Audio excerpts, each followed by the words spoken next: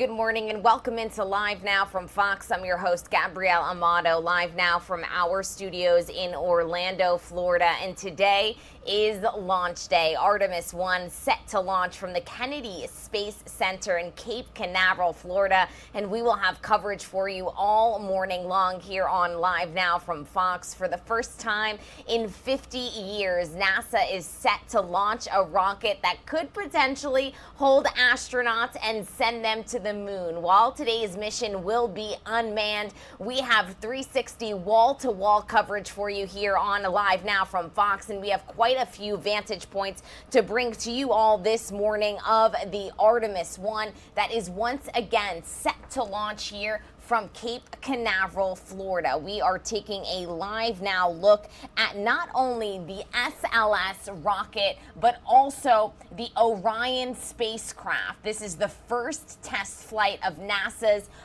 Artemis lunar program, and we have been following this for you here on the show all week long. The Artemis I mission is set to blast off from the Kennedy Space Center. The launch window is set to open at 8:33 a.m. Eastern Time. It will be a 2-hour launch window that is open from 8:33 all the way to 10:33. So within these 2 hours, this Artemis I is set to launch and take off from the launch pad in Cape Canaveral, Florida. Once again, this is an unmanned mission, meaning no astronauts are on board. This is meant to test that SLS rocket, the Space Launch System, and also the Orion capsule. Push these elements to their absolute limits before they ultimately do put astronauts and send them back to the moon. This is once again the first mission in NASA's Artemis lunar program,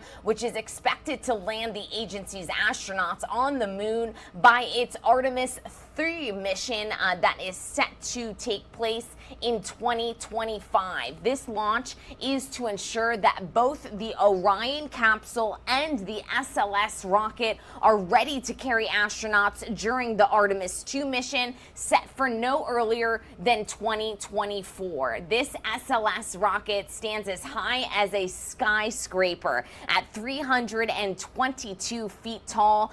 The SLS rocket is the most powerful rocket built by humanity. We do have coverage for you courtesy of our Fox 35 team, so let's listen in to their live, raw, and unfiltered coverage here on Live Now from Fox. We are all fueled up and ready to go. We had a few delays, there were leaks, there were some lightning strikes, but again, it looks like we are ready to go. We are on the path to success here. You can actually take a look over my shoulder. This is the countdown clock. There is a little bit of a time discrepancy. You can see behind me it says 1 hour and 59 minutes. There is, again, a little bit of a time gap here, and that's because there was a few delays with the fueling process. But let's recap what's happened here so far since the morning. Earlier this morning, we started the initial fueling process, and this all started around midnight when the launch director and management team gave the green light for tanking. And again, that's the fueling process. Usually takes about 2 to 3 hours, a little bit longer today for those delays that I mentioned. Boeing Space Launch Systems test lead says a lot of checks have to happen to make sure everything goes 100% according to plan. And of course, this is rocket science. You can plan up to so much, but I mean, there's things that can come up. I think the teams have been trained through simulations. We did perform 4 wet dress rehearsals, but there's always kinks that could happen that you don't imagine, and that's when the team has to get together and assess what are the next steps, or if we can continue, or if that would be a scrub for the day. But hopefully all good. And there is a decision that is made T-minus 10 minutes before this launch should happen. That's when engineers and everyone behind the scenes at NASA basically gives the green light, the thumbs up, and says, we're ready to go. But again, we're just monitoring the situation out here and bringing you the latest updates. We're live at Kennedy Space Center. Alina Shirazi, Fox 35 News. Thanks so much, Alina. Vice President and Chair of the National Space Council, Kamala Harris, is at Kennedy Space Center this morning to watch the launch live. She's expected to speak about the Artemis program a little bit later today. Well, anticipation, of course, today at an all-time high as thousands of people are crowding to get a glimpse of the rocket's takeoff. And David Martin is among them at the Maxburg Bridge in Titusville, where people have been lining up. David, expecting some heavy traffic, and shirts optional out there. Good morning. Indeed, Ryan, good morning to you. I'm standing by with my friend Jerry Yates, who was born and bred here in Brevard County. How you doing this morning? Good morning, everybody. How's it going? Good, good. I want you to do what you did about 2 minutes ago for us, and we'll dive into the Indian River for us and show us what happens. All right, you're going to have to shut the lights off because you can't see it without the lights on. The stage is yours in 3, 2, 1. Go ahead and Palace show him diving in, and what he's going to demonstrate for us is bioluminescence in the early hours here of the Artemis launch. We've got to entertain ourselves, Ryan and Marlisa, here, because we have many hours to hang out beneath a bridge, and, well, you never know who you're going to meet, including these folks right here. They're very nice. Thank you, Jerry. Burr family from Iowa just moved down to Sarasota. How are you guys doing this morning? Good. How are you doing? This is your second launch you've ever seen, and I've got a future astronaut here in Abigail. How are you, Abigail? Good. What are you expecting to see in about 3 hours? I'm expecting to see a big rocket launch. We are expecting that as well. How about your tummy? Is it going to feel the rumble as it heads into the sky? Well, we'll be able to hear it because we're close to it, right? That's right. And feel it. Yeah. Yeah, right there. Future astronaut. Mom, you are excited as well, right? I am. Ever seen something this big before? No, definitely not. And you, my friend, Lizzie, she says, I don't know a whole lot about space. Now you're the perfect age to learn. And shouldn't you be in school right now? I should, but this is educational too, so. You got good moms and dads. This is more education than what they're going to learn in school today, don't you think? Yeah, definitely. We made the decision that this is absolutely the best place for them today is to learn, you know, the wonders of what America can put together. So I think it's super exciting for them to see something that's kind of centered around, you know, the advancement again of females going to space, and I think it's just a fantastic opportunity. So history in the making indeed. Yeah. Thank you, Burr family from Sarasota by way of Iowa. We'll send it back to you all in the studio. All right, David, thanks. You never know what you're going to get out there for sure. Well, another place expected to be filled today, of course, is Jetty Park. That is a prime spot always to watch the rocket launches. The park opened about an hour or so ago, and tickets to the park were sold out days ago in anticipation for the Artemis launch. Fox 35's Allison Gargaro is at Jetty Park right now. Allison, you've seen hundreds of cars heading there this morning, right? Oh, hundreds of cars. They are all parked. Now, all the folks have their chairs and blankets set up. Again, still dark out here, but they are ready for that big launch. Now, if you're planning on coming out to Jetty Park, again, if you bought a ticket or one of the other viewing spots, download our Fox 35 Storm Team weather app. I actually have it up right now on my cell phone, and I'm not seeing any rain in the area and actually no lightning either, which is great news. But it is something that we're going to be watching as we head into the next several hours, likely going to be seeing a bit more of those clouds and potentially some rain moving on shore. So we will be starting the launch window with an 80% chance of a go for launch. But as we get into the back end of it, it looks like it's going to be dropping down to around 60. But I do want to mention we have now seen 5 cruises make their way into port. One of them is just on the corner. They want to get all of those people offloaded before that launch window does open. So not only are we going to be seeing people coming into this area to watch the launch, then we have folks that are getting off the cruise that are going to be going out. So it is going to be a lot of cars on the road as well as those school buses. So just make sure that you're giving yourself plenty of time, not only coming in, but also leaving Brevard County a little bit later today. And I'll have some more updates on some folks that are heading out here. A lot of them have been parked since midnight, if not earlier. So we'll see just how excited they are for this launch. Make sure you stick with us right here on Good Day Orlando. For now, we'll send it back to you. Thanks so much, Allison. Speaking of Brevard County, students there might need to head out a little earlier to beat the traffic near the Space Coast. No question, but students in Titusville High School excited to be at school today because they are in a prime location, of course, to watch the launch. And Nestor Mato will be with them at Astronaut High School, where students are going to watch from their football field. Nestor, good morning. Hey, good morning. You know, someone just pulled up a teacher and said, happy launch day. So everyone's very excited out here to see the launch. And as you mentioned, in fact, students and staff will be going out to the football field here at Astronaut High to see it. They have a very lucky to have a front row seat to history. You know, Astronaut High School actually opened in 1972, and it was in December of 1972 that the last time a person visited the moon during the Apollo 17 mission. And of course, Astronaut High School was named because of its location near the Kennedy Space Center. Of course, there's going to be watch parties all over the country, Central Florida no exception. In fact, we know other school districts are doing the same. Over in Orange County, some 5th graders will be watching with a UCF professor of space history. So we are outside at the bus stop waiting for the school to open. Let us in so we can watch with the students and staff here. Very excited to see it, guys. How about you? I'm live in Titusville. Nestor Mato, Fox 35 News.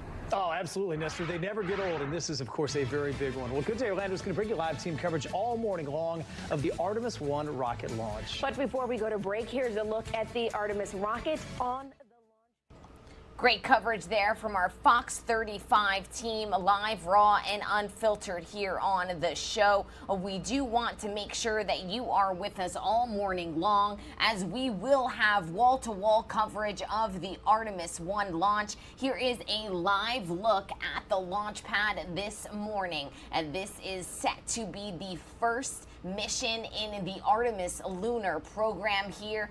Today's unmanned mission, meaning there's no astronauts aboard the Space Launch System, this massive rocket that is going to launch the Orion capsule and push these elements to their absolute limits. That is the mission today, to send this on a 42-day mission around the moon.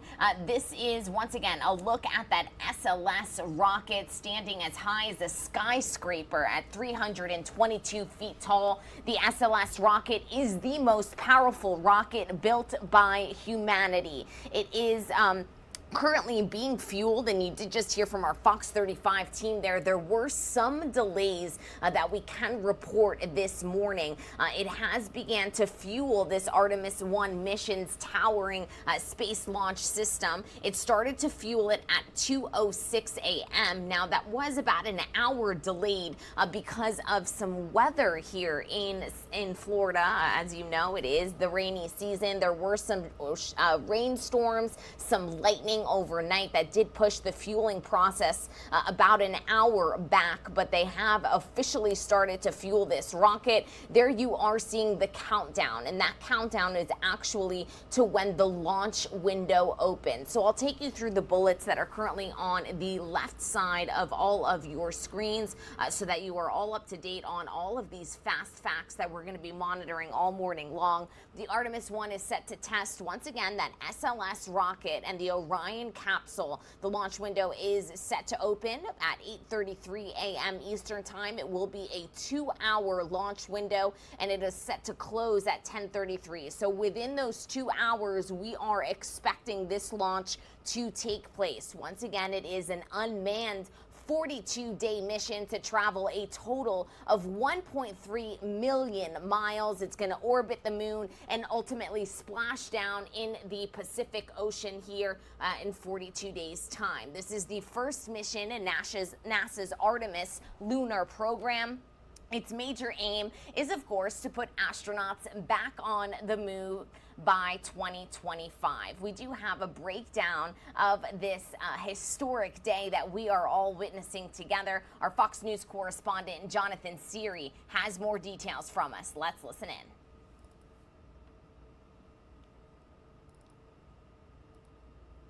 That this just is a testament to what an incredible and phenomenal feat this rocket is, right? It's such a huge collaborative effort across the nation, internationally, and across our industry, which is just so beautiful. It really is America's rocket. All eyes are on NASA as the Artemis I mission prepares to launch on a historic journey to the moon from Kennedy Space Center in Florida. The rocket will not be carrying any astronauts, and it won't be technically landing on the lunar surface. But the uncrewed Orion spacecraft will carry cameras inside and outside of the capsule. A lot to learn about the moon, and Artemis is going to be a vehicle that will land near the South Pole and I think bring back a lot of information and hopefully lead into a moon base. Orion is expected to fly 40,000 miles past the moon, beating the record set by Apollo 13. The long-awaited return to the moon does not just have astronauts excited. Everyday Americans are already lining up to get a glimpse of the launch. I can tell you this, you know there's a launch coming soon because all of a sudden this whole bank right here gets filled with people. They walked on the moon when I was a kid, so I just want to see it start back up. Positive moves. Space and beyond, right? So, this goes well. We'll be back here for the next launch.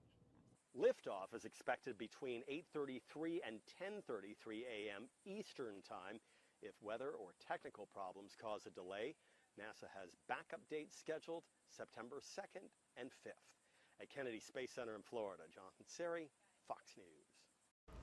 And thank you to Jonathan for that report. We do want to take you back out live here to Cape Canaveral, Florida. Here is a look at that SLS rocket, the Space Launch System, which is once again standing as high as a skyscraper at 322 feet tall. And it is the most powerful rocket built by humanity. Fully fueled, it's going to weigh 5.7 million pounds, producing up to 8.8 million pounds of thrust, 15% more than the Saturn V rockets last century. The SLS uses 4 liquid-fueled RS-25 engines, which flew on the space shuttle before being refurbished and upgraded here. The Orion is attached to this SLS rocket, and there you are seeing a full view, a gorgeous morning in Cape Canaveral, Florida, as we are now within 2 hours of this launch window officially opening. And the Orion capsule is going to go on a journey that's going to total over 1 million miles, 1.3 million miles. Orion is going to be tasked with setting into an orbit that will bring it just 60 miles above the moon's surface at the path's lowest point. So once again, this is a mission.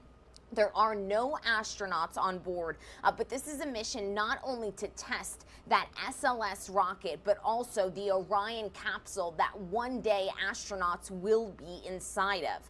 This is set to be a 42-day mission, and the agency obviously wants to test its spacecraft to its absolute limits to make sure it is ready for humans, to the extent where officials say it would be a go to put humans on board. Now, no people are going to be on board the Orion. The spacecraft is going to have, though, 3 human mannequins. They were supplied by Europe and by NASA.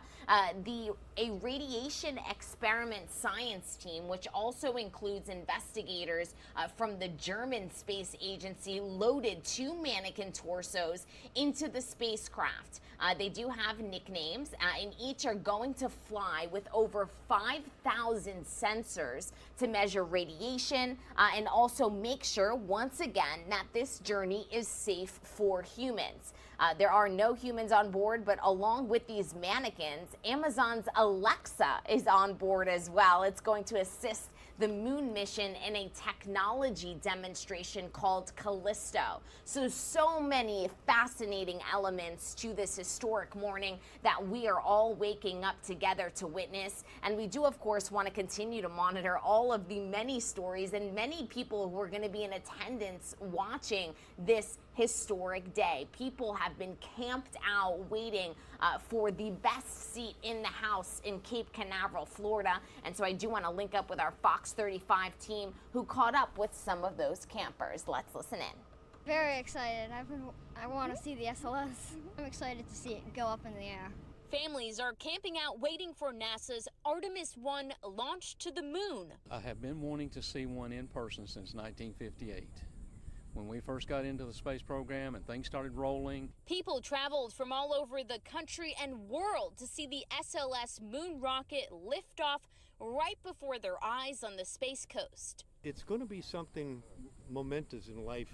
Yeah, it's a big deal. It's a bucket list thing. It's extremely important to see history. I want to be as close to it as we can. It's expected up to 500,000 people will be in Brevard County for the launch. You're going to feel this thump in your chest. It's been a half-century since man has last been to the moon. Some remember when Neil Armstrong said those famous words. It's one small step for man,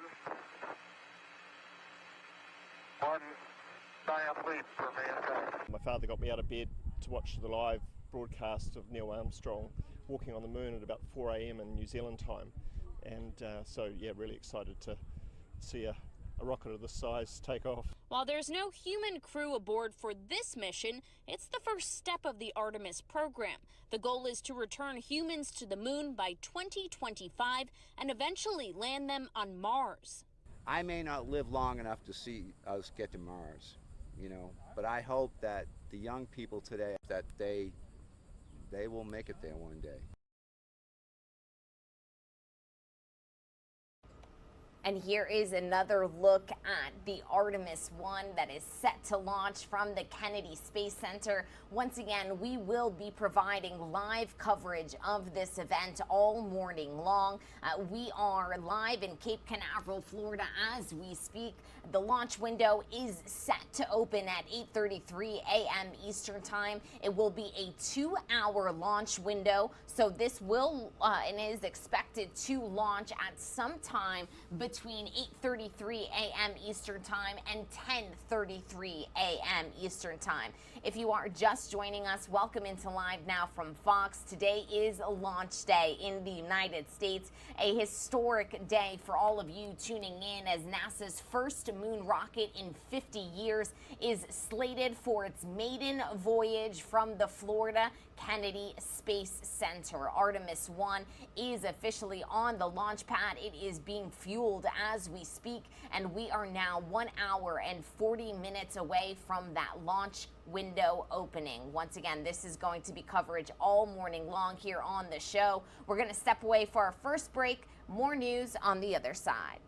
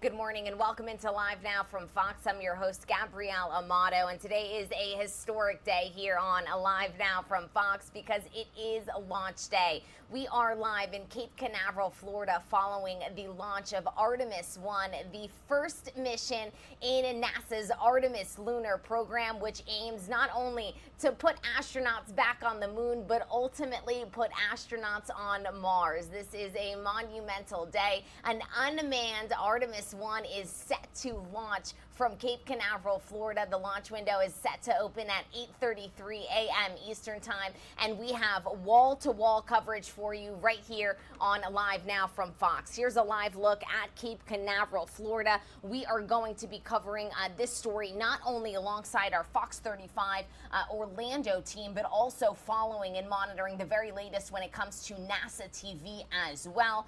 We are now within the 2-hour time slot. I'm going to remove this live bug for for you so you can actually see the countdown. 1 hour and 38 minutes away from this launch window officially being opened. NASA is gearing up for its historic Artemis I mission, in which the first rocket in 50 years designed to carry humans back to the moon is set for liftoff from the Kennedy Space Center. The SLS and Orion. So the SLS is actually that orange portion of the rocket that you're seeing there. The Orion is that top portion. It's the Orion capsule. Inside of that capsule is where one day astronauts will eventually be. This test flight is going to last 42 days. It's going to send that Orion capsule on an extended moon orbit before splashing down in the Pacific Ocean off the coast of California on October 10th.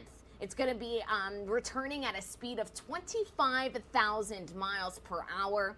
And this is, of course, a monumental day. While there are no astronauts aboard this mission, there are a couple of mannequins that are designed and sent up with sensors to monitor radiation and make sure that this journey is ultimately safe for astronauts to one day be inside and return to the moon. So our coverage of the Artemis I launch is set to continue all morning long. Stay with us here on Live Now from Fox for that wall-to-wall coverage. We do want to get you up to speed on some other top stories, though, that we are monitoring here on Live Now from Fox, including the very latest when it comes to the former president of the United States, Donald Trump, and the investigation into his handling of classified documents. Federal investigators are poring over classified documents that were seized from former President Donald Trump's compound in Florida earlier this month.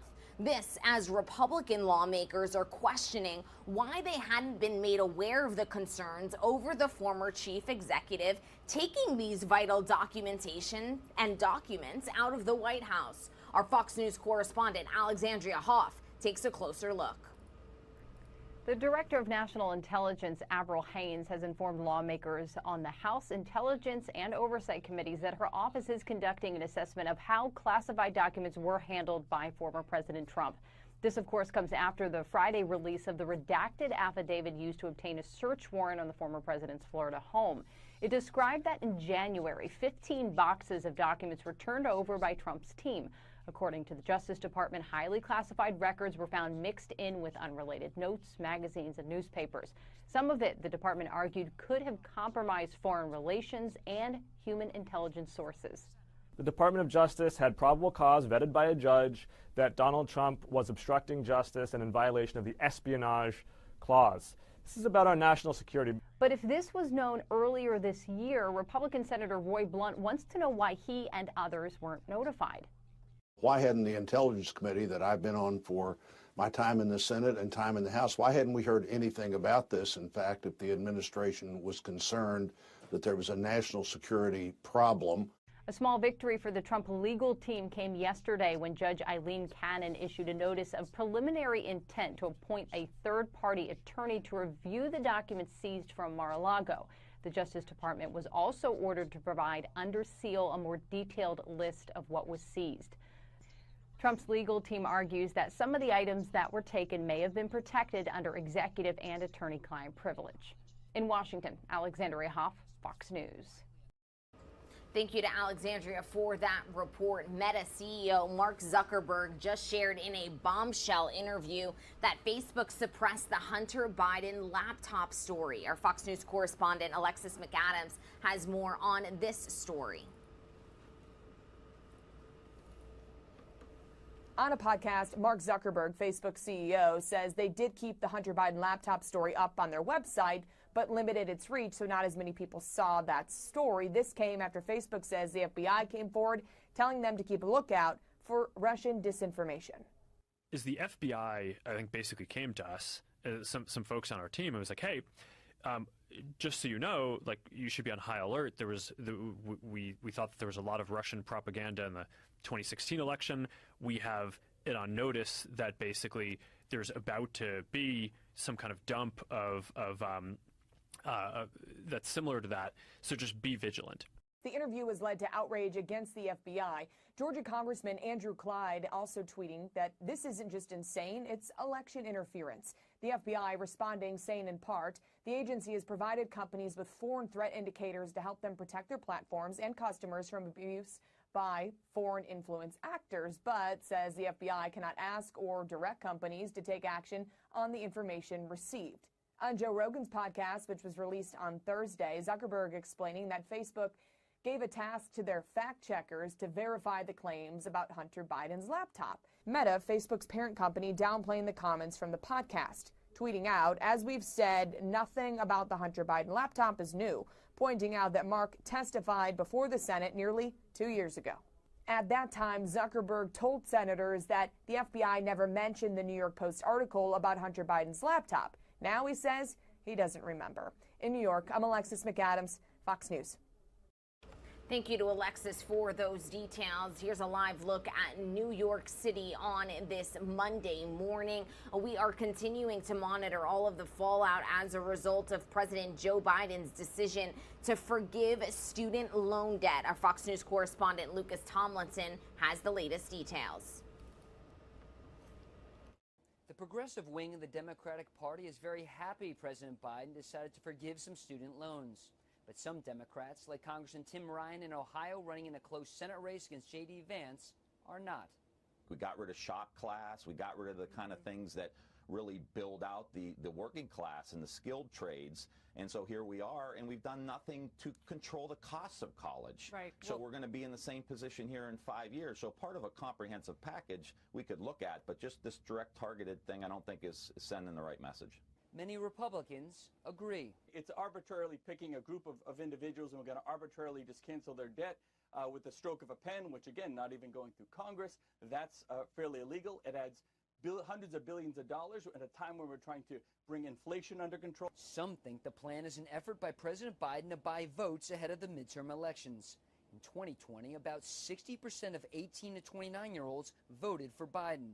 Last month, the number of those young voters supporting the president had dropped to just 38%, according to the website 538. On Fox News Sunday and Media Buzz, Democrats defended Biden's decision. We have business tax credits to help those who own businesses, and not everyone in America owns a business. But we help business owners because we want to promote it. Look at what Goldman Sachs and Moody's, two top financial firms, have estimated. They've estimated that this would be either a wash inflation-wise, or it would actually be slightly deflationary. President Biden heads to Ohio later this week with his approval rating still underwater. It's not clear if Congressman Tim Ryan will be there to greet him. At the White House, Lucas Tomlinson, Fox News. And thank you to Lucas for that report. We will continue to monitor all of the top stories, not only nationwide, but worldwide as the day progresses. But our focus right now is going to shift, and we're going to send you out to Cape Canaveral, Florida, where once again it is a historic day here on Live Now from Fox, as NASA is set to launch the Artemis I moon mission, the first in its Artemis lunar program that ultimately aims to not only put astronauts back on the moon, but also eventually put them on Mars as well. We do want to send you out to these live images coming into our newsroom right now of the SLS rocket along with the Orion capsule there you see at the top. It is fully fueled now, and we do want to send you out and listen in to this NASA TV coverage as they give us a status update. We are now officially 2 hours on the dot away from this launch officially being open. The launch window opens at 8:33 a.m. Eastern time. It is a 2-hour launch window, so it'll close at 10:33. We are expecting this to launch from the Kennedy Space Center within those 2 hours. So let's listen in here as the specialists walk us through a historic morning here on Live Now from Fox. In parallel, our T0 time is currently set for 8:33 a.m., but it's largely anticipated that that's going to be slipping. Assistant Launch Director Jeremy Graber told us about an hour ago that the team is evaluating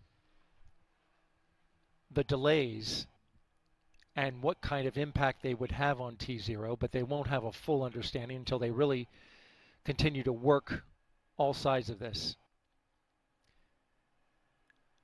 For the configuration of the rest of the rocket, that team continues. They're doing their job.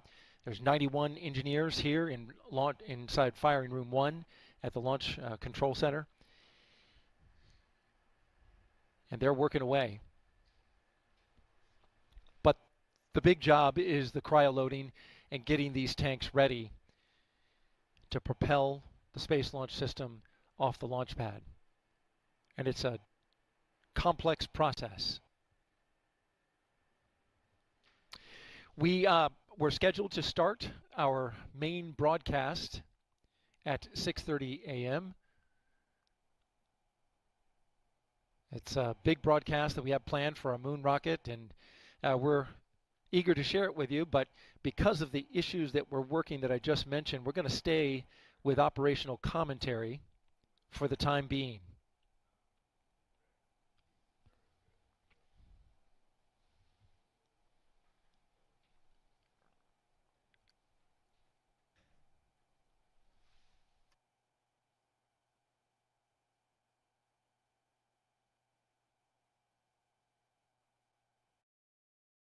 If you are just joining us, welcome into Live Now from Fox. We were just listening in to the NASA TV coverage. It was set to begin a full-blown broadcast at 6:30 a.m. Eastern Time, but it does appear that they are having some hiccups this morning, as to be expected. This is a historic day, NASA's first launch in their Artemis lunar program, and we are, of course, going to monitor all of the details here. The launch window is set to open now within 2 hours. It's set to open at 8:33 a.m. Eastern Time. It is a 2-hour launch window, so it'll close at 10:33 a.m. Eastern Time here on the show. This is an unmanned mission, which does mean, of course, that there are no astronauts on board. The main aim of this first mission, this Artemis I launch, is to push and test that SLS Space Launch System, so that orange rocket that you are seeing there on your screens, and the Orion capsule, so that white portion at the very top, to push these elements to their absolute limits before putting actual humans on board. This is the first mission in NASA's Artemis lunar program, which is expected to land the agency's astronauts on the moon by its third mission in 2025. Now, this SLS capsule, and actually right now what we're getting a great view of is that Orion capsule there on the top. The Orion is set to go on a journey totaling 1.3 million miles. It is going to be tasked with setting into an orbit that's going to bring it just 60 miles above the moon's surface at the path's lowest point. It's going to be a 42-day mission, and the agency wants to test not only the rocket but the capsule to make sure it's ready for humans to eventually be on board. Now, they have began to fuel these rockets. Fueling was delayed about an hour due to some lightning overnight. They started to fuel this rocket at 2:06 a.m. Eastern Time here in Florida. And so that is some of the latest updates that we have. While no people will be on board the Orion capsule, the spacecraft is going to host 3 simulated humans, otherwise known as mannequins. These mannequins were supplied by Europe and also by NASA. They are mannequin torsos that actually fly with thousands of sensors, over 5,600 sensors, to measure radiation, to make sure, once again, that this capsule and this journey is sustainable for humans to ultimately enjoy the ride. Here's another vantage point here, a stunning sunrise here on the East Coast. The Artemis I is also going to carry a set of 10 CubeSats that will deploy on various missions, studying the sun, the moon, and even near-Earth asteroids. Our Fox 35 team, they're actually on the ground covering this story for us as well. So let's listen into their coverage right now. Very exciting, hopefully to meet a lot more folks from not only across Florida, but across the entire country. For now, we'll send it back to you. All right, sounds good. Allie will continue to check in. Coming up on Good Day Orlando, we continue our live coverage of Artemis I's launch. Before we go to break, here are some facts. And unfortunately, we did just catch the tail end there of their coverage. We'll piggyback and send you back out live when they are live on the ground as well. But we really can't get enough of this gorgeous shot of the Artemis I. This is once again a historic day here on the show, and we do want to thank you for choosing to begin not only your day but your week here with us. We do want to get you out the door with a look at the importance of this Artemis mission. If you are just waking up with us, what does this all mean? What does this ultimately pave the path for? Well, our Fox 35 team have been taking a look at this story from all angles. Let's listen in. Liftoff. We have a liftoff. More than 50 years ago, the race to the moon was a global triumph of money, power, and politics. And in terms of science and discovery and can-do spirit, it was so much more. On the moon one day, in a merry month of December. May. Then in time, interest in manned flights to the moon waned in the 1970s. And after the Apollo missions, people thought the moon was just a dead, dusty rock. But in 2008 and 2009, NASA probes discovered hundreds of millions of tons of ice beneath the surface. And these green dots mark the motherlode of ice, which means water to drink, and the makings of air to breathe and rocket fuel to Mars. And knowing the incredible potential for that, NASA is planning to send astronauts back to the moon, then build a permanent moon colony, and use it to mine that ice beneath the lunar surface, to convert it into water for drinking and into fuel, and use the moon as a launching pad to Mars. And that brings us to Artemis I. Artemis is in Apollo's twin sister.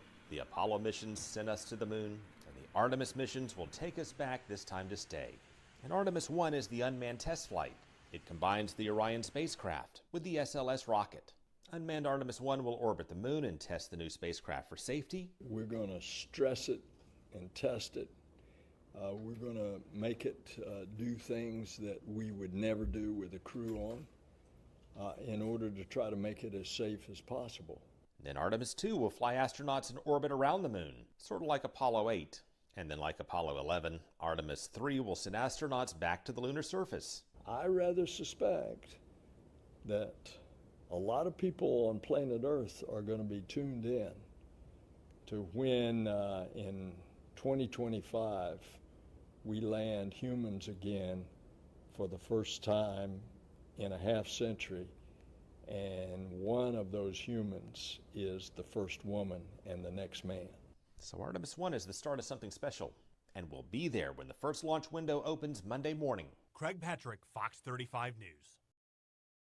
And here we are. The launch pad is set. We are live in Cape Canaveral, Florida at the Kennedy Space Center for a historic day here on Live Now from Fox. We do have some breakdown coverage that we will be dipping in and out of here on the show, as they are set, of course, to walk us through each and every step of this historic launch here on the show. We are going to step away for another quick 2-minute commercial break. When we come back, our coverage of the NASA Artemis I launch will continue here on Live Now from Fox.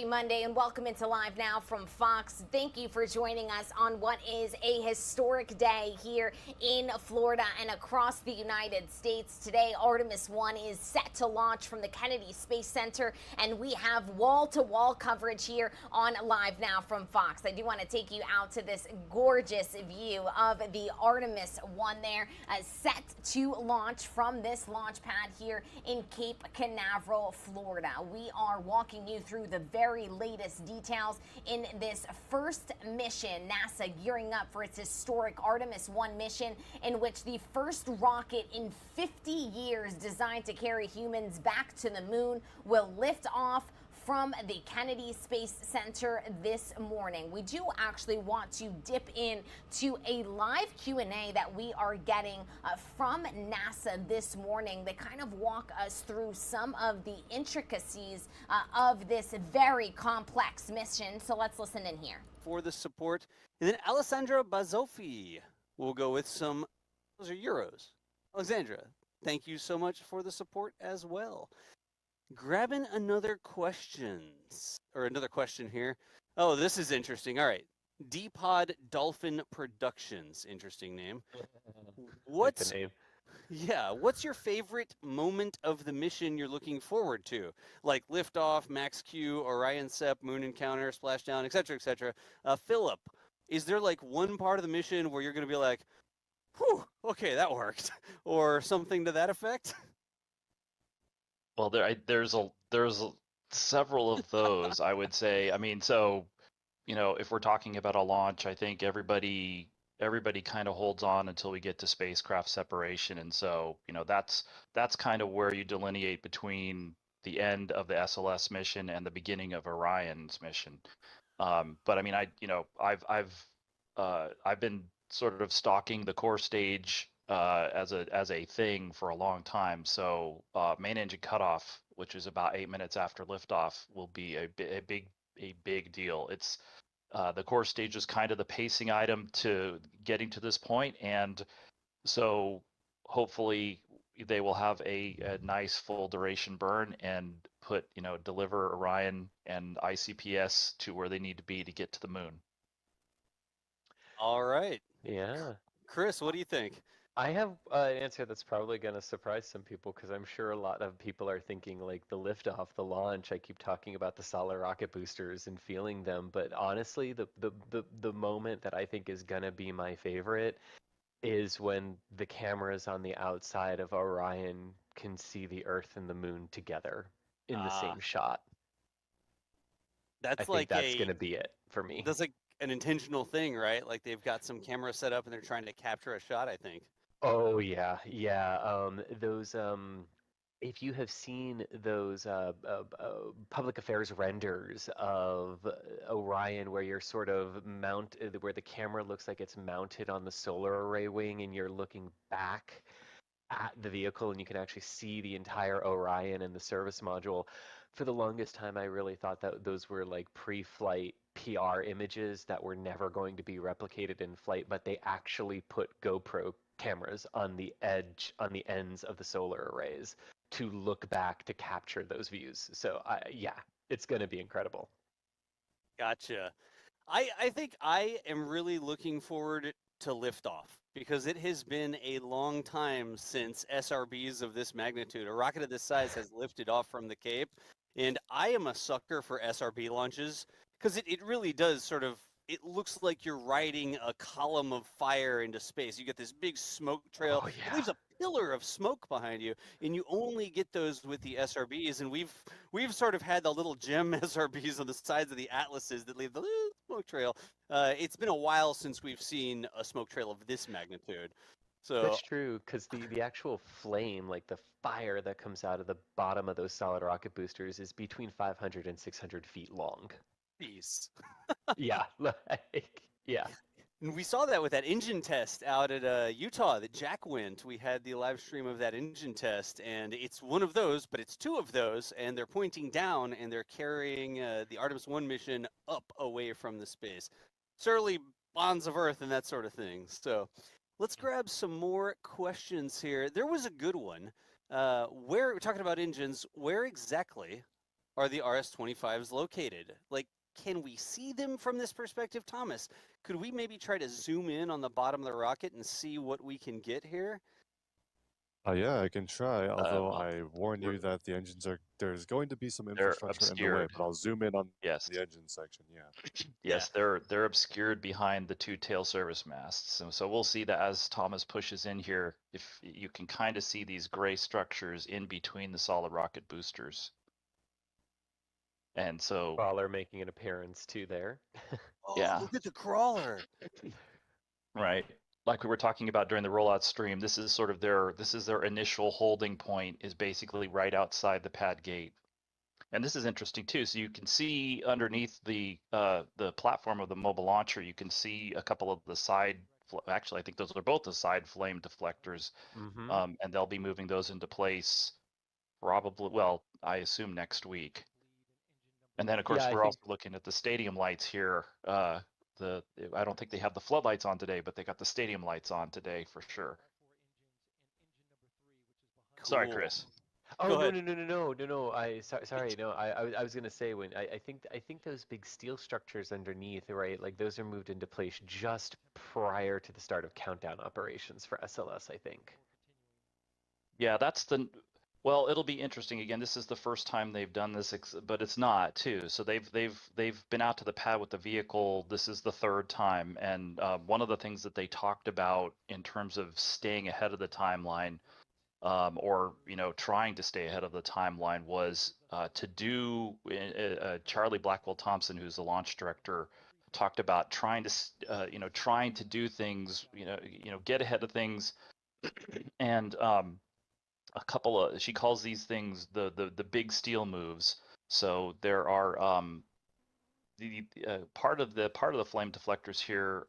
Oh, I'm sorry. Okay, so you see the flame deflectors in this edge on view have kind of a triangular shape, and then outboard of those you have these posts, and they're support columns for to provide additional bracing for the platform underneath, between the platform and the pad surface. And so she calls those big steel moves. So there's those come in, basically what they did during the last wet dress rehearsal run, after having run through the pad flow in April first time, was they got caught in the very first one by weather. The afternoon before tanking, they had a huge thunderstorm. Most of the attention went to the lightning strikes they took on the lightning protection system, but the storm itself just delayed them from getting those put in place. And so they decided in June, well, we'll just look for, if we can get ahead of things, we'll do that. And they moved all of this stuff in. They there's an engine service platform, which is also hidden behind those two gray tail service masts that you see here in between the solid rocket boosters. Those are used to fill the core stage and also provide all of the other services like electrical, data, fluids, things that pressurize lines like helium and nitrogen and so on. So, but yeah, we may see those move on kind of a flexible schedule. But I think that's the idea, is they want to make, one of the goals that they talked about, especially after the last wet dress rehearsal run, is they really want to be ready to tank right at the timeline, because they fell behind pretty much on all 4 runs for wet dress rehearsal. Yeah. Gotcha. Very true. And actually, can we stay right here real quick? Because I want to point out a couple of things on the rocket that we can see in this zoom-in shot. So if you look dead center on the external, okay, let's try that again. Rewind. If you look dead center on the core stage, you can see a pipe that's a slightly different color orange that's coming down the dead center of it.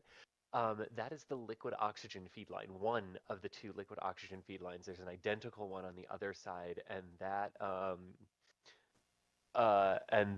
sort of flows the liquid oxygen down from the liquid oxygen tank at the top of the core stage, and then brings them down to the 4 RS-25 engines there.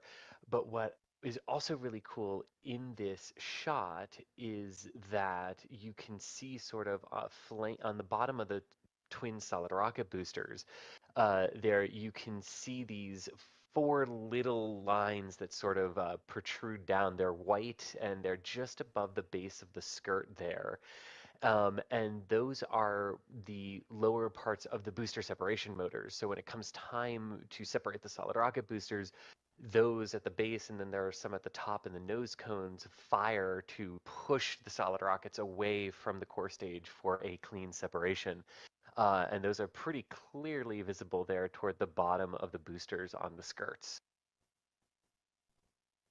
All right. I removed the ticker off the bottom so that we could see that whole crawler there. But does everybody see the crawler? And that's going to sort of take me to our next question here. The question was, how did they actually get that rocket and I guess the mobile launcher that goes with it, that whole platform that says Artemis, has the U.S. flag, that all got moved from the VAB out to Pad 39B. How did they get it off of the crawler? Chris, you want to take that one? Yeah, let's go with Chris on that one. Yeah. So the crawler actually has a jacking and leveling system. So the same sort of system that helps keep the mobile launcher and SLS perfectly rock solid and stable and level as it goes out to the pad and climbs that incline that you see there. Two, is also a jacking system that lifts that entire 15 million pound mobile launcher and SLS combo there. And it can lift it up about 6 to 8 feet and slide it over those pedestals and then lower it back down. And that's how the crawler sort of picks it up and gets away from it as well. Gotcha. So the whole crawler, like, it almost kneels, like a kneeling bus, right? Yes. And the bus comes up to the curb, is psh, and it goes down, and then it goes up again, and it takes off, right? It's sort of like that. It's not airbags that do it like the bus, but the crawler drives underneath the entire platform there. The platform is the big gray thing that says Artemis on it, right? And if I'm not mistaken, it actually hangs off the side of the crawler a bit, so that you can drive it in between. If you are just joining us, welcome into Live Now from Fox. We do have a brief update to bring all of you here on the show. NASA are currently going through a number of troubleshooting plans for Engine 3. This engine is not bleeding off hydrogen within the specifications that are needed for launch. This comes on top of a 45-minute weather delay that the launch suffered overnight due to some fueling issues that was caused because of some rain delays. So they have officially closed the valves on engines 1, 2, and 4 to try and force engine 3 to bleed that hydrogen off properly. So that is the latest update. We're just a couple minutes away from the top of the 7 o'clock hour. So I'll be coming back in to brief all of you just joining us here on this historic launch and on all of the top stories that we are following. We'll continue to listen into this Q&A, and I'll bring you all of the latest details momentarily. For treads and it went up that hill and came back down it. That is how incredibly precise they can be in driving that thing. Yeah, and that's one of the other cool things about this. As the crawler is actually climbing that hill up to the pad, it's not a hill, it's the pad, but as the crawler is actually climbing up, it has to keep the rocket vertical. You can't just like have it climb up the hill and then have the rocket lean back while it's going up. That would not be a good thing to do. So as it's climbing up that hill, it actually can independently change levels of the forward and aft, or the forward and back suspensions, so that the rocket stays straight up, even though the crawler is going up that hill there to raise it up to the pad. And from what NASA has said, when it's going up the hill like that, the height difference between the top and the back is about 8 feet. 8 feet, no kidding. To keep it level as it climbs, yep. It's a little tough to see here, but our perspective here with the zoom of the camera makes the hill seem like it's a little bit steeper than it actually is, right? So you look at that and you're like, wow, that looks really steep. We went right up that.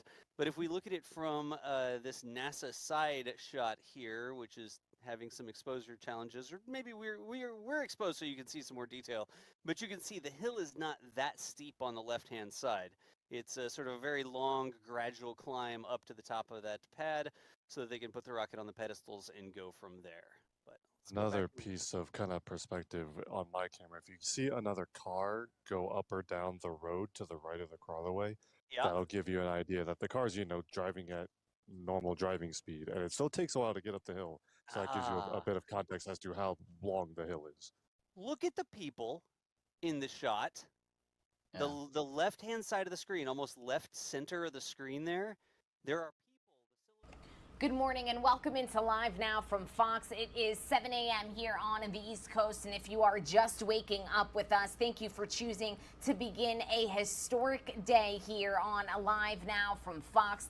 NASA's first moon rocket in 50 years is slated for its maiden voyage from the Florida Kennedy Space Center this morning, known as the Artemis I mission. It is the first mission in NASA's Artemis lunar program that ultimately aims not only to put astronauts back on the moon, but eventually on Mars. Today's unmanned mission, which means that no astronauts are on board, is meant to test the SLS Space Launch System, which is that orange portion on your screens, and the Orion capsule, which is that white portion that comes to a tip at the top of this rocket. It is set to push these elements to their absolute limits before ultimately putting an astronaut on board in the eventual Artemis III mission. This is a historic day here on the show, and we are covering this story from all angles.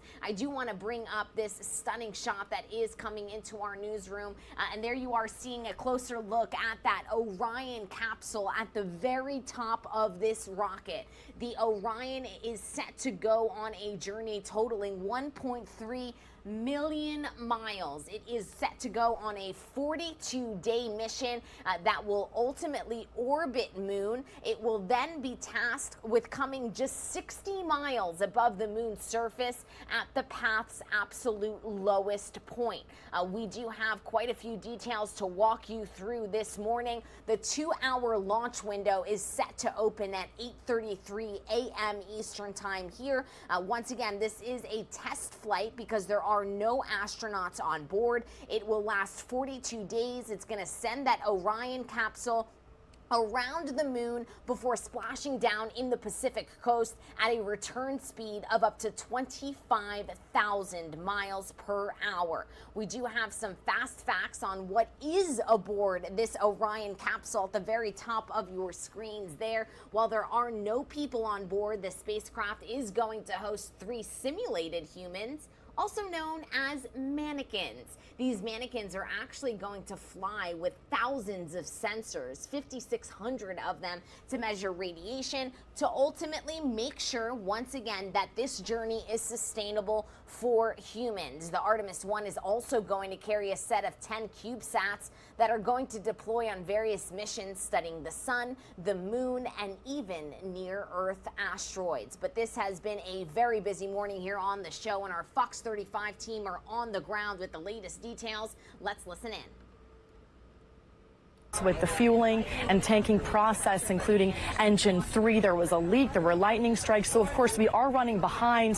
NASA says it does not look like we will hit that 8:33 a.m. mark.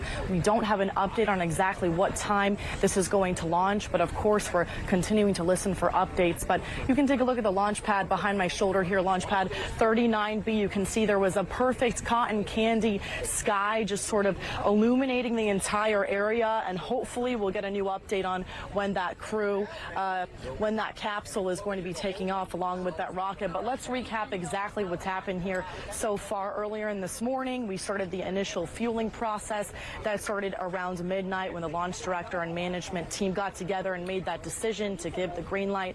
This fueling process should have taken somewhere between 2 to 3 hours, but of course, because of those delays that I've mentioned, we have been put behind. But NASA's teams tell us a lot of checks have to happen before this can actually take place, and hopefully today their hard work will pay off. You can plan up to so much, but I mean, there's things that can come up. I think the teams have been trained through simulations. We did perform 4 wet dress rehearsals, but there's always kinks that could happen that you don't imagine, and that's when the team has to get together and assess what are the next steps, or if we can continue, or if that would be a scrub for the day. But hopefully all good. Yeah, exactly. Those kinks that she's mentioning, we are seeing right now, we're experiencing with the fueling and the tanking. Again, we are a little bit behind schedule. We'll continue to update you as soon as we learn more. But again, if today is scrubbed, backup opportunities September 2nd, this Friday, and Labor Day, September 5th. We'll be here for all the latest updates for you guys. Live at Kennedy Space Center, Alina Shirazi, Fox 35 News. All right, Alina, sounds good. Of course, everyone, the tens of thousands around there, they're waiting for those updates as well. There's a lot of anticipation, growing crowd out there waiting to see the rocket take off. And David is live at the Maxborough Bridge, where I know people have been waiting since last night, David. So they are hoping, even if it's a little delayed, that it happens this morning. No one's going anywhere this morning, Ryan. The Max Brewer Bridge above my shoulder here now closed to car traffic. Complete foot traffic now as people go east or west on it and catch the best view as the sun comes up here in Titusville along the Indian River. I found 4 gentlemen here who live in the area who've been coming to see rocket launches for many, many years. We got John and Jesse, John and Erwin. Erwin, we're going to start with you because on a business card back in the day, it said rocket scientist. You worked on the Cape for how many years? About 12 years. All right, so what are you looking forward to this morning? Watching the largest rocket and see how loud it sounds. Interesting. You picked a spot here beneath the bridge versus on top of the bridge. Strategy? No difference. All I got to do is have a little bit of interruption from the bridge, but other than that, if I walked up there, I'd be in the sun all the time. Right. Save yourself from cancer, and you get the rumble of the rocket beneath the bridge. Yes, exactly. Yeah. John, we just heard that the 8:33 window is not going to happen. It's slightly delayed. Does that surprise you? No. You worked 40 years on the Cape yourself. Yes, I worked 40 years right out there at the VEB, and I started out back in the Saturn V program, went through the whole shuttle program, and now I'm sitting here watching the SpaceX and everybody else go up. So it doesn't surprise you. Do you think it's going to go off this morning? I believe so. Yeah. And you picked a prime spot to watch. Oh, yeah. This is a very popular spot. I got out here a little after 6, and everything was full, but I found a place. I'm surprised that the bridge isn't as crowded this morning. Do you suspect that, John, it might be a function of Monday morning, people still at school and work and whatnot? Probably. I think it is. I'm surprised it's not as crowded as what you would think. Yeah, me too, but it's a gorgeous morning, and weather's looking favorable at this point. Jesse, what's one thing you're looking forward to in a few hours here? Just watching it go up if it goes. That's everybody. History in the making. History in the making, indeed. Thank you for joining us. I know we're in the right spot, Ryan and Marlisa and Amy, because obviously if rocket scientists are watching it here, we're with the right crew. We'll send it back to you all in the studio. It's a crew of veterans right there, right? I love that. Good stuff, David. They're excited. We're coming up. Good Day Airline is going to bring you live team coverage all morning. Artemis I right now. Sitting at a table with some experts. What a morning it has been on Cape Canaveral. Our Fox 35 team doing an excellent job at providing this team coverage, and we are back out live at this stunning shot in Florida as the rocket is just hours away from the official launch window opening. There's a different vantage point of that Orion capsule, that white portion at the top of this rocket. Inside of that capsule is where those mannequins are sitting with those thousands of sensors. Once again, this is an unmanned mission, but it is the first in a historic series of missions in the Artemis lunar program. NASA's next steps not only to return to the moon, but eventually return to Mars as well. We have been live at Cape Canaveral, Florida all morning long. You did just hear there a brief update from our Fox 35 team, and we are monitoring the very latest when it comes to NASA updates on this mission. And there have been, as expected, a series of issues this morning. NASA currently troubleshooting issues with Artemis 1's engine 3, that is. Now, the latest update from the experts are that they are going through a number of troubleshooting plans for engine 3 that is is currently not bleeding off hydrogen within the necessary specifications. This is, of course, just the latest issue. This comes after there was also a slight delay overnight after a 45-minute weather delay. The launch suffered after not being able to begin fueling on time because of some weather overnight once again here in Florida. So now back to the engine 3. They've actually closed the valves on engines 1, 2, and 4 to try and force engine 3 to bleed properly. The launch director has asked the liquid hydrogen teams to come up with the next steps in their troubleshooting plan. The rest of the launch team is going forward with their preparations.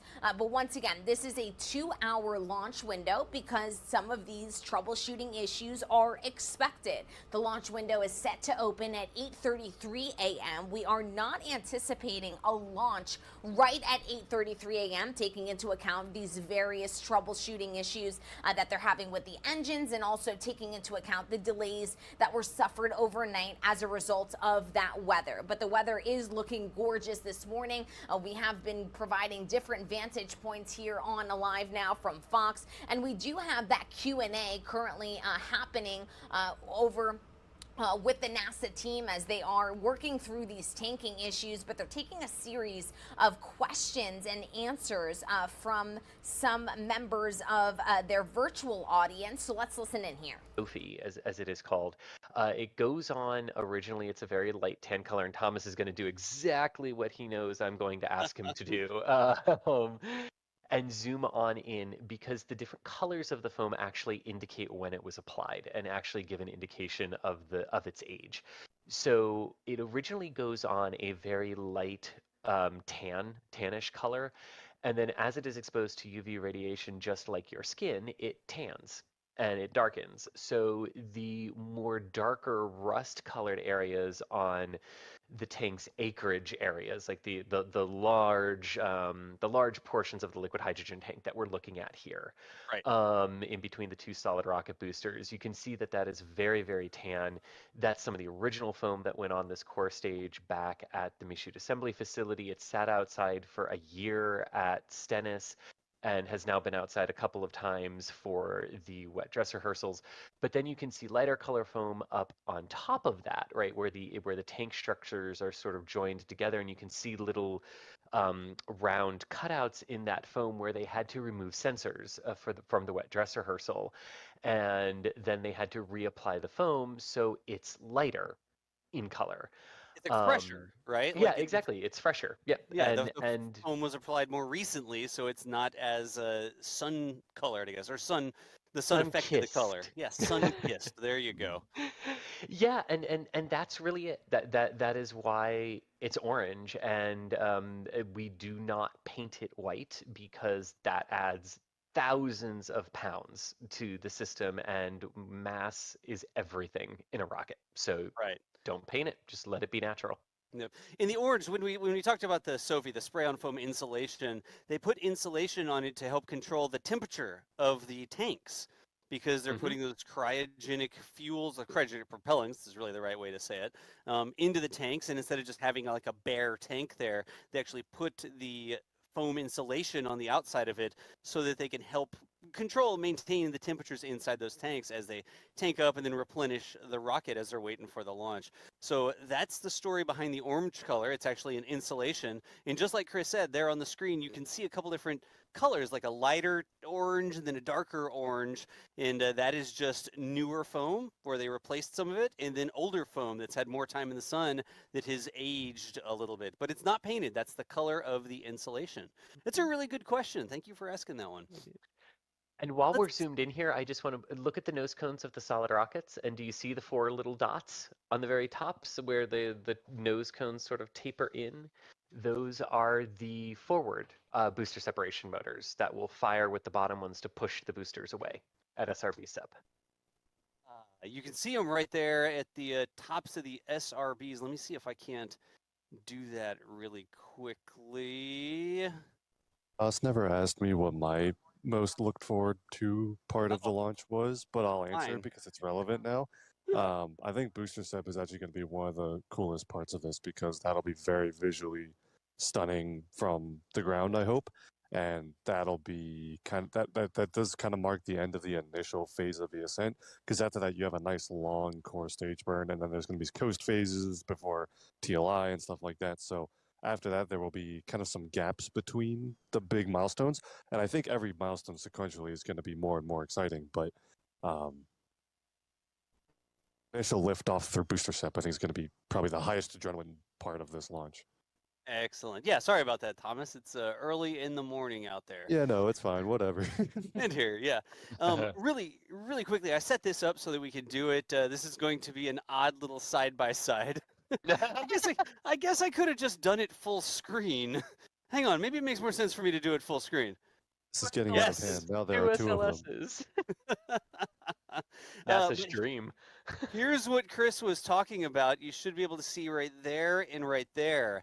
And those are the little Separatrons. That's the Kerbal name for them. That will actually push the boosters away whenever they separate, right, like that. No, I hadn't noticed this, but does anybody know why this SRB has a black ring and the other one does not? Yes. You asked somebody that question, and now you're excited to tell us?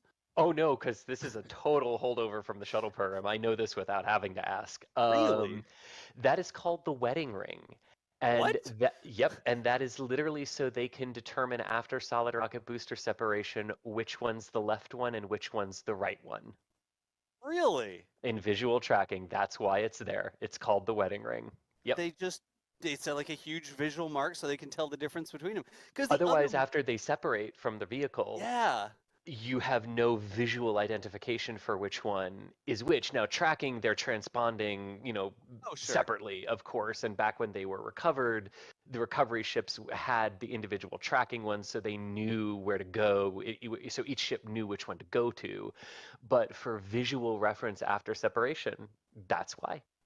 No kidding. Chris, I have a follow-up question to that. How far away from each other did the boosters splash down typically for shuttle? Fantastic question. They typically splash down about half a mile from each other. And on one occasion, ocean currents on STS-116 actually drifted them together overnight, and there's a great picture of them both together in the water, side by side. Well, I'm going to have to look that picture up. But presumably then for SLS, they're going to be slightly farther away, simply because they're going to fly farther downrange and stuff like that. I mean, the two boosters should be relatively close together still, but I would imagine the divergence will be slightly greater. It'll still be about half a mile at impact versus splashdown in this case, yeah. And they will shatter when they further hit the water. downrange. Further down, slightly further downrange, but the overall velocity profile of the vehicle is fairly similar at solid rocket SEP, but slightly farther downrange, yeah. Thomas, how are we looking on sunrise over there? We promised that the sun was coming up. Hopefully that happens. I can't guarantee the sun will come up, but it should. No, and can definitively report that the sun is now up. Okay. So no worries there. Yeah, we're getting some pretty cool lighting, and honestly, the broadcast camera views are one thing, but I know our good buddy Steven is capturing some really cool photographs as well that'll really capture the sunrise. Excellent. I'm refreshing his Twitter feed just in case there's anything else for us to share. But if he posts something on Twitter, have him yell at you so that we know to go look. Steven is running many cameras at the moment. He says they will get on social, once he's no longer that busy. Gotcha. Makes sense. If you are just joining us, welcome into Live Now from Fox 718 here on the East Coast, and we are live in Cape Canaveral, Florida, following the very latest when it comes to the Artemis I launch that is set for this morning. The launch window is currently scheduled to open at 8:33 a.m. Eastern Time. It will be a 2-hour launch window that will close at 10:33 a.m. This is an unmanned 42-day mission to travel a total of 1.3 million miles.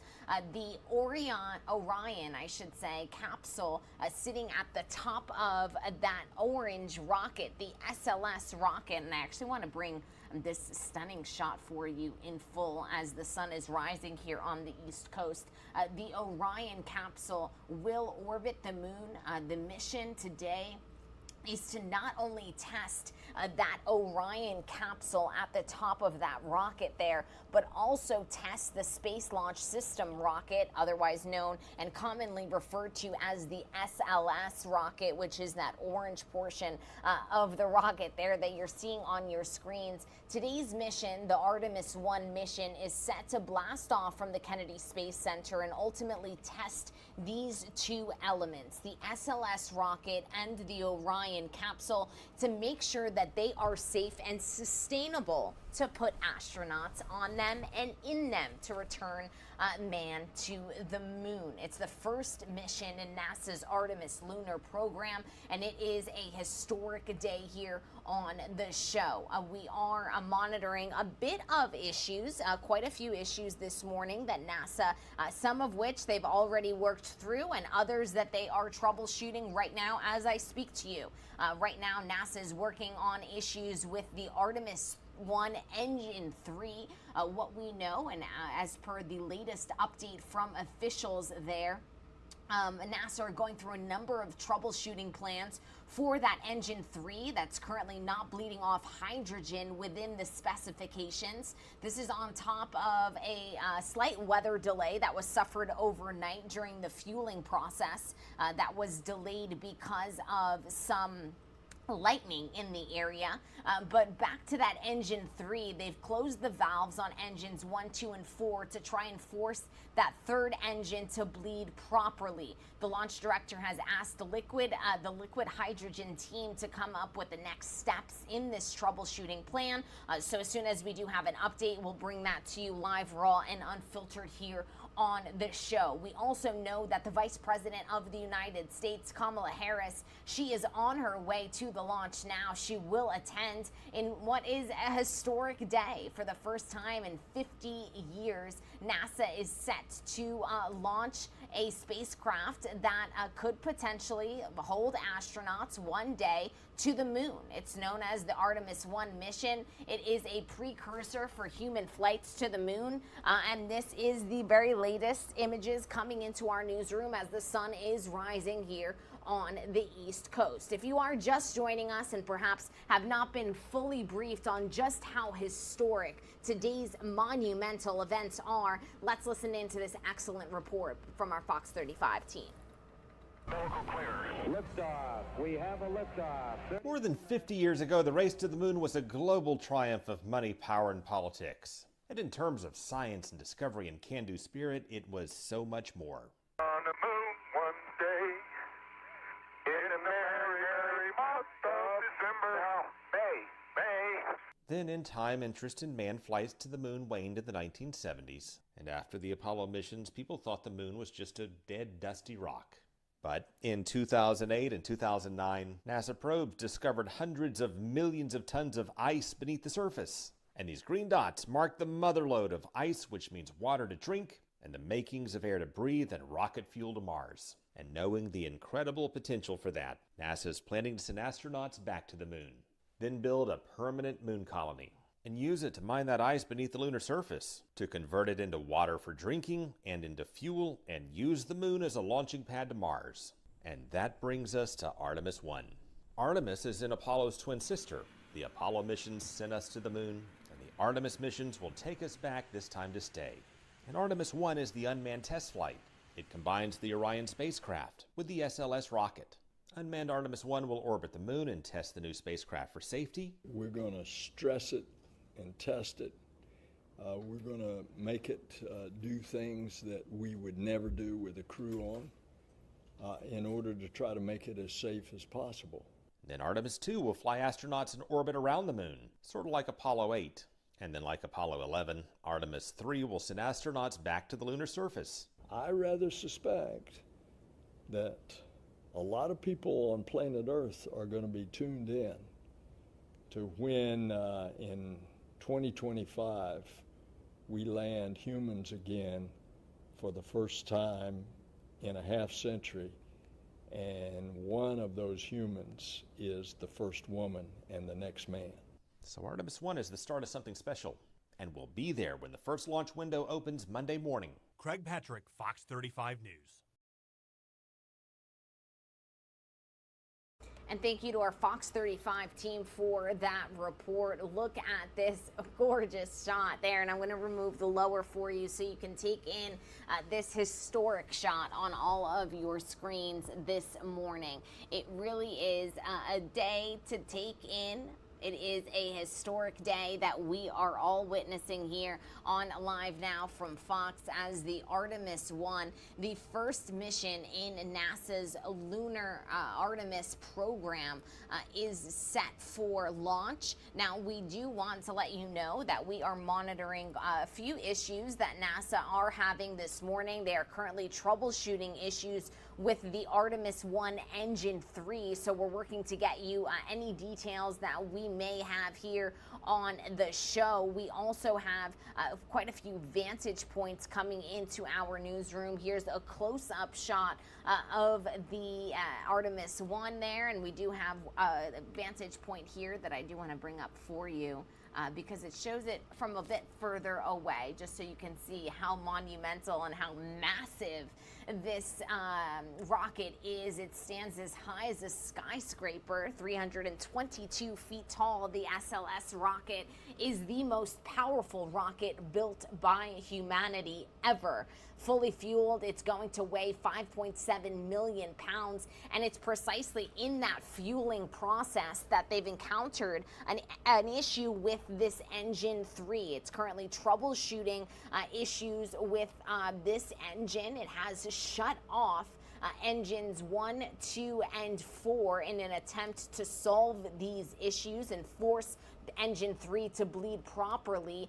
It's having some issues bleeding off the hydrogen within the specification. So obviously this is a very complex situation that we are monitoring here on Live Now from Fox. We'll be monitoring the very latest details that come through from our reporters on the ground who are covering this story for us, and also any updates provided by NASA themselves. Speaking of NASA, we do have a Q&A going on here that I want to send you out to, because they do walk you through what each and every portion of this rocket does. They're also taking questions from the audience, so let's listen in here. Launch mounts, I guess we could even say, right?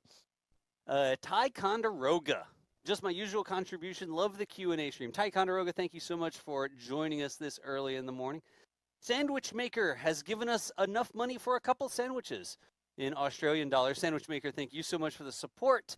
Jonathan Jansen says, hello from the Netherlands. Are there enough crewed Artemis launches to sustain a healthy program? Apollo had 4 crewed launches in 1969 alone.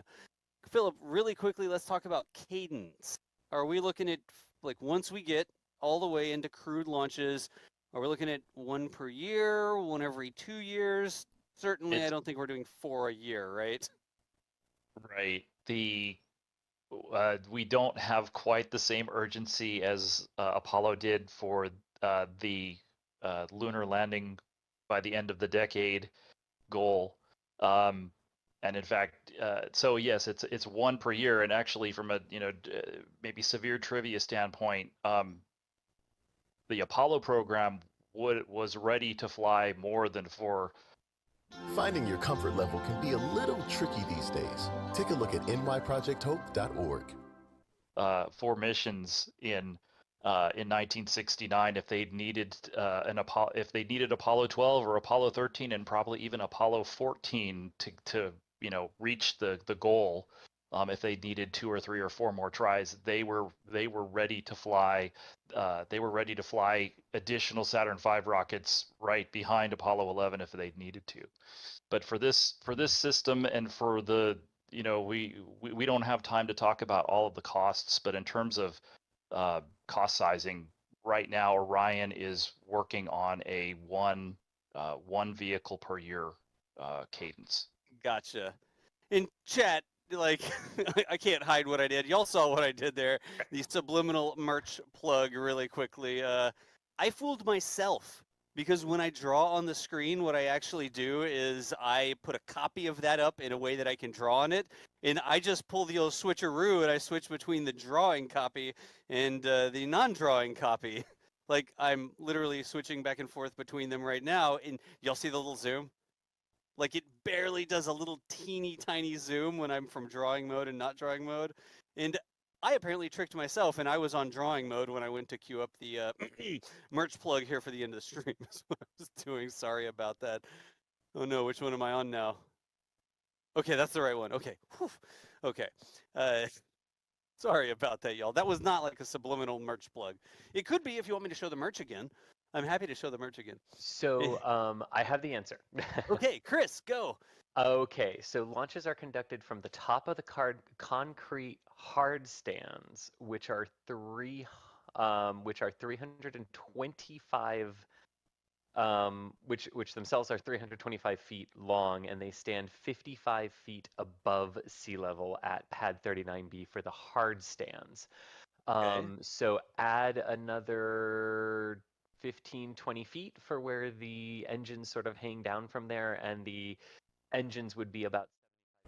If you are just joining us, welcome into Live Now from Fox. It's 7:30 here on the East Coast, and we do want to thank you for choosing to begin your Monday morning here with us on a historic day here in the United States. NASA's first moon rocket in 50 years is slated for its maiden launch from the Florida Kennedy Space Center this morning. This is known as the Artemis I mission. It is the first mission in the Artemis lunar program, which is expected to land the agency's astronauts on the moon once again by 2025. We are monitoring a few troubleshooting incidents. NASA's Artemis I is set to launch this morning. The launch window is set to open at 8:33 a.m. Eastern Time. It is a 2-hour window, so it will go from 8:33 a.m. all the way to 10:33 a.m., meaning that this Artemis I launch could occur anytime between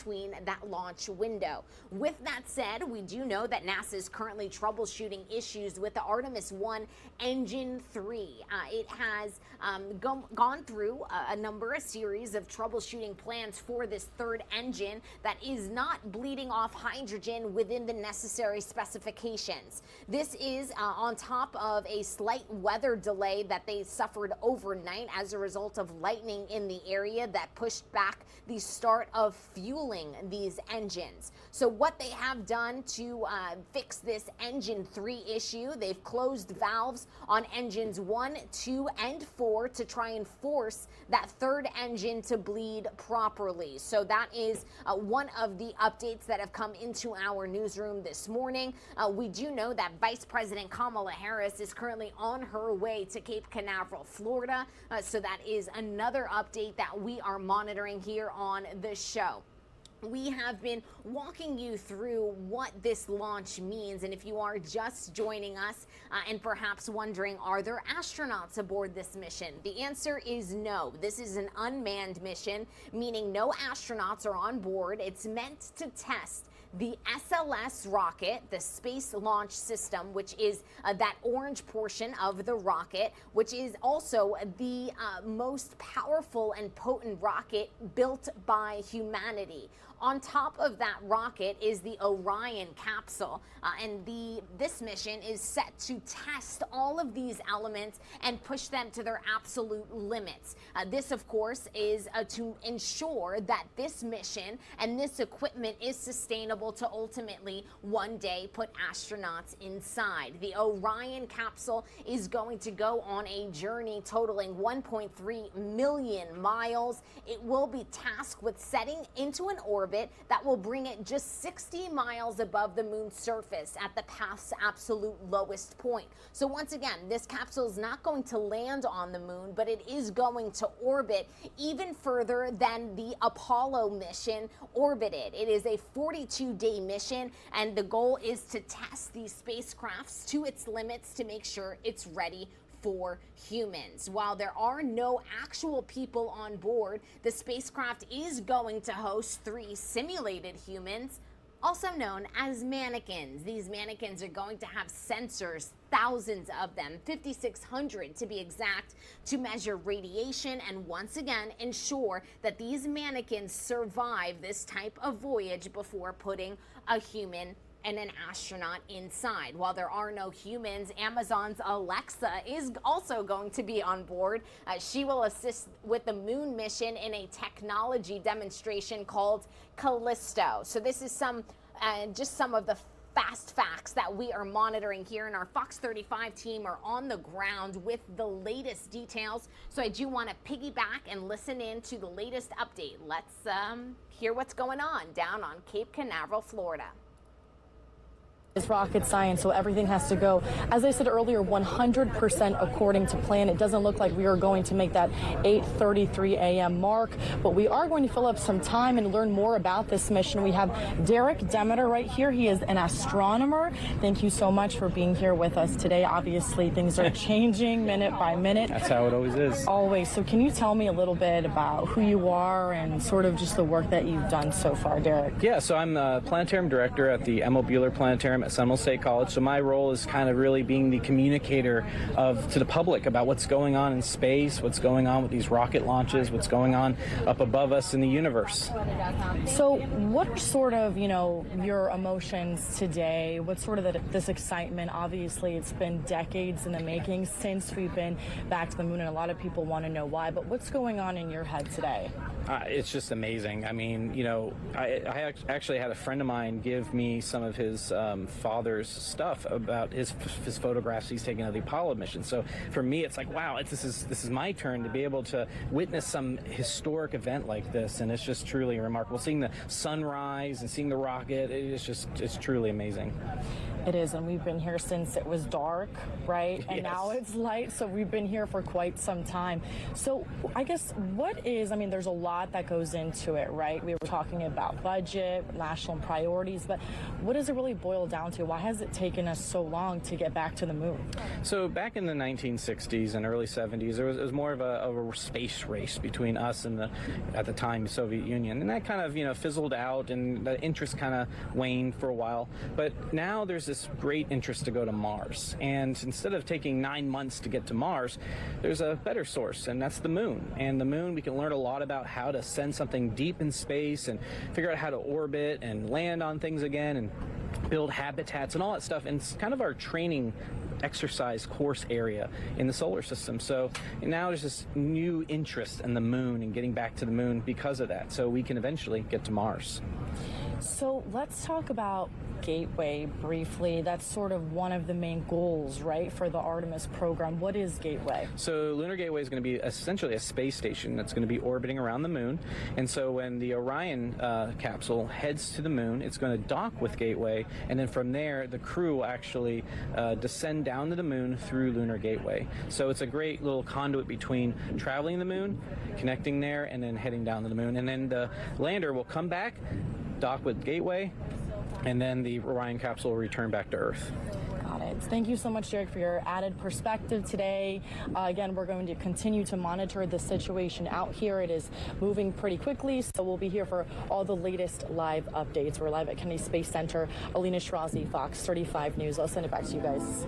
Thank you, Alina. Vice President Kamala Harris is at Kennedy Space Center this morning. She is going to be watching this live. She's also chair of the National Space Council and is expected to speak about the Artemis program later today. So, of course, they definitely want to get this off the ground. You can see her there talking to Mayor Dyer and Mayor Demings, Ryan. So she was greeted this morning by our local dignitaries. Yes, even more pressure when the vice president's in town to get that rocket off for sure. Well, anticipation, of course, at an all-time high. We've seen tens of thousands of people crowd into the Space Coast to see the rockets take off. And David Martin is at a front row view meeting some great people out there at the Max Brewer Bridge in Titusville.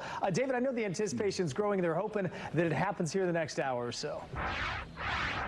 You know, Ryan, I love coming out here because you meet all kinds of people for the launches, and it is a family-friendly event, and I always recommend that you bring the kids, and look who I found. Jeff, Tommy, and Tommy's 3 children. Tommy, how are you this morning? I'm good. How are you? Your 3 children have names that start with the letter R. Go through them for me. They do. Radley, Russell, and Raylan. That's rad. I love it. All right, and you brought them out for their very first launch here on the Space Coast. Yes, I did. And yours as well. Yes. You just got here to Florida from Colorado. Yes. And has anyone warned you about what you're going to see this morning? No, they have not, so we're in for a treat. It's loud, and it's bright, and it's awe-inspiring. Oh, I'm so excited. Any of you guys astronauts in the making? How about you, Radley? No. No.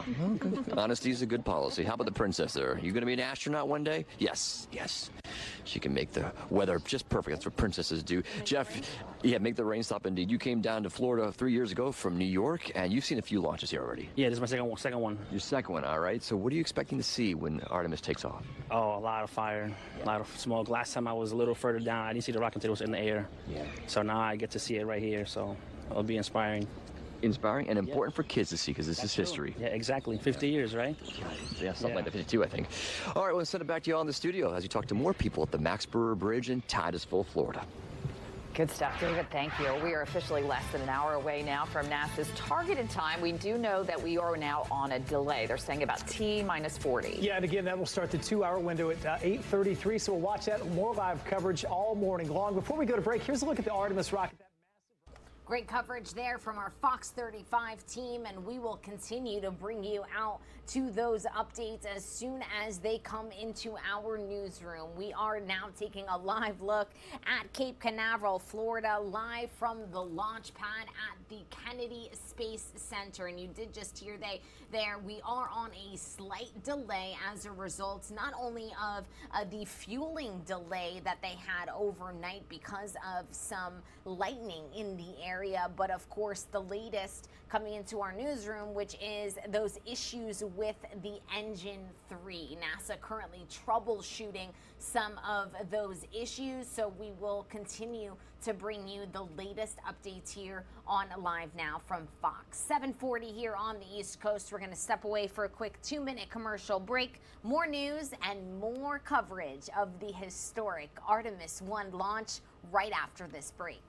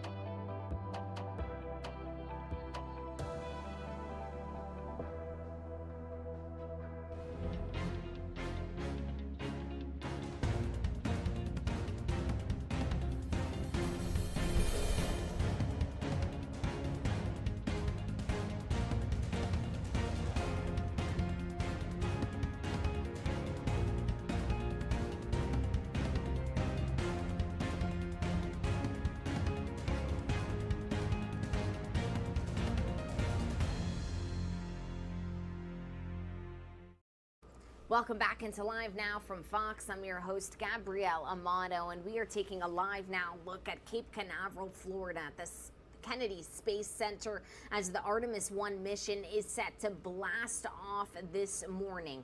The launch window will open between 8:33 a.m. Eastern Time and 10:33 a.m. Eastern Time. So we are now within the hour, although we are not expecting this launch to take place right at 8:33 because of some issues that NASA is currently troubleshooting.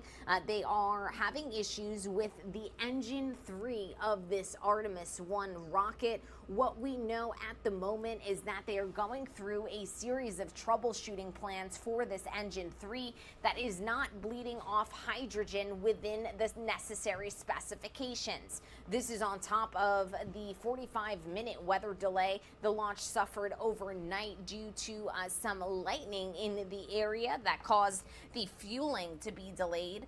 We do know that they have closed the valves on engines 1, 2, and 4 to try and force engine 3 to bleed properly. The launch director has asked the liquid hydrogen team to come up with the next steps in their troubleshooting plan, and that is currently where we stand. We do want to bring you out to a Q&A happening and walking us through the latest information and kind of also outlining what each portion of this rocket does as we inch closer to that launch window opening. So let's listen in here. And so if you're interested in seeing some live fire testing from the SpaceX facility up in McGregor, Texas, that's the next stream that'll be coming up. But for now, let's roll the outro music and we will see you nerds later. Thanks for joining us, y'all.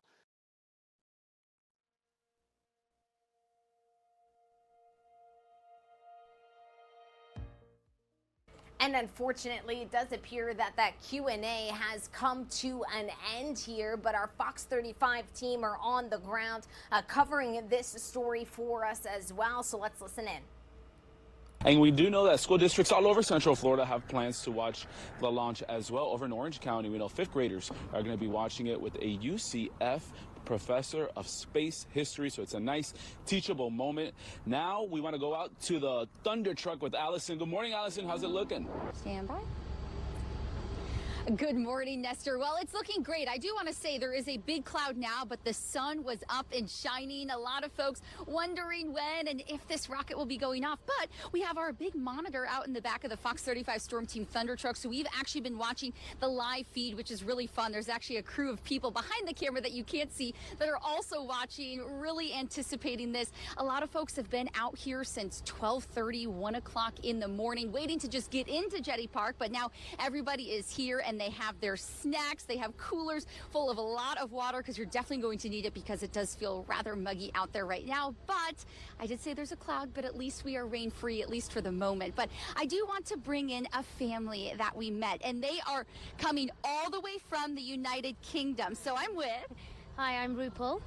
Hi, my name's Ray. Hi, I'm Prakash. And so you guys traveled here, and you decided to come to Orlando, specifically Brevard County, just for this launch. Is that right? Yes, absolutely. So tell me about your So trip. excited.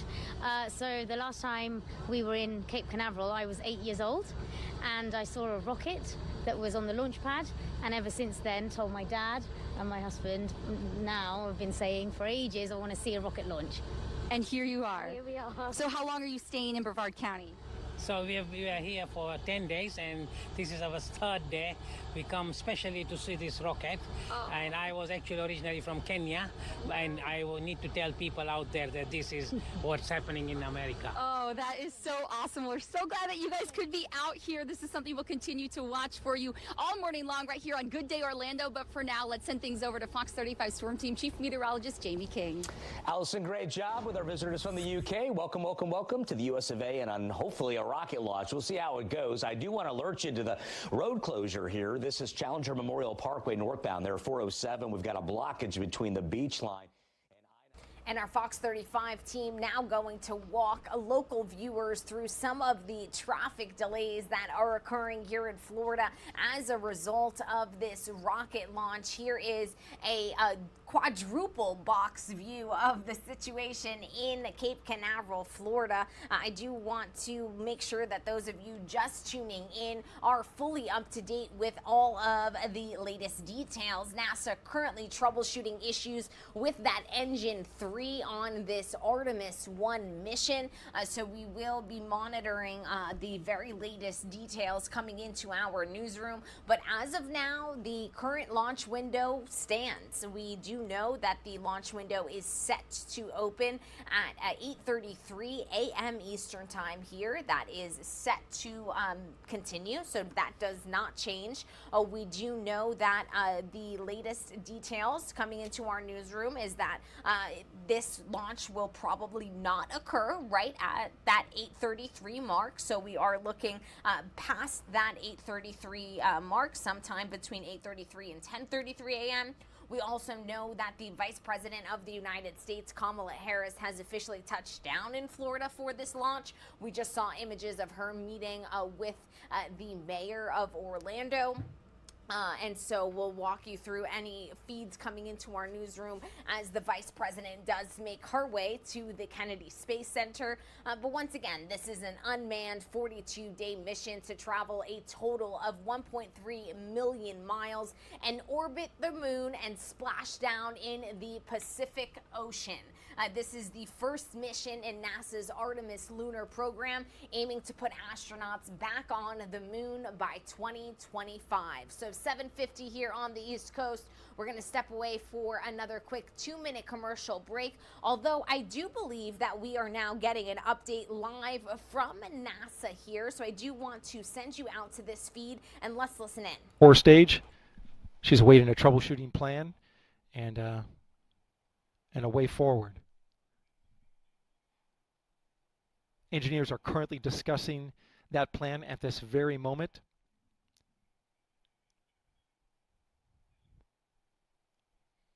The engineers telling the launch director they hope to have a discussion with her shortly in the next 10 minutes, possibly.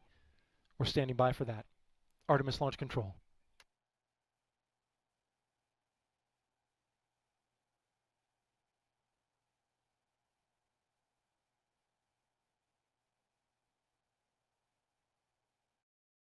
And that was the latest update from the NASA launch pad themselves. We are waiting for an update from the launch director after she meets with the liquid hydrogen team. The engineers are discussing a troubleshooting plan for that engine 3. So once again, if you are just joining us, we do know that there has been an issue with that third engine. It's not bleeding off the hydrogen within the specifications necessary for launch. They have closed valves on engines 1, 2, and 4 to try and force that third engine to bleed properly. But we did just get an update there that we're waiting for the launch director after she meets personally with the liquid hydrogen team to get their plan and troubleshooting needs to get this launch underway. So that is the latest update from NASA themselves. 7:52 here on the East Coast. We are going to step away for a quick 2-minute commercial break. We'll be right back.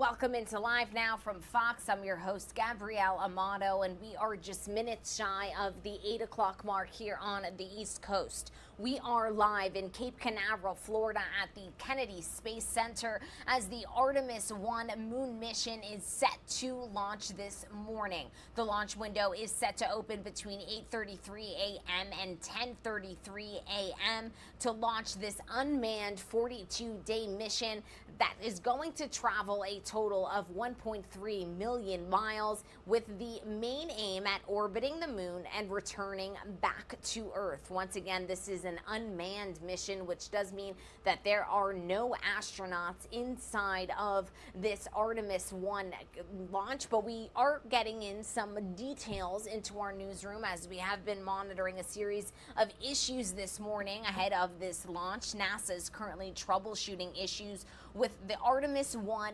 Engine 3. NASA TV reports that Artemis I launch remains in an unplanned hold due to a hydrogen leak in one of the rocket's 4 engines.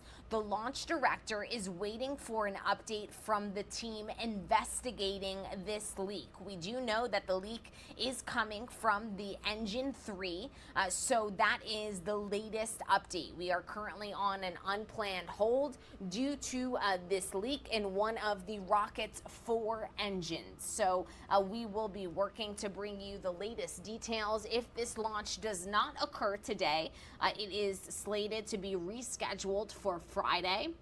If it cannot launch on Friday, it will be rescheduled for Monday, Labor Day, September 5th. So there are other dates that this could potentially occur, but as we have been reporting all morning long, we do have a series of reporters on the ground from across the country. Also, thousands of people pouring into Cape Canaveral, Florida to witness this launch for themselves with their very own eyes.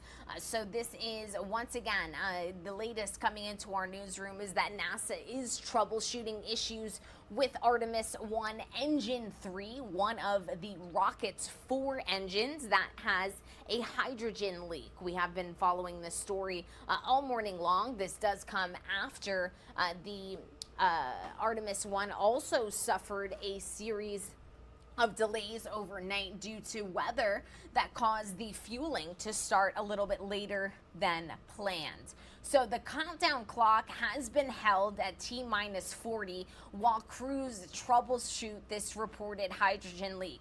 So this launch will not occur at 8:33 a.m. Eastern time when the launch window does open, but that is okay. That is to be expected. That is why they ultimately set a 2-hour launch window so that the launch can occur at any point between those times. So we are going to be monitoring the latest when it comes to this situation here on Live Now from Fox. But if you are just waking up and joining us this morning and perhaps asking yourselves, well, what does this launch even mean? How historic is it? Our Fox 35 team have put together this piece that really breaks it all down and puts it all into perspective. Let's listen in. Liftoff. We have a liftoff. More than 50 years ago, the race to the moon was a global triumph of money, power, and politics. And in terms of science and discovery and can-do spirit, it was so much more. On the moon one day, in a merry month of December. Now, May. Then in time, interest in manned flights to the moon waned in the 1970s. And after the Apollo missions, people thought the moon was just a dead, dusty rock. But in 2008 and 2009, NASA probes discovered hundreds of millions of tons of ice beneath the surface. And these green dots mark the motherlode of ice, which means water to drink, and the makings of air to breathe and rocket fuel to Mars. And knowing the incredible potential for that, NASA is planning to send astronauts back to the moon. Then build a permanent moon colony and use it to mine that ice beneath the lunar surface, to convert it into water for drinking and into fuel, and use the moon as a launching pad to Mars. And that brings us to Artemis I. Artemis is in Apollo's twin sister. The Apollo missions sent us to the moon, and the Artemis missions will take us back, this time to stay. And Artemis I is the unmanned test flight. It combines the Orion spacecraft with the SLS rocket. Unmanned Artemis I will orbit the moon and test the new spacecraft for safety. We're going to stress it and test it We're going to make it do things that we would never do with a crew on in order to try to make it as safe as possible. Then Artemis II will fly astronauts in orbit around the moon, sort of like Apollo 8. And then like Apollo 11, Artemis III will send astronauts back to the lunar surface. I rather suspect that a lot of people on planet Earth are going to be tuned in to when in 2025 we land humans again for the first time in a half century, and one of those humans is the first woman and the next man. So Artemis I is the start of something special, and we'll be there when the first launch window opens Monday morning. Craig Patrick, Fox 35 News. And here we are as the launch window is set to open at 8:33 a.m. Eastern Time. Although we do know that there has been a setback due to that leak in the third engine of this Artemis I mission. We do know that at the moment NASA are currently troubleshooting issues with that third engine. We are waiting for an update from the launch director, who is meeting with the hydrogen team, the liquid hydrogen team, as they are putting together a plan on how to solve this issue this morning. If you are just joining us, welcome into Live Now from Fox. It is 8 a.m. here on the East Coast, and we are walking you through the latest details coming into our newsroom. We do know that NASA are troubleshooting an issue with the Artemis I Engine 3, and that at the moment, although the launch window is set to open at 8:33 a.m. Eastern Time, this is effectively on hold because of this issue with the third engine. As soon as we do have an update, we'll bring it to you live, raw, and unfiltered here on the show. But our Fox 35 Orlando team have been live on the ground covering this story for us since the beginning, since the very early hours this morning. So I do want to send you out live to their team coverage for the latest. Again, what an update. You've been going in and out here with these live pictures of 407 in Brevard County northbound. We had an accident earlier. Guys, let's go ahead and take a live look at that particular camera right now. Give everyone kind of a different little view here of what's happening. Looks like we're starting to clear the roadway out now. Again, this is at 405 and 407 for you right now. So it looks like we've got some movement out there. Also, though, as we come on back to the traffic computer, want to give you a look at what's happening in Merritt Island. We've had some very heavy delays along Route 3 there through the Courtney area.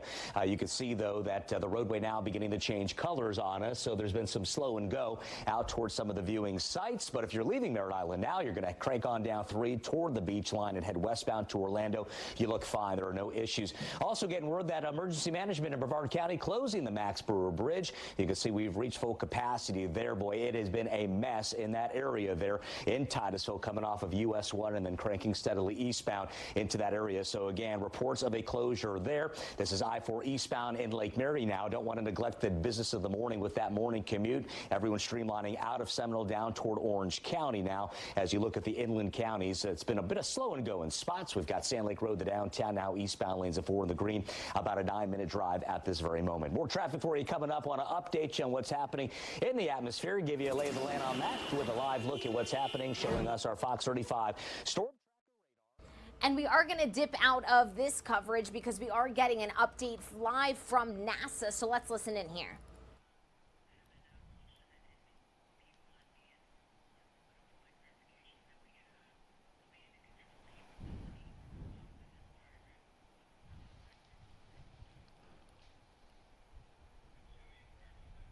And so we are standing by.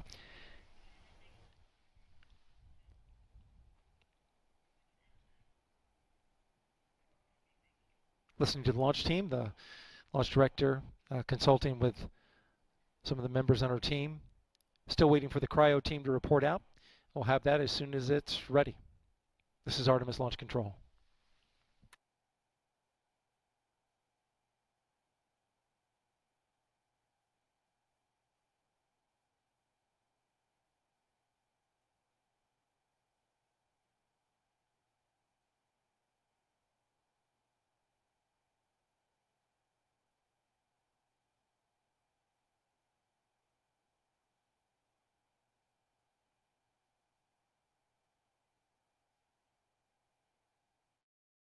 And that was an update there from NASA. This launch is currently on hold, and the launch director is standing by for a go forward from the Cairo team.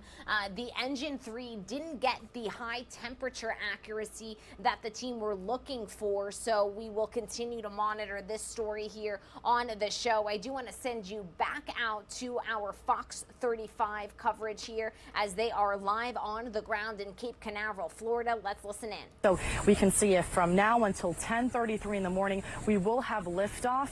Again, we're continuing to monitor NASA's feed and talking to our sources there on the ground to make sure if this is going to take off within that window. But again, if you take a look behind me over my shoulder, that's launch pad 39B.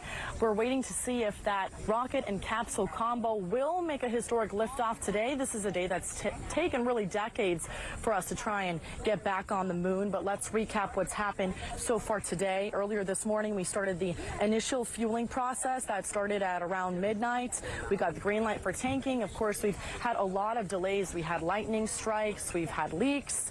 We've had a lot of issues, quite frankly. So again, we are on hold at T-minus 40 minutes right now. NASA's team say a lot of checks have to happen before we can make sure everything can happen smoothly today, because of course this is rocket science and it is very difficult. You can plan up to so much, but I mean, there's things that can come up. I think the teams have been trained through simulations. We did perform 4 wet dress rehearsals, but there's always kinks that could happen that you don't imagine, and that's when the team has to get together and assess what are the next steps, or if we can continue, or if that would be a scrub for the day. But hopefully all good. We listened earlier to NASA's feed, and we spoke with our sources at NASA. They tell us they're going to have a meeting with the launch director to figure out if we can actually proceed with this launch. Again, we're just sort of in the meantime waiting to see what happens, but the next pivotal moment besides the update to see if we can even launch would be at T-minus 10 minutes. That's when the countdown for that 10 minutes to launch starts. They have to all sort of agree and take a vote and give the green light and the thumbs up to see if we can actually lift this thing off and head to the moon. Again, we will provide you the latest updates here as we learn them. Live at Kennedy Space Center, Alina Shirazi, Fox 35 News. Thank you, Alina. Vice President Kamala Harris is at Kennedy Space Center this morning. You're looking at her being greeted by both of our mayors, Orange County Mayor Jerry Demings and Orlando City Mayor Buddy Dyer. They're at the airport. She is also chair of the National Space Council and is expected to speak about the Artemis program later today. Meanwhile, of course, locals and visitors, they've been flocking to the Space Coast for days, tens of thousands of them waiting for the big launch. They are all hoping for the best spot to watch history being made, and they're hoping it's today, David Martin. That is probably going to be a really big disappointment if it doesn't happen today. So we've got all our fingers and toes crossed. Indeed, and we've got people from all over the country who are seeing this history happen. Amy, good morning to you. We're live at the Max Brewer Bridge, as you know, in Titusville, one of the primo spots to watch any launch. And we've got some newbies here who have never seen a launch, including Adam and Bridget and their dog Scooter. Adam, how are you, my friend? I'm doing well, thanks. So what are you expecting to see and hear in about, well, hopefully in the next hour or so? Hopefully a really loud boom and some fire in the sky. You think your dog's going to like it? No. I think you're right about that. Scooter's going to get a little bit spooked. Bridget, has anybody warned you about what you're going to see or witness out here? Not really, but I'm expecting pretty much the same thing as Adam. Are you a space fan? As much as anyone. Yeah. Or you got to see witness. You got to witness serious history in the making here, no question about it. And you've never seen this. You're from California, right? Correct. And so what prompted you to come out for this big day?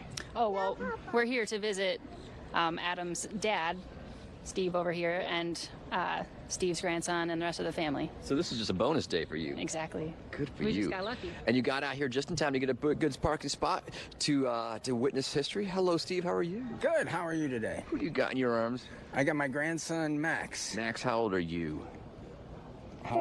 You're 3. Yeah, that's right. You gotta think about that for a second. It's early, I get it. What time did you get up to get here? We got up at 2:30 to get here. Yeah, you drove out here from Zephyr Hills. That's correct, yes. And you brought Max, who's also from Tampa, the area of Tampa, right? This is something amazing. I would assume this is not your first launch, I presume. No, I've seen plenty of the shuttle launches. So, this is the first opportunity to get Max out here. And since it's a first, we figured we wanted to be a part of it. Are you at all concerned about the delay? Not really. We're here for the long haul, or we'll be back on the second if we have to. All right. We want to see it. That's Very right. Good. Right, Max, I like your shirt, little buddy. What do you say? Thank you. Say thank you. Yeah. I'm telling you, it's the microphone. It scares them every time. It's this giant thing in their face. It scares me too. I get paid to do it. Is that right? We'll send it back to you, Amy. Thanks, buddy. All right, good stuff. Well, not everyone is obviously going to be able to make it out to the coast to watch the launch. Yeah, they're not lucky like Max to be right there. School's in session today. Teachers, of course, in the classroom when Artemis heads to space. And Nestor Amato is live at Astronaut High School. And Nestor, I know they've got a big morning planned where they will actually watch the launch out on the football field. Yeah, they're very lucky to have a front row seat to history living right here in the Space Coast. So we do know that the students and staff here at Astronaut High School, they have plans to go out to the football field and watch it as it happens. As soon as I wrap up with you guys here, I'm going to go inside and check in with the principal, make sure everything's going according to plan. Of course, we know that there may be this delay because of that fuel tank leak. But for now, you know, we're very excited to hopefully see it. Astronaut High School is actually named because of its location, so close to the Kennedy Space Center. And it actually opened its doors in 1972. That same year, December of 1972, is when an American first went to the moon, remember, for the Apollo 17 mission. So here we are, waiting for another lunar mission to take off almost 50 years later. And we do know school districts all over Central Florida have plans to watch as well. In Orange County, they have some fifth graders watching with a UCF professor of space history. So it's a very teachable moment, very cool moment. And I am out here at the school waiting for it to happen. Like I said, I'm going to wrap up and go inside and check in with them and then check in with you. I'm live in Titusville. Nestor Amato, Fox 35 News. All right, Nestor, sounds good. Yeah, they're hoping it happens as well. Much more still ahead on Good Day Orlando. Of course, our Fox 35 team providing us great coverage of a historic day here. We do know that NASA have encountered some problems with the Engine 3 of this Artemis I moon mission that is set to launch this morning. The window is set to open at 8:33 a.m. Eastern Time. But the latest update that we just heard from NASA is, of course, that this launch is currently on hold because of the issues that are currently happening with this Engine 3. I do have a statement here from NASA kind of outlining what exactly is going on with this engine conditioning issue. While liquid oxygen loading into the interim cryogenic propulsion stage continues and core stage tanks continue to be replenished with propellants, engineers are currently troubleshooting an issue conditioning one of the RS-25 engines. We do know that that is one of the 4 engines on this rocket.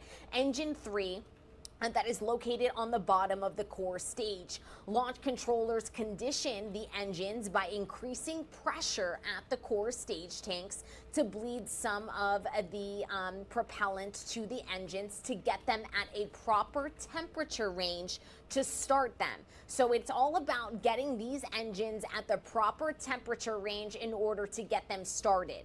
Well, Engine 3 is not properly being conditioned through the bleed process, and engineers have been troubleshooting this issue now well over an hour. Teams are also assessing what appears to be a crack in the thermal protection system material on one of the flanges in the core stage. So it seems to be 2 separate issues all surrounding this 3rd engine.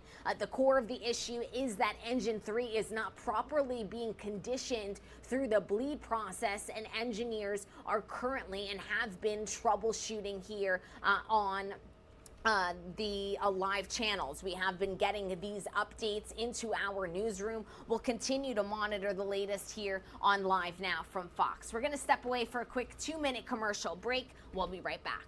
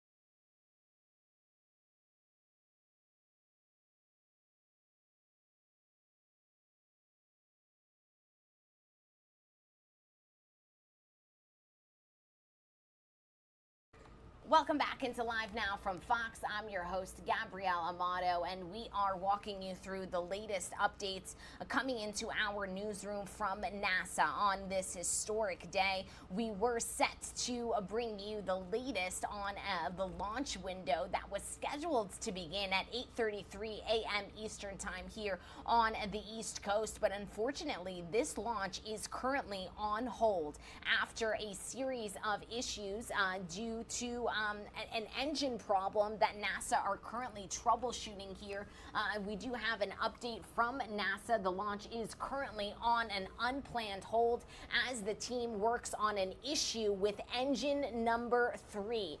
This was an issue that arose during the core stage. Operation commentary is coming into our newsroom sporadically, so when we do get an update from NASA, I'll stop speaking and we will take you out live, raw, and unfiltered there to that latest update. But what we know at the moment is that engineers are saying that this third engine hasn't reached the temperature accuracy they were looking for. We do have a full statement here from engineers at NASA on this issue with engine 3, saying it is not properly being conditioned through the bleed process, and engineers are currently troubleshooting. We do know that the launch director is waiting to meet face-to-face with the liquid hydrogen team. Engineers have been discussing a troubleshooting plan for this third engine. We do know that the countdown clock has been put on hold, as has this launch, as they continue to work through these issues with engine number 3. As soon as we do have an update, we'll bring that to you live, raw, and unfiltered here on the show. But if you are just waking up with us this morning and wondering what exactly is the significance of this Artemis I launch, well, we have the answer. It is set to blast off from the Kennedy Space Center this morning, and it is the first mission in NASA's Artemis lunar program, which is expected to land the agency's astronauts back on the moon by its third mission in 2025. Today's mission is unmanned, which means there are no astronauts on board.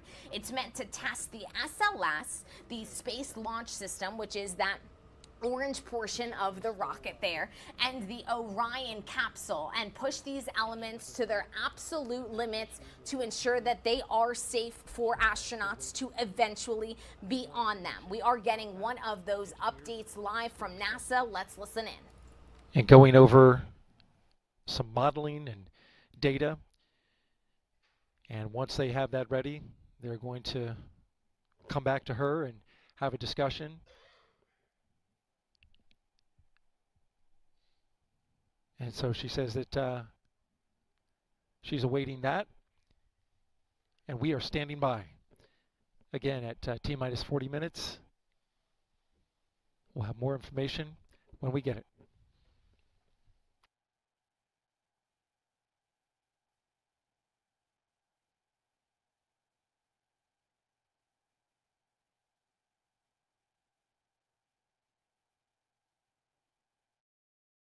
And that was the latest update from NASA. The launch director is standing by and waiting for an update from that liquid hydrogen team. That has been the update for quite some time. We've gotten 2 or 3 updates within the past 20-25 minutes, and they have all said the same information. We are waiting for the official word from the launch director. Once again, if you are just joining us, we are monitoring a bit of an issue with Artemis I's engine 3. If you are just joining us, all 4 engines of Artemis I need to reach an appropriate temperature in order to effectively lift off, effectively perform this launch. They are having an issue with this engine 3. They have performed a few troubleshooting incidents and steps in order to try and solve this issue. Earlier this morning in the 6 o'clock hour, we did know that they had actually closed the valves on engines 1, 2, and 4 to try and force engine 3 to bleed properly previously. Unfortunately, it does appear that that may not have been effective, because here we are 2 hours later and we are still troubleshooting this same issue. Once again, we are waiting for official word from the launch director. She has asked the liquid hydrogen team to come up with the next steps in their troubleshooting plan, and we do have more information on what precisely the issue is. While liquid oxygen loading into the interim cryogenic propulsion stage continues and core stage tanks continue to be replenished with propellants, engineers are troubleshooting an issue conditioning one of the RS-25 engines, one of those 4 engines. We do know that the troubled engine is engine 3 at the bottom of this core stage. Engine 3 is not properly being conditioned through the bleed process, and engineers are currently troubleshooting. Now, if this launch today does get postponed, there are other dates that are already slated. The next date could potentially be on Friday, and then if it does not launch on Friday, the next date would be on Labor Day, September 5th. So this does not mean that this Artemis launch program is unsuccessful by any means. These types of things do occur. They do have a series of launch dates already slated for taking into account these various potential issues that could arise. But once again, the latest update is that the Artemis I launch is on hold due to an issue with engine number 3. Engineers say the engine didn't get to the temperature that it is required for launch. The liquid hydrogen team is briefing the launch director on their troubleshooting plans. We did just get an update from NASA, and we are waiting for official word from the launch director herself. The countdown will officially restart once they receive proper readings on this 3rd engine, and once their troubleshooting plans do show that they are essentially being effective. So it is 8:23 here on the East Coast. We are going to step away for a quick 2-minute commercial break. When we come back, we'll get you up to speed on the latest news coming into our newsroom on what is set to be a historic day here on Live Now from Fox.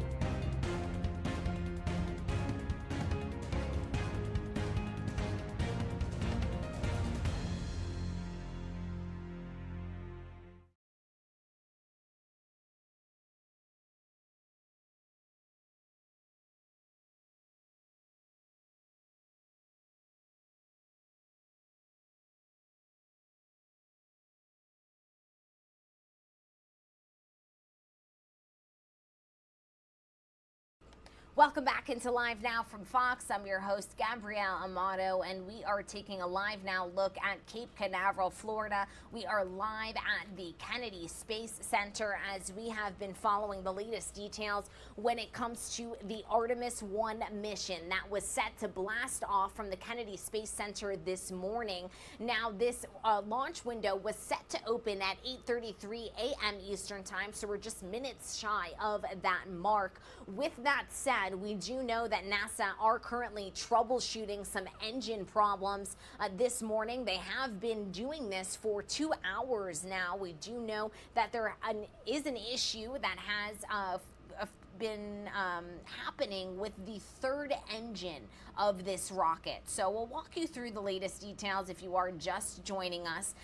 This Artemis I, the SLS rocket, it has RS-25 engines. It has 4 of them, while the third engine is not properly being conditioned through the bleed process, the hydrogen bleed process. In other words, it's not achieving the accurate temperature that is needed for this launch. Engineers have been troubleshooting this issue all morning long. We are waiting for the hydrogen team to actually meet with the launch director to walk through their troubleshooting plans. Now, to walk you through, if you are just joining us, this launch window was set to open at 8:33 a.m. Eastern Time. It is a 2-hour launch window, which means that this launch could potentially take place at any point within that 2-hour window. We do know that this launch is currently on an unplanned hold due to these engine issues. As soon as we do get an update from NASA, we'll be sure to walk you through that right here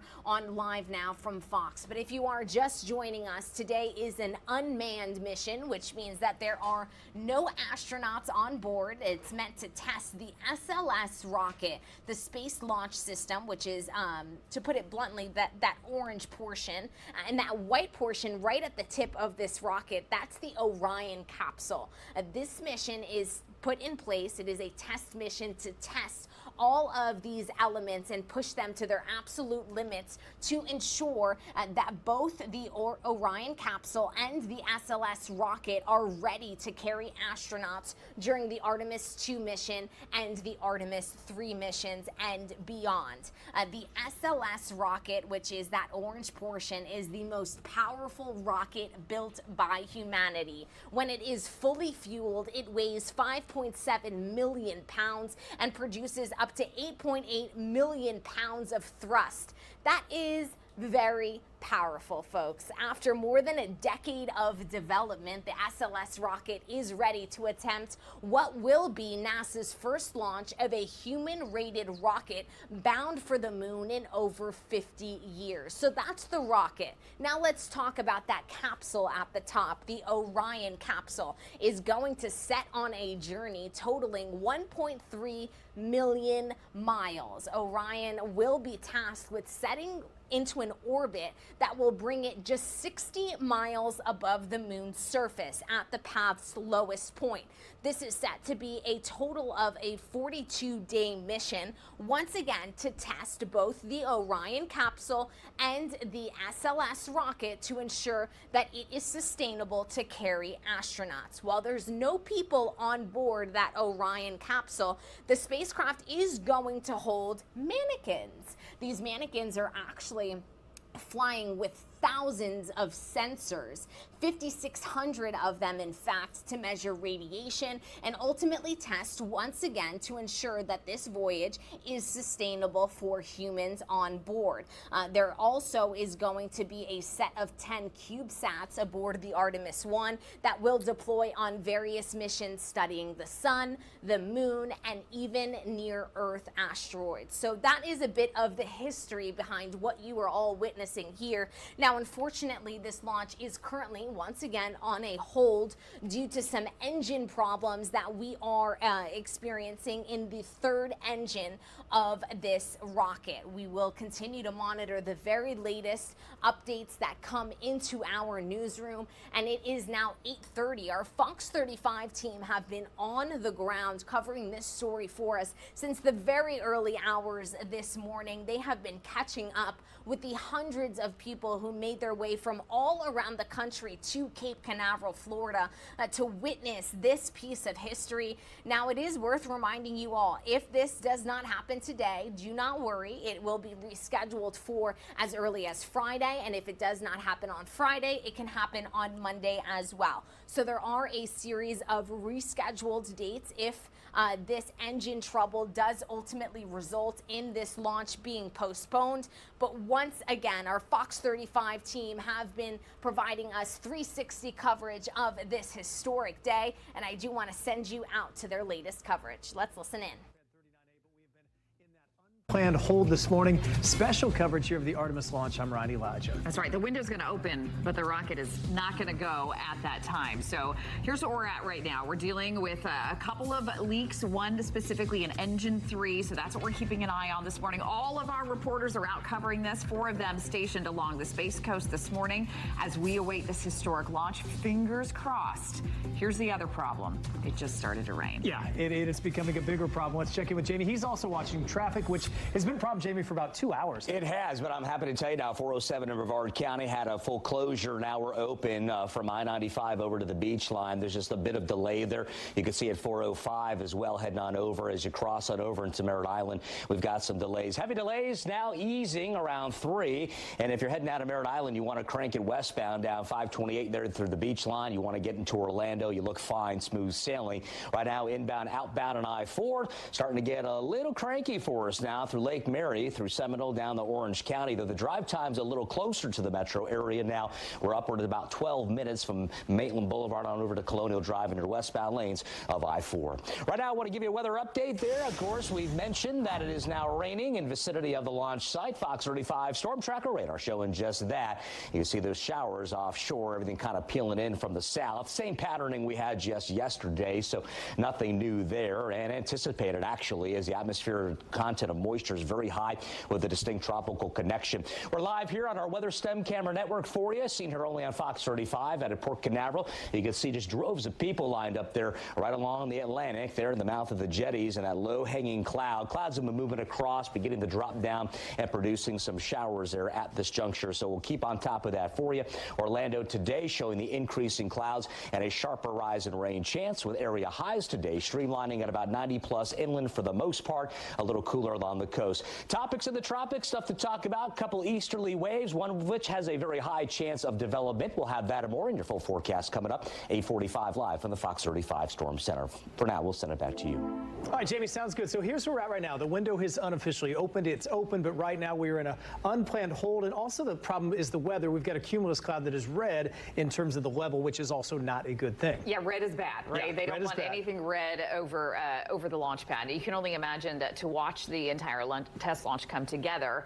It's very exhilarating. Fox 35's Alina Shirazi joining us live at Kennedy Space Center, and I'm sure the energy and excitement maybe is dampered down a little bit, sort of knowing that we're now in this unplanned hold. The weather's not looking 100%. How are things out there? Okay.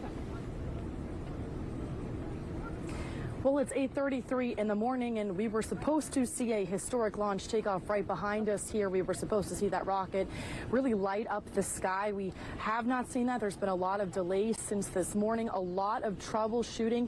Here to help us talk about what's going on, we have Ken Kramer, a journalist from Space Up Close. We've both been up since midnight, right? We've been out here. So what's going on right now? What's the holdup, Ken? So there's a couple of holdups. First, we had thunder, lightning that delayed the start of the tanking, liquid oxygen, liquid hydrogen, extremely cold, rocket can't be fueled, then it can't launch.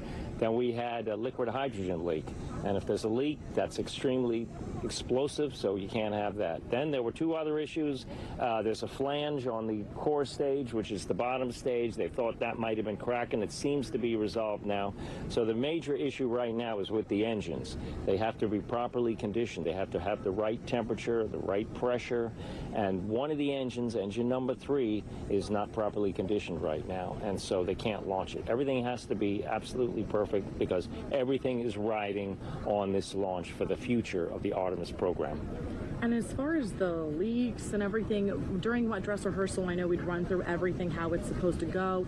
And when we were listening to Daryl Neal from NASA, he was saying this is an issue that had come up. Right. I believe in wet dress rehearsal. Do you know about that? Is that something that we had experienced before? Yeah, it's liquid hydrogen. That's actually my greatest fear coming in, as well as pretty much everyone else. The problem is that they can fix the leak, they think, but they can only test it at ambient temperature, at room temperature, temperatures we have right now.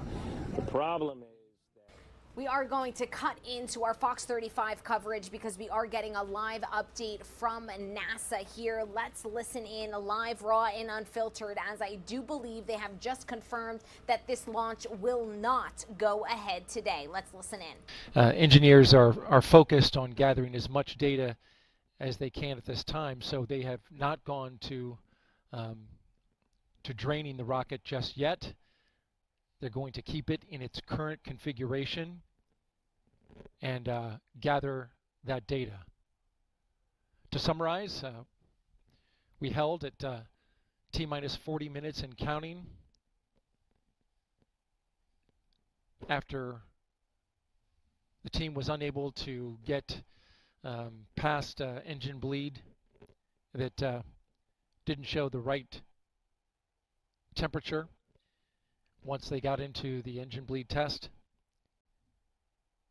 And ultimately, the launch director has called a scrub for the day.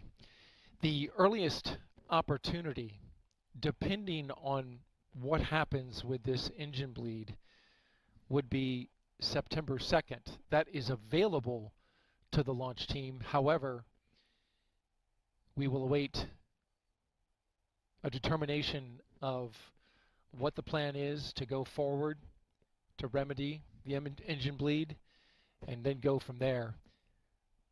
Again, an availability to launch, the next availability to launch is 12:48 p.m. Eastern Time on Friday, September 2nd. But we must wait to see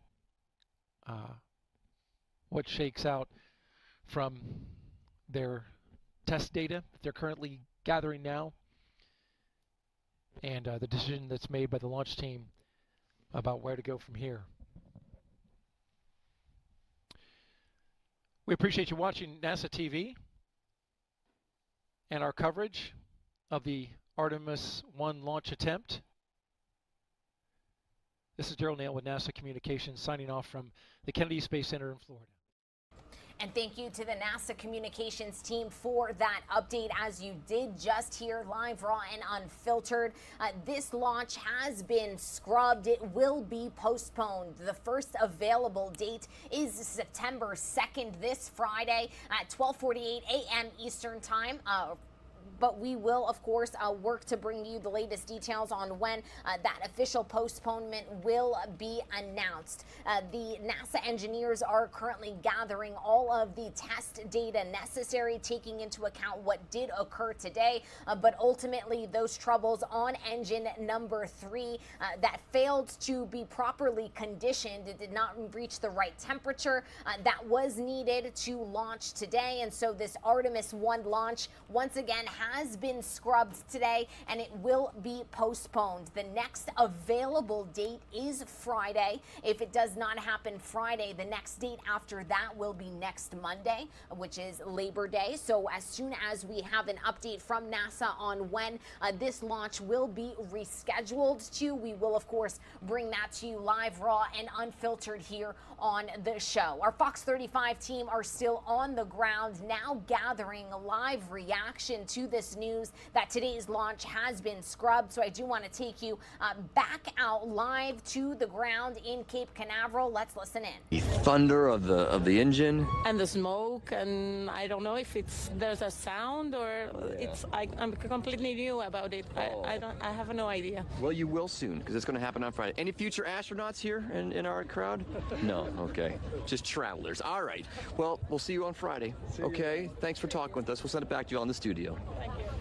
Oh, David, I'm glad they can stay for sure. I mean, they've got to, I want to be part of their family. Can you imagine? 4-week vacation. Right? No kidding. Keep staying and enjoying. All right. right, we do want to get back out to Alina Shirazi because she is live right there at Kennedy Space Center. And Alina, you just got the update that we got that the mission has been scrubbed for today. Hopefully Friday or Monday. Fingers crossed for that. All right, everyone, huge news today. We just learned that the launch was scrubbed. That was supposed to take off the rocket and capsule combo at 8:33 in the morning. Again, it has been canceled. We were just speaking with Ken Kramer, a Space Up Close journalist. So, Ken, can you tell us, we were just talking about, we both learned about it for the first time on air together. So can you tell me what is your reaction to today being scrubbed? What do you think is going to happen? Well, I think it's a good decision. I'm not surprised at all. This is exactly what I expected for probably an hour already because there were so many issues. But the issue is the engine that has to be working right, and one of the engines is not. It doesn't have the right temperature, doesn't have the right pressure. They need time to evaluate it. They've been evaluating this for more than half an hour. So the longer and longer they take to evaluate it means that there's less and less chance that they will be able to solve the problem before the window closes. And we don't want to make a rash decision. We want to make a rational decision, okay? And the only way you can do that is when you stand down. So that's a good thing. Stand down, rethink what's going on here, because this is kind of a really unexpected problem. A number of the problems were unexpected today, except for the hydrogen leak. So it's a good thing they're standing down. Everybody's had a long day, you know, not just us, but the people that count in the mission control right out there, Launch Control Center. So they're standing down. They're going to reevaluate it, and we'll see what if they come up with a solution. They obviously haven't come up with a solution, and the window is ending, you know, in an hour, less than an hour from now. So there would only be a few minutes left to launch, even if they started the clock right now. And so you don't want to make a rash decision. So good decision to end it. Real quick, your final thoughts, the emotions behind the scenes at NASA. Everyone obviously worked so long to make sure this happens, and people who flew in from all over the world to be here. So what do you think they're feeling right now? Well, obviously people are disappointed. But you know what? That's unfortunately rocket life. Half the launches always get scrubbed or delayed, usually for weather or technical reasons, and that's what we had today. Everything is riding on here. Everybody wants to launch, but you know what? What's more important than people's feelings is the program. The program must succeed, because if that rocket were to explode on the pad, if the engine shut down prematurely and they can't get Orion to orbit, there's no point in launching this. And then the politicians would say, well, why are we continuing this program, right? So everything is on the line with this program. It must succeed. It must be 99.99% successful. The rocket has to work. Orion has to work. It's got to come back. It's got to go in orbit around the moon, then it has to come back. It has to splash down, and we have to recover it because we want to reuse these components in Artemis II. And so the only way we can even get to Artemis II, which will be the first flight with humans aboard, is if this one is successful. So it's better to stand down. It is a disappointment. Disappointment to me, disappointment to NASA, disappointment to everybody. But it's better to be disappointed than have a disaster. Thank you so much, Ken. And again, the next backup opportunities will be September 2nd and September 5th on Labor Day. We'll continue to update you. Thanks again for being here, Ken. I'll send it back to you guys in the studio. All right, we just got some news. You ready? Yep. Launch window now moved to Friday, 12:47 p.m. So that means the kids will all walk out of school around lunchtime now instead of first thing in the morning. Right. So good news that people are extending the vacation, like that family from France there, but it looks like Friday at 12:47. We'll let you know. We'll get more information, of course, more reaction from a disappointed crowd out there on the Space Coast. And thank you to our Fox 35 team who have been doing an excellent job all morning long here on the show, bringing us the latest reaction live from the ground in Cape Canaveral, Florida. You did just hear there from our Fox 35 team that the launch date has been postponed till Friday, September 2nd. That is this Friday.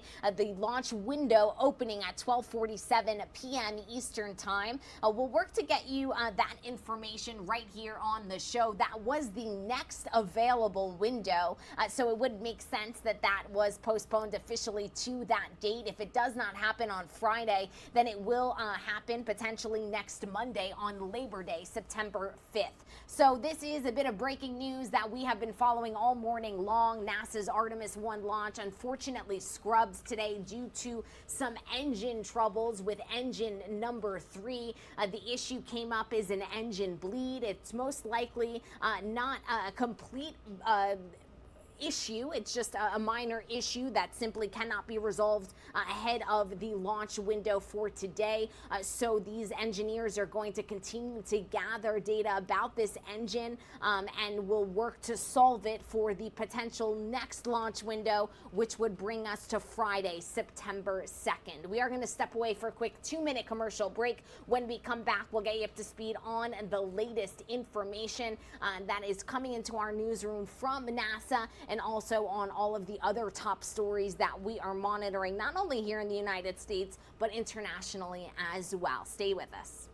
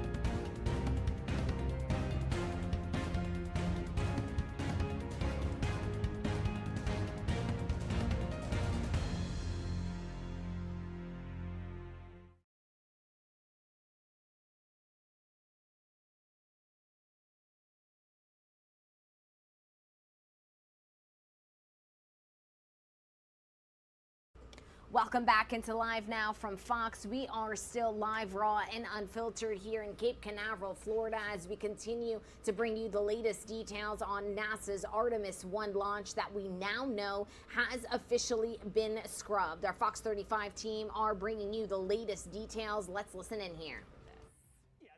They'll move the time a little bit, so they're picking the best window they have the opportunity for Friday. Let's hope it goes. Yeah, we sure hope so. Well, locals and visitors, of course, they all flocked to the Space Coast this morning in preparation of today's launch. Yeah, they've really got the best spot to watch history being made as well. Let's check in with David Martin. He has seen that crowd clear out, and they continue to do that in Brevard County. David, good morning.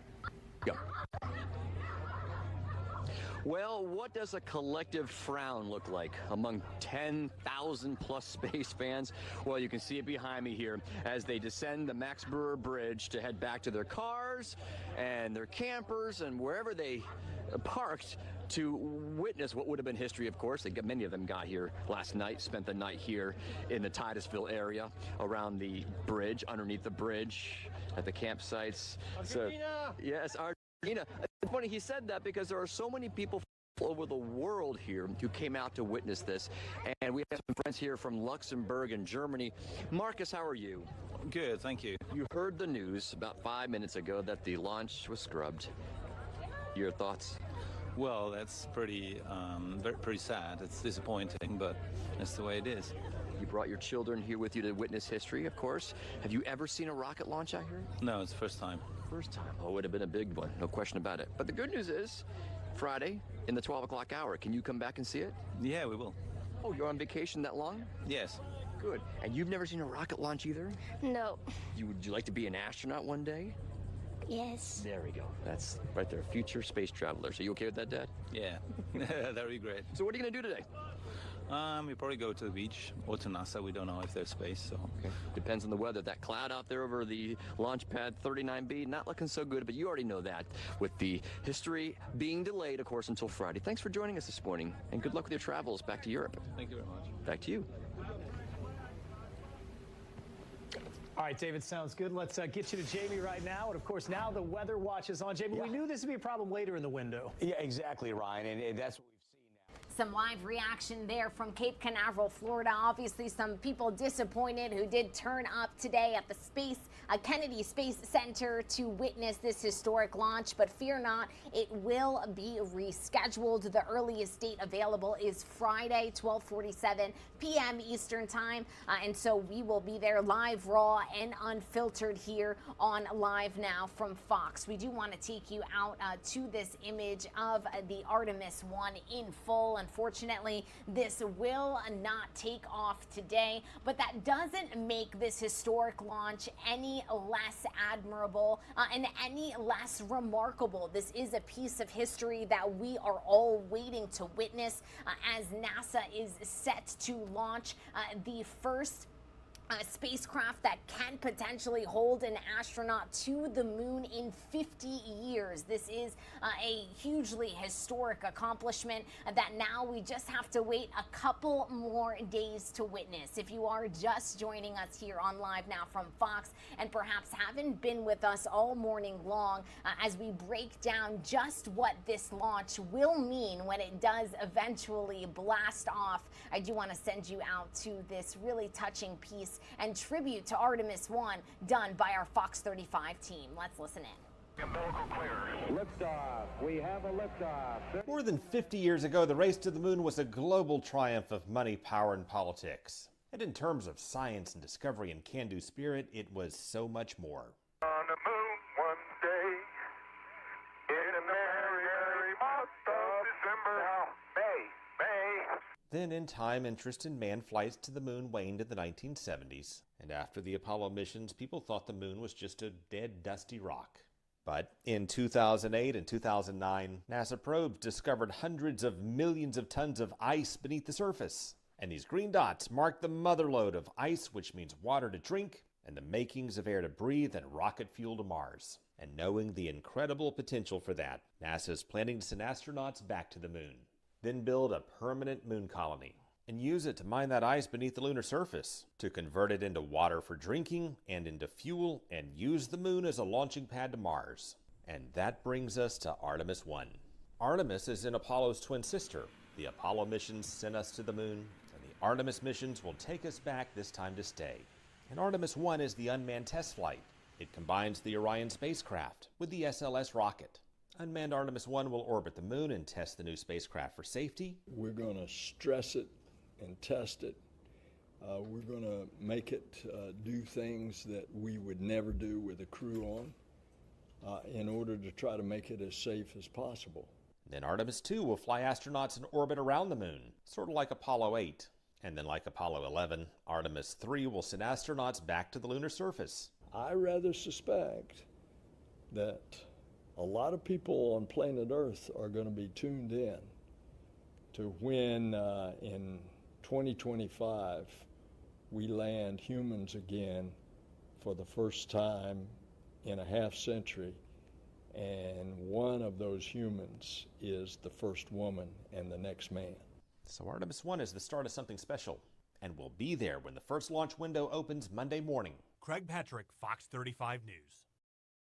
And we were here when this first launch window opened on this Monday morning. Unfortunately, we do now know that the launch has been scrubbed. It will be postponed. The earliest available date is Friday, September 2nd, 2022. And our coverage of this historic launch will continue now throughout the week. Here is a live look at some other stories that we are monitoring here on Live Now from Fox. We do have a live feed coming in from Port Authority in New York York City as more migrants arrive via bus from Texas. We'll work to get you all of the latest details on that story.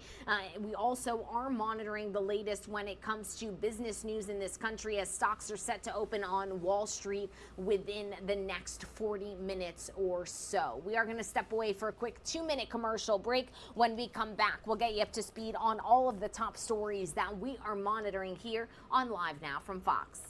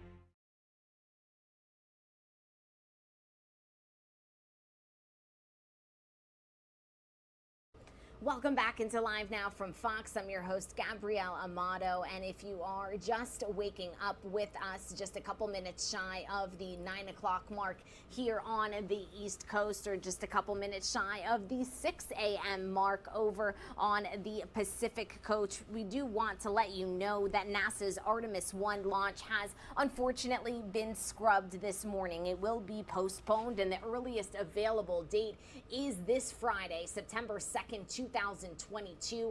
It was scrubbed due to some engine issues. The launch does and obviously does hang on the balance of those 4 engines that are on this SLS rocket, and engine number 3 gave these NASA engineers some issues this morning. We were following this story for well over 2 hours here. Engine number 3 not being properly conditioned, otherwise known as the right temperature, the right pressure, and so this ultimately resulted in the launch director meeting with the hydrogen teams to try and troubleshoot this issue for quite some time this morning, and unfortunately it did result in today's launch being scrubbed. Now engineers will of course work through all of this data on this engine 3 issue, and the earliest potential rescheduled date will be on Friday. So we will, as soon as we do have confirmation of that reschedule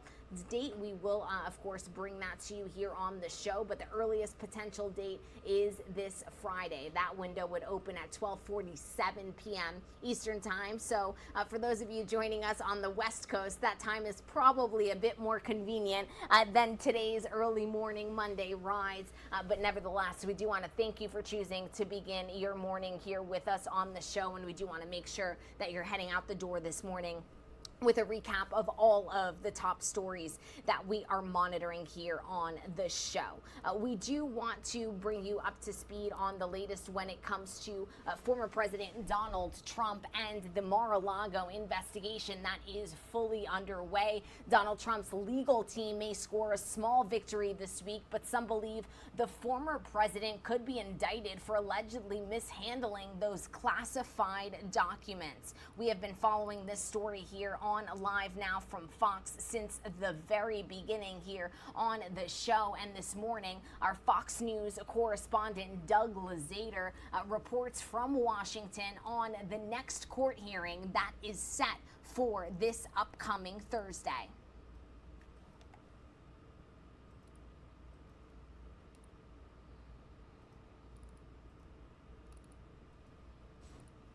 A federal judge is at least open to the idea that a special master should be appointed to go through the seized documents to see if any were improperly taken by the FBI. But the larger question is where the case goes from there. Former President Trump says this is all about what he calls election interference. And while a federal judge may agree that a special master should go through the documents seized from Trump's Florida estate by the FBI, the affidavit behind the search warrant shows prosecutors may be building a criminal case over Trump's possession of government documents. There'll be riots in the streets. The president's supporters say it smacks of politics, pointing to investigations involving former Secretary of State Hillary Clinton and President Biden's son Hunter. His critics see charges possibly coming. There's intentionality there. I mean, this seems big. If they have the evidence, they will bring the charges and prosecute appropriately, and I support them in that. The Director of National Intelligence is in the process of a damage assessment regarding the documents, but where the Justice Department goes from here isn't clear, and it is also possible that there will be no charges against Trump. But at the end of the day, they've got their documents back, and I don't believe the DOJ has any inclination to prosecute Donald Trump or anyone on this matter, and the best thing they could do to reduce speculation and rumor is to be upfront about it. And this comes as President Biden is frequently invoking Trump and his supporters in his campaign messaging ahead of the November midterms. In Washington, Doug Luzader, Fox News.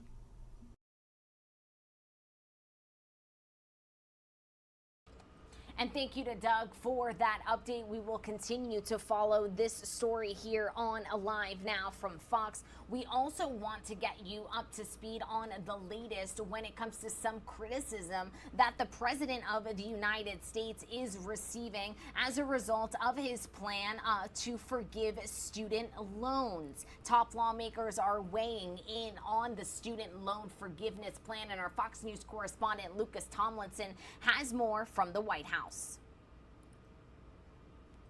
The progressive wing of the Democratic Party is very happy President Biden decided to forgive some student loans. But some Democrats, like Congressman Tim Ryan in Ohio running in a close Senate race against J.D. Vance, are not. We got rid of shop class. We got rid of the kind of things that really build out the working class and the skilled trades. And so here we are, and we've done nothing to control the costs of college. Right. So we're going to be in the same position here in 5 years. So part of a comprehensive package we could look at, but just this direct targeted thing I don't think is sending the right message. Many Republicans agree. It's arbitrarily picking a group of individuals, and we're going to arbitrarily just cancel their debt with the stroke of a pen, which again, not even going through Congress. That's fairly illegal. It adds hundreds of billions of dollars at a time when we're trying to bring inflation under control. Some think the plan is an effort by President Biden to buy votes ahead of the midterm elections. In 2020, about 60% of 18 to 29-year-olds voted for Biden. Last month, the number of those young voters supporting the president had dropped to just 38%, according to the website 538.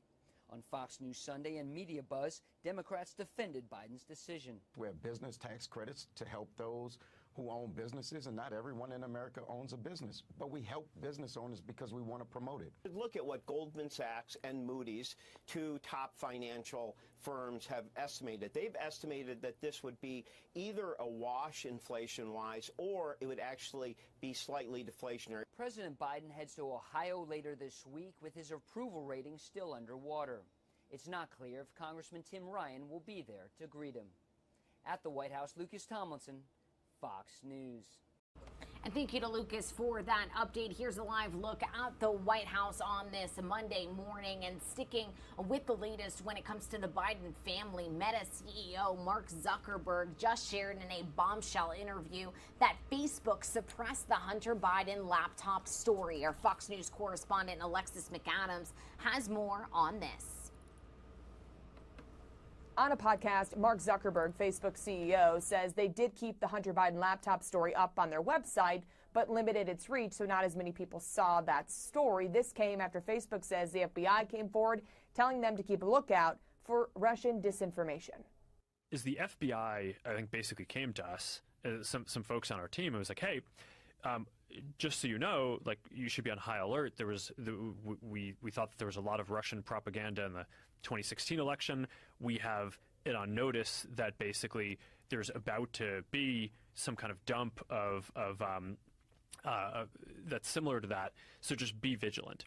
The interview has led to outrage against the FBI. Georgia Congressman Andrew Clyde also tweeting that this isn't just insane, it's election interference.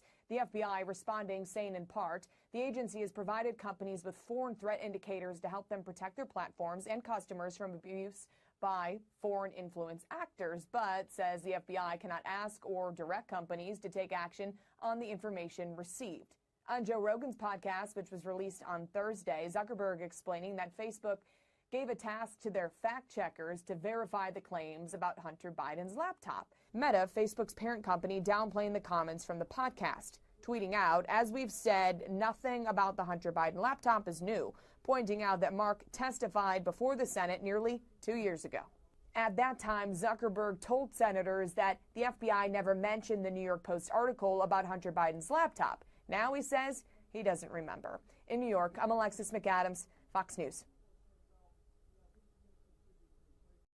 And thank you to Alexis for that update. We're also monitoring another story. The NFL and the Buffalo Bills are under fire after the team released punter Matt Araiza. The team cut the highly regarded rookie from San Diego State University after a lawsuit accused him of taking part in the gang rape of a 17-year-old girl last year. Fox News correspondent is out of Atlanta with the latest details on this investigation. Former Buffalo Bills punter Matt Araiza has not only lost his job with the team, but he could possibly be staring at criminal charges in the future. This after an unnamed 17-year-old girl filed a civil suit in San Diego Superior Court accusing Araiza of rape. Now, the lawsuit also names two of Araiza's teammates at San Diego State, Xavier Leonard and Nalin Iwaliko. It alleges the 17-year-old first met Araiza, who was 21 at the time, at a house party in San Diego last October while she was visibly intoxicated. The suit goes on to claim that when the two were alone, Araiza told the minor to, quote, perform oral sex on him before leading her to a bedroom where the suit says she was gang raped by the three defendants for more than an hour as she fell in and out of consciousness. Buffalo Bills general manager Brandon Beane says the team found out about the allegations against Araiza in late July and launched an investigation, but the organization appeared to back their rookie punter after naming him a starter last week, a decision the team may be regretting as people question why the Bills didn't act sooner. We tried to be thorough and thoughtful and not rush to judgment.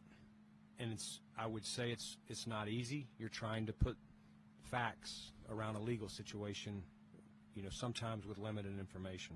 A lawyer representing the victim in the civil suit says, quote, the Buffalo Bills had no choice but to cut their young punter after so badly botching their response to our claim. On Friday, Araiza released a statement in defense of himself, writing, quote, the facts of the incident are not what they are portrayed in the lawsuit or in the press. I look forward to quickly setting the record straight. Now, the lawsuit in question does say that the victim, who again was a minor at the time, did alert police and did go to a hospital to receive a rape kit. We're told San Diego police have turned over their findings in their investigation to a local DA's office who is investigating this for possible criminal charges. In Atlanta, Charles Watson, Fox News. And thank you to Charles for that report. Look at this gorgeous shot of Gold Mountain in Washington State. It really does fit the name of this mountain, a golden morning here on this August 29th, 2022. Many of you perhaps tuning in to the first day back at school, but ongoing teacher shortages continue to impact schools nationwide. Our Fox News correspondent Jackie Ibanez takes a closer look. Being mindful about your mental health is all the rage this back-to-school season, with teachers and students placing an increased emphasis on combating a slew of challenges amplified by the pandemic, from anxiety to depression and more. The things that we're seeing in the classroom are behavioral changes that we didn't see 5 or 10 years ago. And across the country, wellness courses are providing teachers with a better arsenal of tools. I am looking for new strategies to make the educational experience more holistic for students. Like these workshops by a program called The Regulated Classroom, which are giving educators techniques to help them avoid feeling burned out in the wake of ongoing teacher shortages. According to data from the Bureau of Labor Statistics, roughly 300,000 teachers and school staff left the education field between February of 2020 and May of this year. And while it can look silly to clap hands and do breathing exercises, many teachers say the tips are not only helping them, but giving them new ways to help their students this fall. It can train your brain to think differently, and I think we all need that. Meanwhile, education officials are also keeping a watchful eye on high school seniors and incoming college freshmen. We are seeing students extremely excited to arrive on campus, but then quickly find themselves unsure, confused, and frustrated. Academic experts say the pandemic has caused a massive shift in student behavior surrounding higher education, prompting a growing number of students to continue delaying enrollment decisions or deferring college and going directly into the workforce. Jackie Ibanez, Fox News. And thank you to Jackie for that update. We'll continue to bring you up to speed on all of the latest back-to-school news as it does become available to us here on the show. If you are just waking up and joining us this morning, we do want to make sure that you are up to speed on the latest news coming into our newsroom. NASA's Artemis I launch was unfortunately scrubbed this morning due to some engine troubles. It will be postponed, and the first available date is Friday, September 2nd, 2022. So that would be this Friday. That window would open at 12:47 p.m. Eastern Time. And our coverage of NASA's Artemis lunar program will, of course, continue here. We'll continue to monitor the latest when it comes to all of the information that they are now gathering after engine number 3, one of the 4 engines that needs to be properly conditioned for launch, unfortunately, did not work as it was planned to do so. The issue did come up that was an engine bleed, and so the launch is officially postponed. It's scrubbed as per the launch director, and our coverage means that it will continue now throughout the week. It is 9:12 here on the East Coast. We're going to step away for a quick 2-minute commercial break. More news on the other side.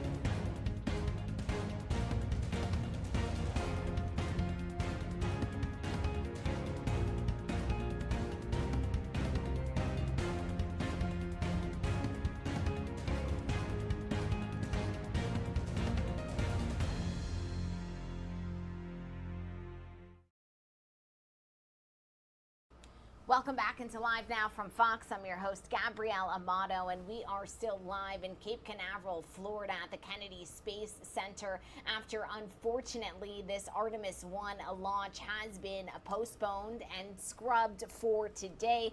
The latest news coming into our newsroom is that the launch director has decided to scrub today's launch as a result of some issues with the third engine here. The next launch window is set for September 2nd. If it does not happen Friday, September 2nd, it will happen on Monday, September 5th, which ironically is also Labor Day. So we will be sure to bring you all of the latest details, but unfortunately the launch scrubbed over some technical issues, and our coverage of this Artemis lunar program will continue here on Live Now from Fox. The launch director halted today's Artemis I launch attempt at approximately 8:34 a.m. Eastern time. So just a minute after the launch window was actually set to open, the Space Launch System rocket, which is that SLS rocket, and the Orion spacecraft remain in a safe and stable configuration. Launch controllers are continuing to evaluate why a bleed test to get the RS-25 engines on the bottom of the core stage to the proper temperature range for liftoff was not successful and ran out of time in the 2-hour launch window. Engineers are continuing to gather additional data there. So that is the latest statement from NASA, and we will bring you any updates right here on the show. We do want to take you out to a live look at the White House this morning as we continue to monitor all of the latest national and international headlines this morning as well.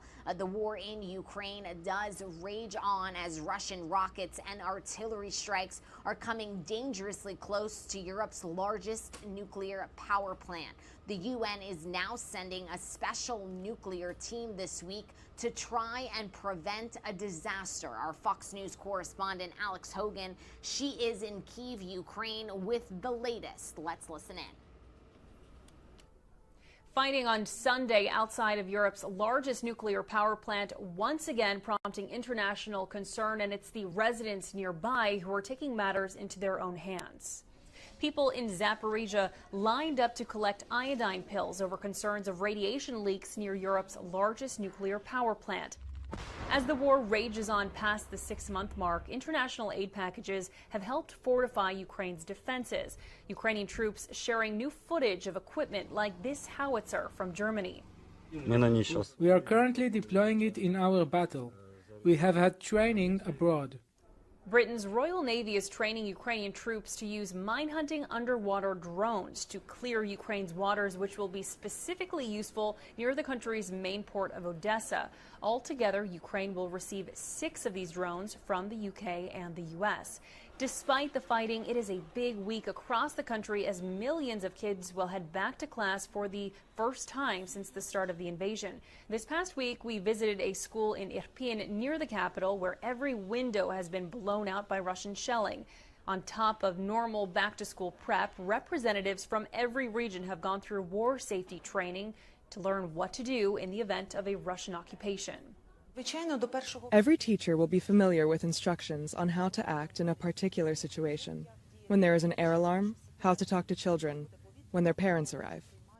Back in the U.S., kids often learn fire drills and sometimes active shooter drills, while here children will practice air raid drills and even have their own specific spot in the school bomb shelter. In Kyiv, Ukraine, Alex Hogan, Fox News.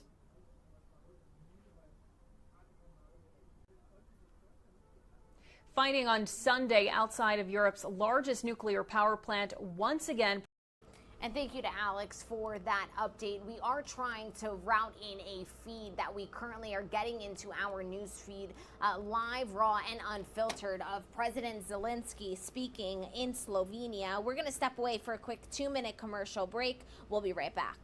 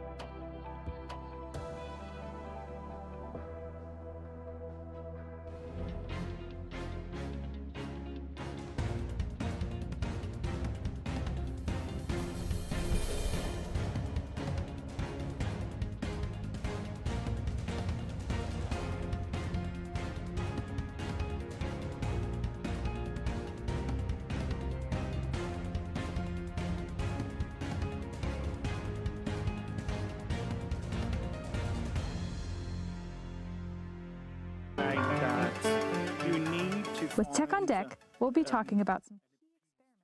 Welcome back into Live Now from Fox. We were working to get you the audio on this Zelensky press conference, but unfortunately it does appear that it is very distorted.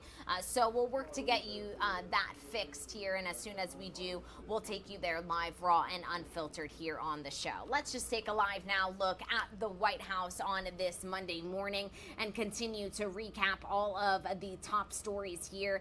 It's been 1 year since the tragic explosion at the Kabul airport killed 13 American service members. They were evacuating U.S. citizens and Afghan allies during the chaotic U.S. withdrawal. Our Fox News correspondent Ryan Chilcote, he has that story from London for us. Let's listen in.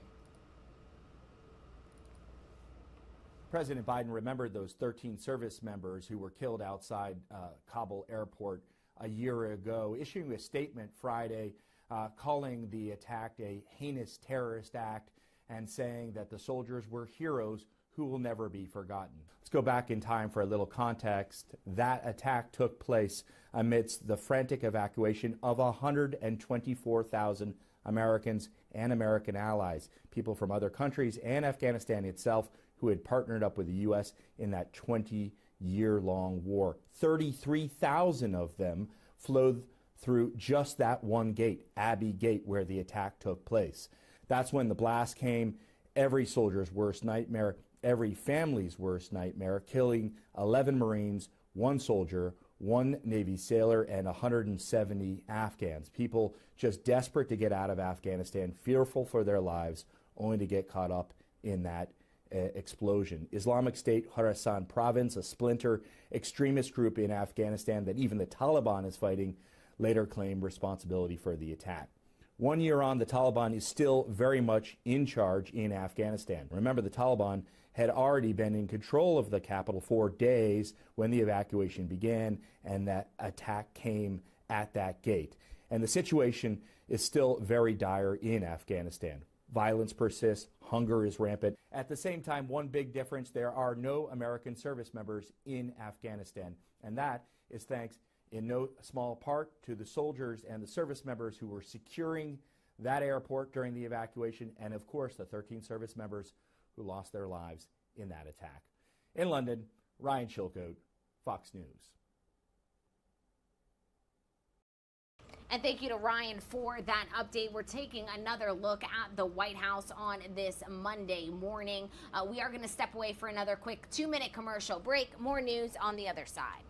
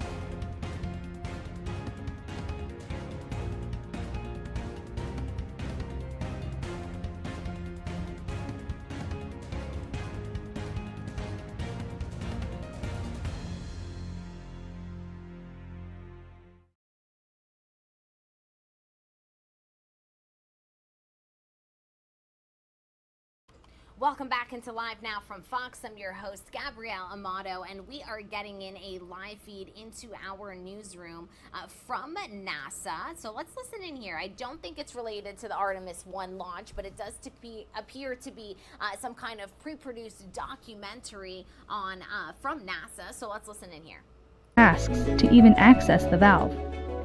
The next step is to actually perform refueling tasks, which is what the next phase, RRM-3, has been demonstrating on station over a series of operations since 2018. RRM is a critical piece of the sustainable spaceflight puzzle that helps us with the ability to robotically refuel, repair, and maintain satellites in both near and distant orbits, well beyond the reach of where humans can go today.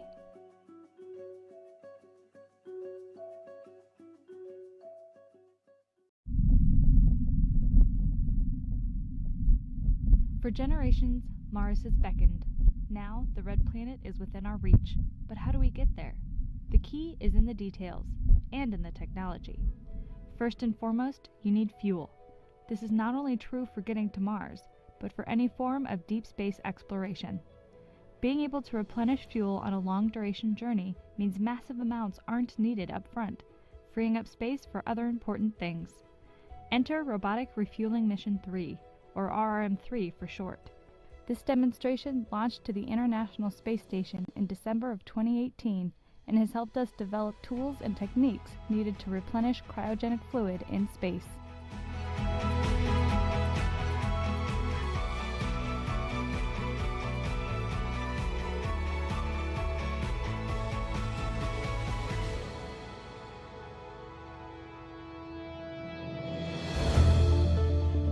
Transferring cryogenic fluids has never been done before in space. These super cold fluids can be used as propellants, coolants, or for life support systems. Being able to replenish these fluids that run out, otherwise known as consumables, is an important part of the sustainable exploration roadmap. Not just for Mars, but for NASA's Artemis program, which will land the first woman and the next man on the moon. Since refueling cryogenic fluids in space has never been done before, RRM-3 tested the technologies and techniques needed to make that possible. First, we sent the RRM-3 payload and its 3 main tools to space station, where astronauts assembled the parts. When I was living aboard the International Space Station in the spring of 2019, I was fortunate enough to take part in the very small part in the Robotic Refueling Mission 3. And my job was to unload the components of the actual RRM-3 from one of our visiting vehicles, and we take it into our Japanese experimental module, the GEM, where we have an airlock. And right inside of the airlock, we unpacked all of the boxes, much like you would a piece of furniture that you had to assemble yourself at home. So unpacked all of the pieces, we did a checkout, we worked with the ground, we got everything assembled, and then we placed it into the Japanese airlock. And from there, we were able to put it outside of the International Space Station. So my involvement in RRM-3 was the physical final assembly of the actual components.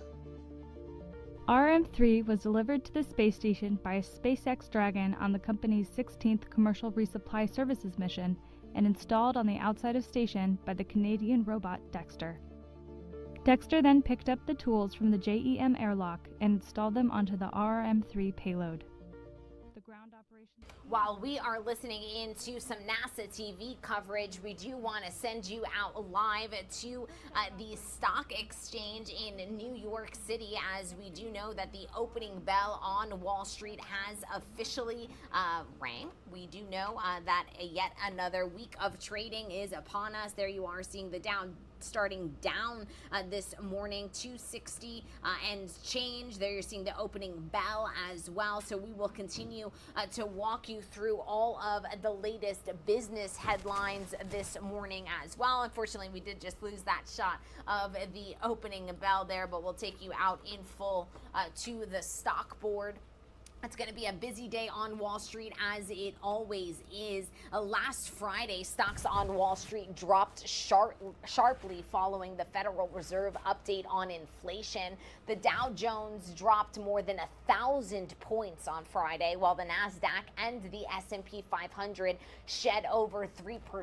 The loss came after Federal Reserve Chairman Jerome Powell warned the agency would likely, unfortunately to many Americans, tuning in, and really not a surprise. We did expect that update from him, but warned the agency would likely keep interest rates high to fight off inflation.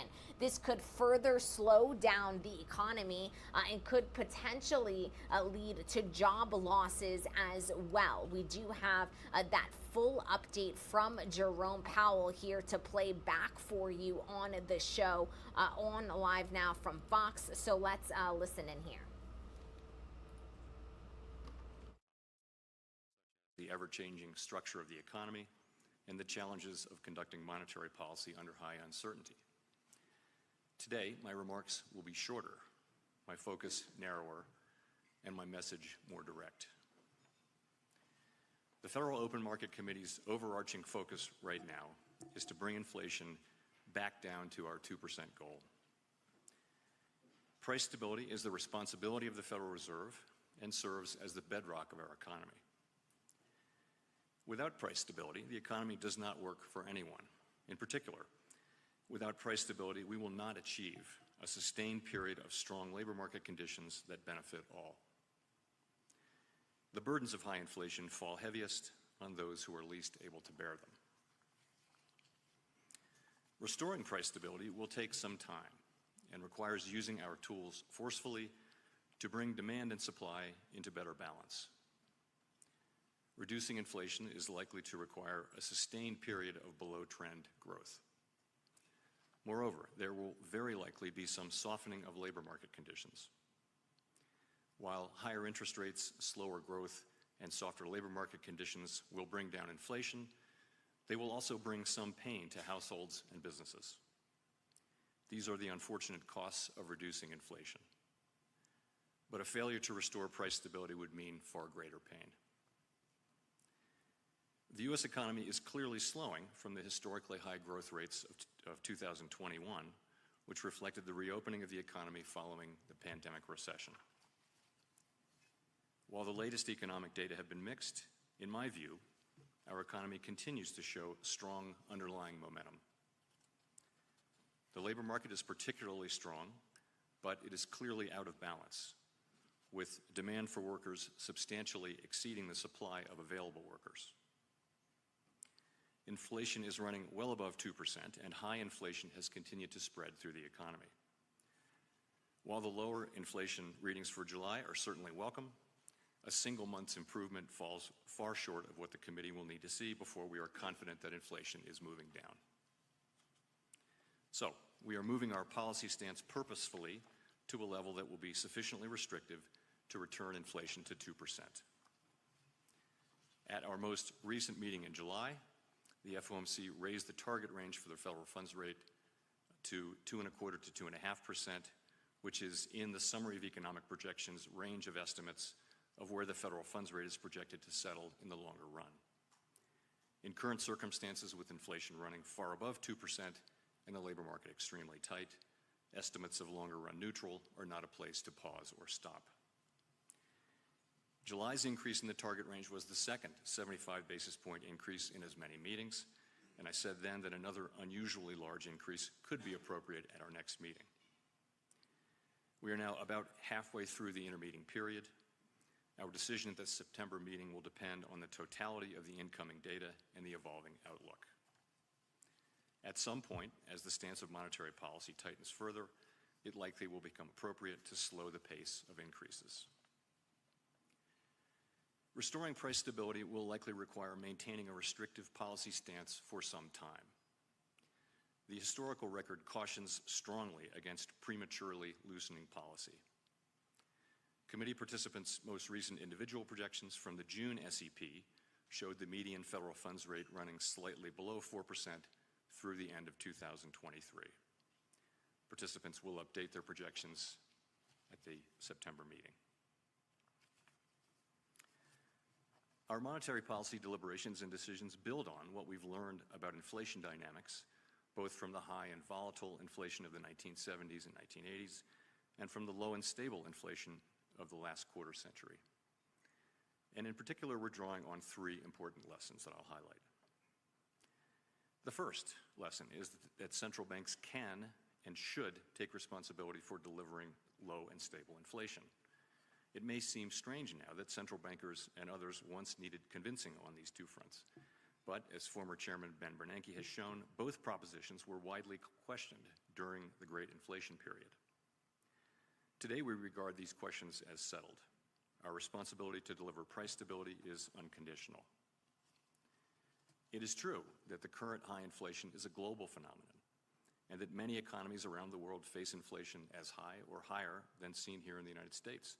It's also true, in my view, that the current high inflation in the United States is the product of strong demand and constrained supply, and that the Fed's tools work principally on aggregate demand. None of this diminishes the Federal Reserve's responsibility to carry out our assigned task of achieving price stability. There is clearly a job to do in moderating demand to better align with supply. We are committed to doing that job. The second lesson is that the public's expectations about future inflation can play an important role in setting the path of inflation over time. Today, by many measures, longer-term inflation expectations appear to remain well anchored. That is broadly true of surveys of households, businesses and forecasters, and of market-based measures as well. But that is not grounds for complacency, with inflation having run well above our goal for some time. If the public expects that inflation will remain low and stable over time, then, absent major shocks, it likely will. Unfortunately, the same is true of expectations of high and volatile inflation. During the 1970s, as inflation climbed, the anticipation of high inflation became entrenched in the economic decision-making of businesses and households. The more inflation rose, the more people came to expect it to remain high, and they built that belief into wage and price decisions. As former Chairman Paul Volcker put it at the height of the Great Inflation in 1979, inflation feeds in part on itself, so part of the job of returning to a more stable and more productive economy must be to break the grip of inflationary expectations. One useful insight into how actual inflation may affect expectations about its future path is based in the concept of rational inattention. When inflation is persistently high, households and businesses must pay close attention and incorporate inflation into their economic decisions. When inflation is low and stable, they are freer to focus their attention elsewhere. Former Chairman Alan Greenspan put it this way: for all practical purposes, price stability means that expected changes in the average price level are small enough and gradual enough that they do not materially enter business and household financial decisions. Of course, inflation has just about everyone's attention right now, which highlights a particular risk today. The longer the current bout of high inflation continues, the greater the chance that expectations of higher inflation will become entrenched. And that brings me to the third lesson, which is that we must keep at it until the job is done. History shows that the employment costs of bringing down inflation are likely to increase with delay, as high inflation becomes more entrenched in wage and price setting. The successful Volcker disinflation of the early 1980s followed multiple failed attempts to lower inflation over the previous 15 years. A lengthy period of very restrictive monetary policy was ultimately needed to stem high inflation and to start the process of getting inflation down to the low and stable levels that were the norm until the spring of last year. Our aim is to avoid that outcome by acting with resolve now. So, these lessons are guiding us as we use our tools to bring inflation down. We are taking forceful and rapid steps to moderate demand so that it comes into better alignment with supply and to keep inflation expectations anchored. We will keep at it until we're confident the job is done. Thank you.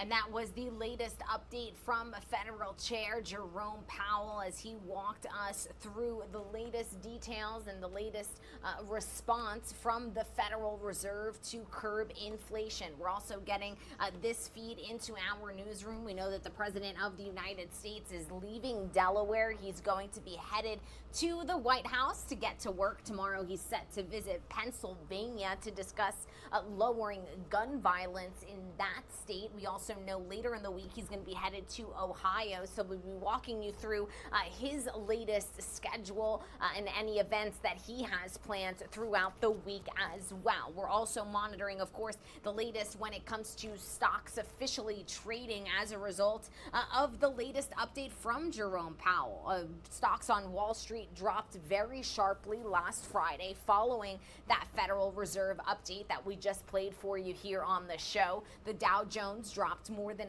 1,000 points just days ago, while the NASDAQ and the S&P 500 shed over 3%. That loss did come after Federal Reserve Chairman Jerome Powell warned the agency would likely keep interest rates high to fight off inflation. So today we'll see how the markets are set to respond here on Live Now from Fox.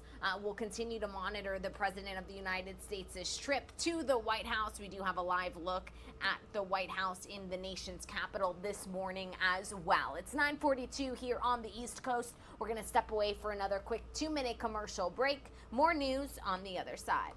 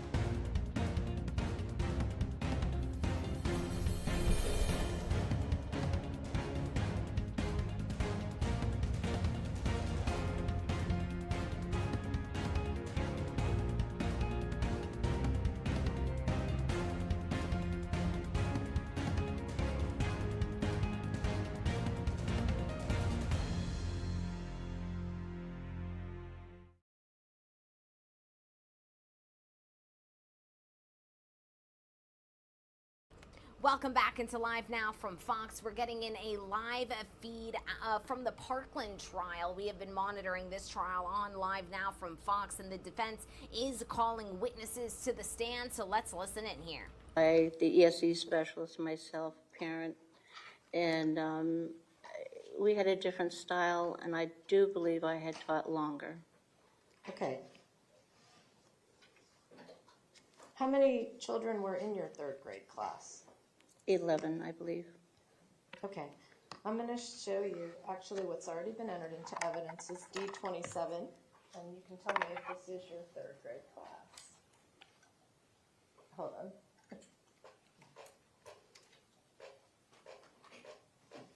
Yes. Okay.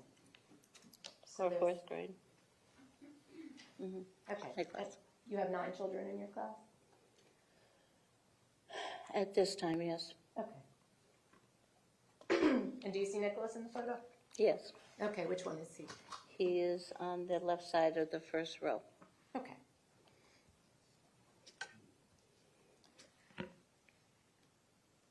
Did you have any other staff members in the class with you? Yes, I had an assistant who had taken courses also. So she was not an aide, she was an assistant. Okay, and is she also in this photo? Yes, she's on the left. Okay. And did you work with any other school staff with respect to trying to meet the needs of the children in your class? Yes, we were in a cluster program, so I worked with the ESA specialist, Dr. Ahayan. I worked with the counselor, Mr. Noonan. It was a close group, so we would work together. The principals, they would know what was happening, and if we were going to mainstream, of course, that teacher would also be included. Okay, and tell us a little bit more, excuse me, about your cluster classroom. What sort of strategies or features did it have that would help the ESE students? In my classroom, a cluster, we had a very structured program. They came in, the rules were specific, like I couldn't say you need to be good. They needed to know what my requirements were. They also had a sheet on it so we could give points. They could have points up to earn something for the end of the day, and then on the Fridays. There are also sections for if there was a behavior that was inappropriate, they would also have consequences for that. I taught all the academic subjects, multi-grade. They went out for music, art, and lunch. Okay, and when you would give them assignments, how would you instruct them on how to do them? I would usually do it orally. I would also write things so that they have more than one way to get the information that I wanted. Also with simple instructions, not really complicated. Okay. What do you remember about Nicholas when he first came to your class? Nicholas was very quiet. He was aloof. He didn't blend in well with the other students. I'm trying to think, anxious, very anxious. He was very much, when he had his belongings in the classroom, he knew where they were. He did not want to share. That would upset him. And as I said, very quiet. And we also had activities for the students to learn how to get along. But he also had extra help because of his levels of academics. Okay. What about, you said he was aloof. What did you mean by that? He didn't really blend in with the other students. He stayed apart. In the classroom, outside PE or, just recess, that type of thing. He would be apart. Okay. And what about his emotions? Did he display them? Could you tell how he was feeling in any given day? Yes, he didn't display a lot, but you would know if he was more anxious that day by his, movements. He didn't emote a lot. You didn't see him laughing or happy or more anxious and getting angry. He would clench and put his arms together like that. Did you meet his mother, Linda? Yes, I did. What did you think about her? She was very kind. She was interested.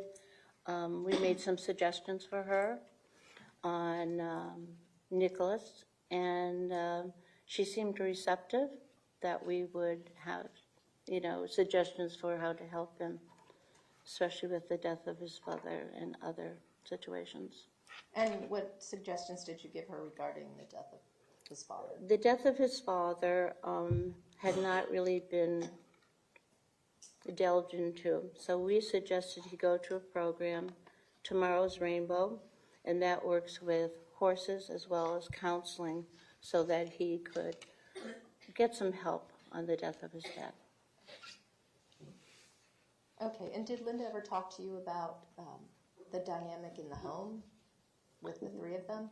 We talked with her. We knew that there was some bullying going on, so we discussed that. And that it was within the family as well as, I would imagine, on the bus and school. Okay, and when you say bullying in the family, what do you mean? I believe his half-brother, Zach, was part of that. Okay, so was Zach bullying Nick, or was Nick bullying Zach? Oh, I'm sorry, Zach bullying Nick. Okay. What do you remember about Nicholas's physical appearance? Nicholas was very small for his age, thin, always clean, just really, really small compared to the other students. Okay.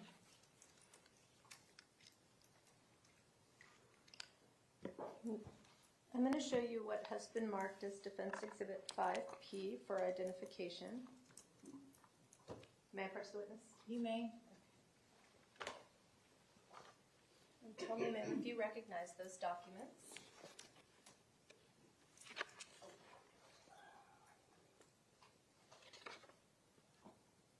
Oh.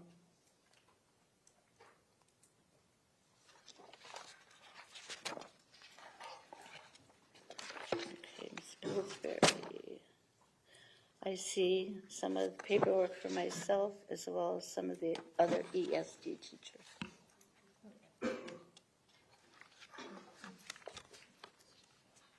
So, what are these documents? Their assessments for Nicholas's performance as well as, I believe, their conference forms. And they're sent out every 8 weeks to let the parent know what the progress is, what we need help with, what he's doing well with. Okay, and when are these documents created? Halfway through the quarter of school. Okay, so at the time or around the time of the conferences or the relevant period. Right. Okay. And one of the documents is actually a conference form from another teacher he had in 4th grade. Is that right? Yes. Okay, did you review that one at the time? Mrs. Pillsbury? Yes. I probably did because usually I sent them out together. Okay. And do these conference forms accurately depict the forms that you created when you had these conferences with Nicholas's mother? That would be the best that I could do, yes, accurate. Okay.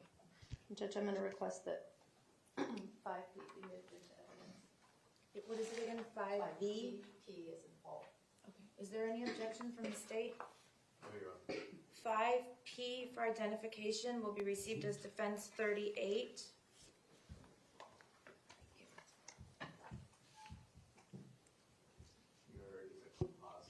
Composite exhibit, thank you.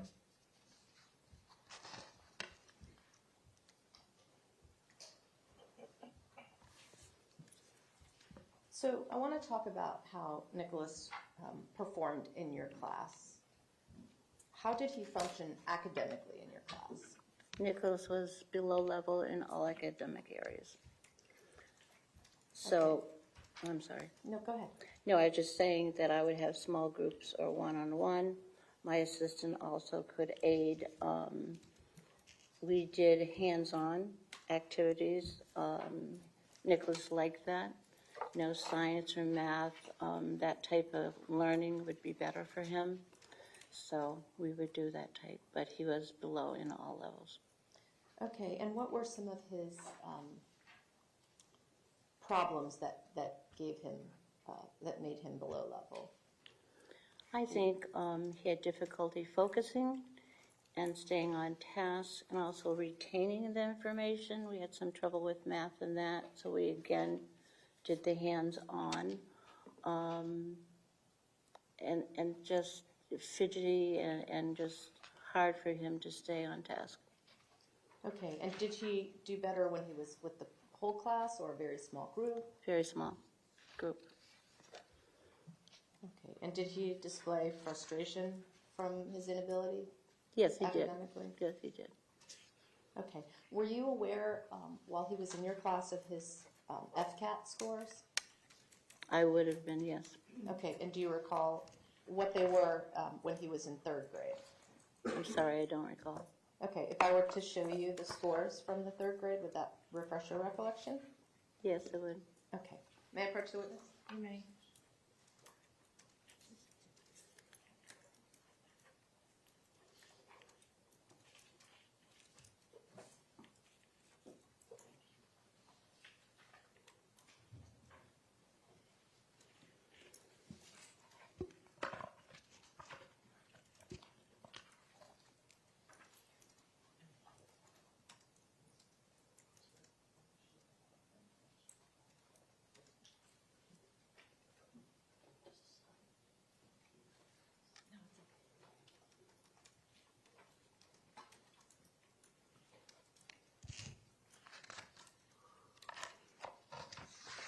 I'll come back to that in just a minute. Was he receiving any occupational therapy in your class? Not in my classroom, no. Okay. Do you know whether he had any motor skill issues? Do you recall that? I think fine motor, maybe cutting and that type. Okay. Did you try to work with him on that? I don't recall, but most likely, yes. Okay. And now I'm going to show you his... Actually, I'll just go ahead and show you all of them, and then I'll ask you about them.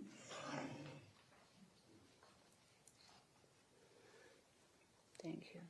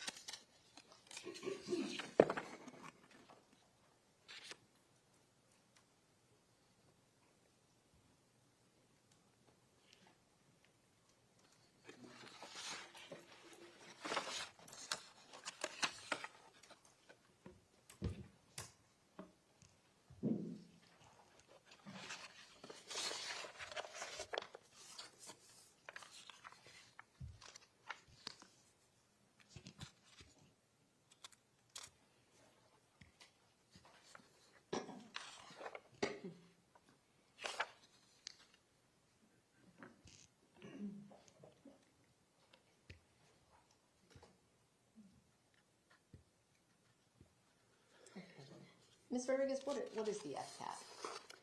The FCAT is the Florida Comprehensive Assessment Test that we were doing through the state. Okay, and is that done every year by the students? It is done every year by the state. And what does it test? It was testing his reading and math scores as well as writing. Okay. What were his grades, or what were his scores on the FCAT in 3rd grade? Okay, 3rd grade for reading, he was below in all of the content areas. Do you want me to say what those were? Or? Just, well, so what is the scale? He had a level 2 overall in 3rd grade in reading. And what's the highest? 5. A 5? Mm-hmm. So is 2 a passing grade, or I don't know if it's passing or not, but is they want it to be higher. They want it to be higher. It's below level. Okay. What about his math score? His math score in 3rd grade was a level 1 out of 5. 1 out of 5. Is that the lowest? Yes. Okay. What about in 4th grade? How did he do at the end of 4th grade? What about in 4th grade? How did he do at the end of 4th grade? His reading score was 3. Okay. But he was below level on 3 out of 4 tests. 3 out of 4 tests? Other, yes, subtests. What was the one subtest that he was above level on? Or at level? Comparison and cause and effect. Okay. What about his math score in 4th grade? His math score was level 1. Still a level 1? Mm-hmm. Yes. Okay. And then he also took a reading assessment in 4th grade?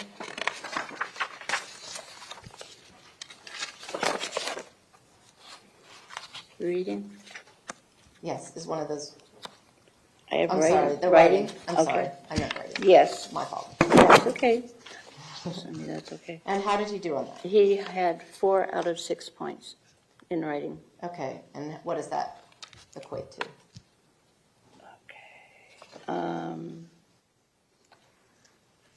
Let me check here. Well, I would think that having 4, since they can get out of 6, they even can get unscorable. So for 4, I would say that would be on level, I would think. Okay. And you said earlier that he didn't really interact much with his classmates. Did you ever see him interacting with them? Not if he initiated it himself, no. But if I had programs where we were working as well as academics on their behavior and emotions. So I would have certain activities that each one would be part of, single or in a small group, or rarely in a whole group. Okay. And how was his behavior when he first came to your class? I believe when he first came, he was quiet, stayed to himself, anxious. You could tell by his face and the clutching and with his mouth and everything. Was he disruptive to the class? He did become disruptive, yes. Okay, when did that start happening? There was too much pressure, and I remember, I think in 4th grade, you know, he had trouble in school class as well as on the bus. Okay. Did there come a time when he was mainstreamed into some classes in the 4th grade? I think he was. That again is a joint decision. He went in, and I had a program where the points, so he would get a report from that teacher. I was also very close to the teachers with whom I mainstreamed. So she would let me know, and then it was decided that he does better with the smaller groups, and with, 9 kids and 2 people in there, that's much better for him. Okay, do you remember what classes he was mainstreamed for? I believe he was mainstreamed for math and reading, the 2. Okay, it wasn't language arts? No. Okay. And do you know why he was mainstreamed for those particular classes? I don't know. What sort of behaviors did you see him exhibiting in the 4th grade? Towards the end, he could be very disruptive. He could be cursing and angry and throwing things, disrespect. Sometimes he even ripped up some of the other students' work or ruined a project, which would be, of course, very upsetting for them. At some point in the 4th grade, was he given a privilege? He was. We had a personnel, and for student council, she included everyone, cluster children as well. So he did go a few times to student council meetings with one other student to come back and tell us what was happening. Okay. And did he maintain that status or that privilege, or did he? No, he What did happened? Because of his behavior, disruptive and aggressive in other situations, that privilege was taken away. Okay. Now, you testified earlier that you had some experience with autistic children. Yes. And is that what, did you think that that could be partly what's going on with him? I did not see that myself. Okay. What did you think? I thought the behavior, I thought we knew that he had a hard start with the biological and the drugs. We knew that he was adopted and then went to wake up his father when he was 5, and his father had passed away. I think with him being small and everything, you know, he just couldn't stand up for himself at that time. Okay. And did he move on to the 5th grade? They feel they should be promoted. Okay. May I have a moment, Judge? You may. Okay,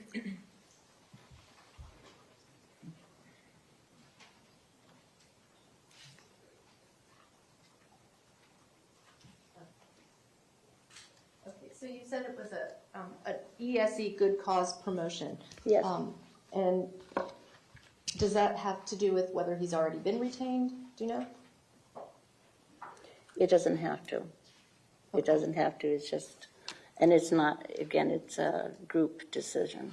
Okay. I don't have any more questions. Okay, state cross-examination.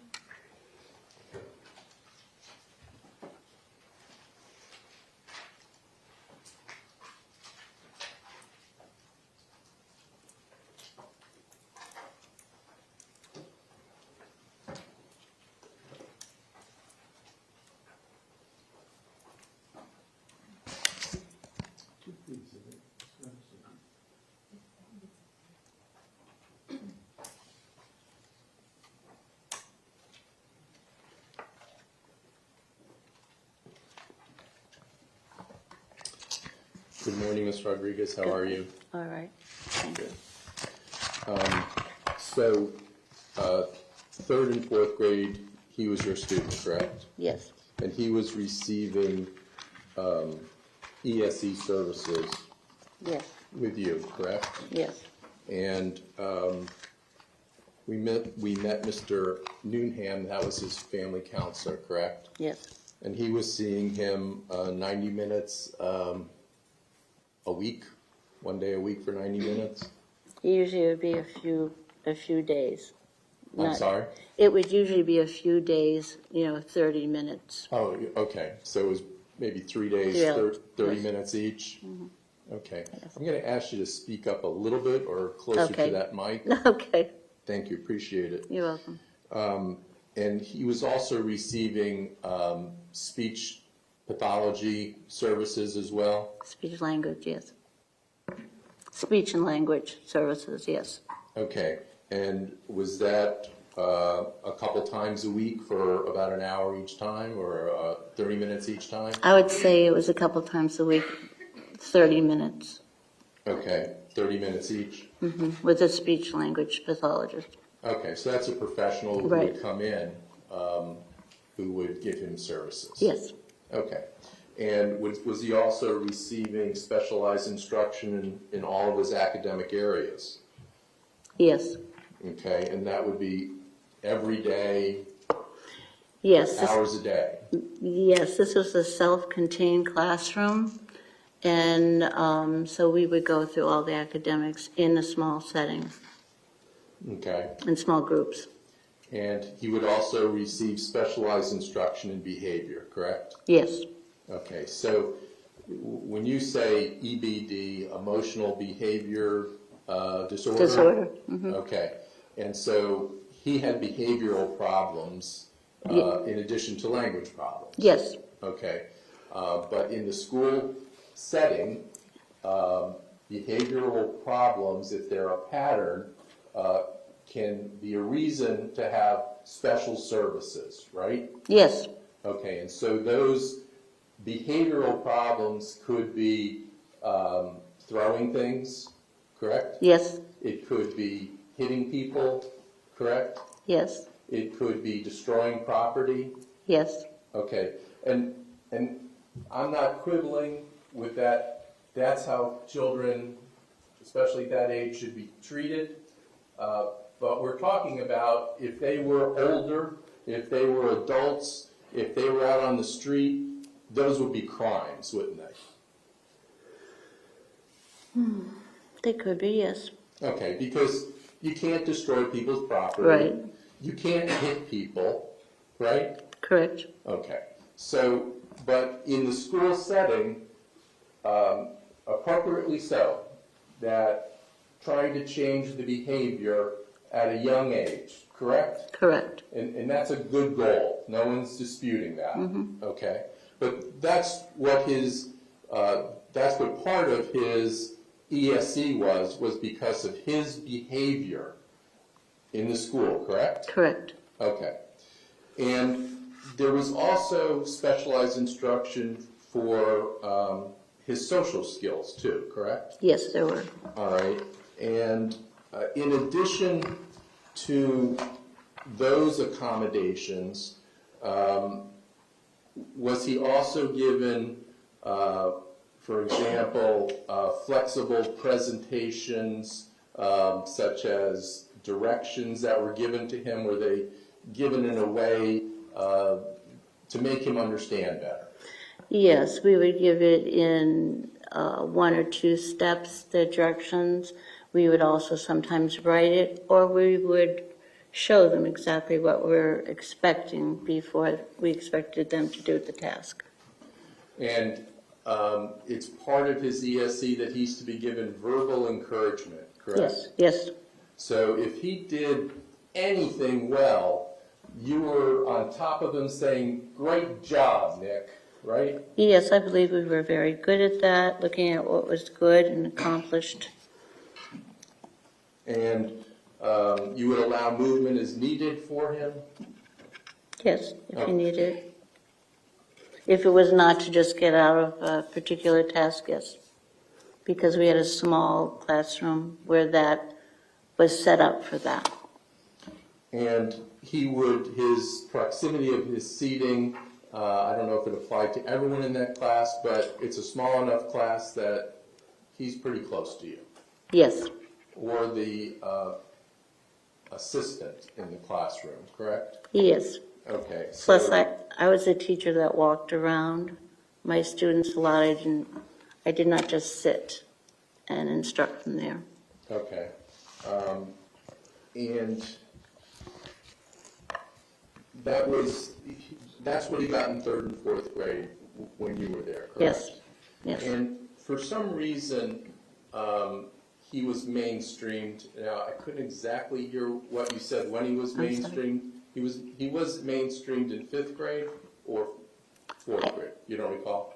I believe for 4th grade for a little while, and that was not successful, so he came back to the cluster.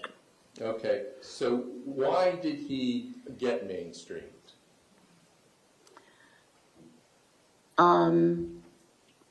That is a committee's decision. I'm wondering, because I don't know the answer to that, but when I look at the subjects, those were the 2 biggest subjects for testing. For what? For testing, the FCAT. So I'm not sure. Well, so when you were being asked about the FCAT before by Ms. Curtis, and you talked about the, let me get it. You're watching Live Now from Fox, everyone. We appreciate you joining us here today. We are going to take a quick 2-minute break and get you out to some other top stories here of the day, of course, right here on Live Now from Fox.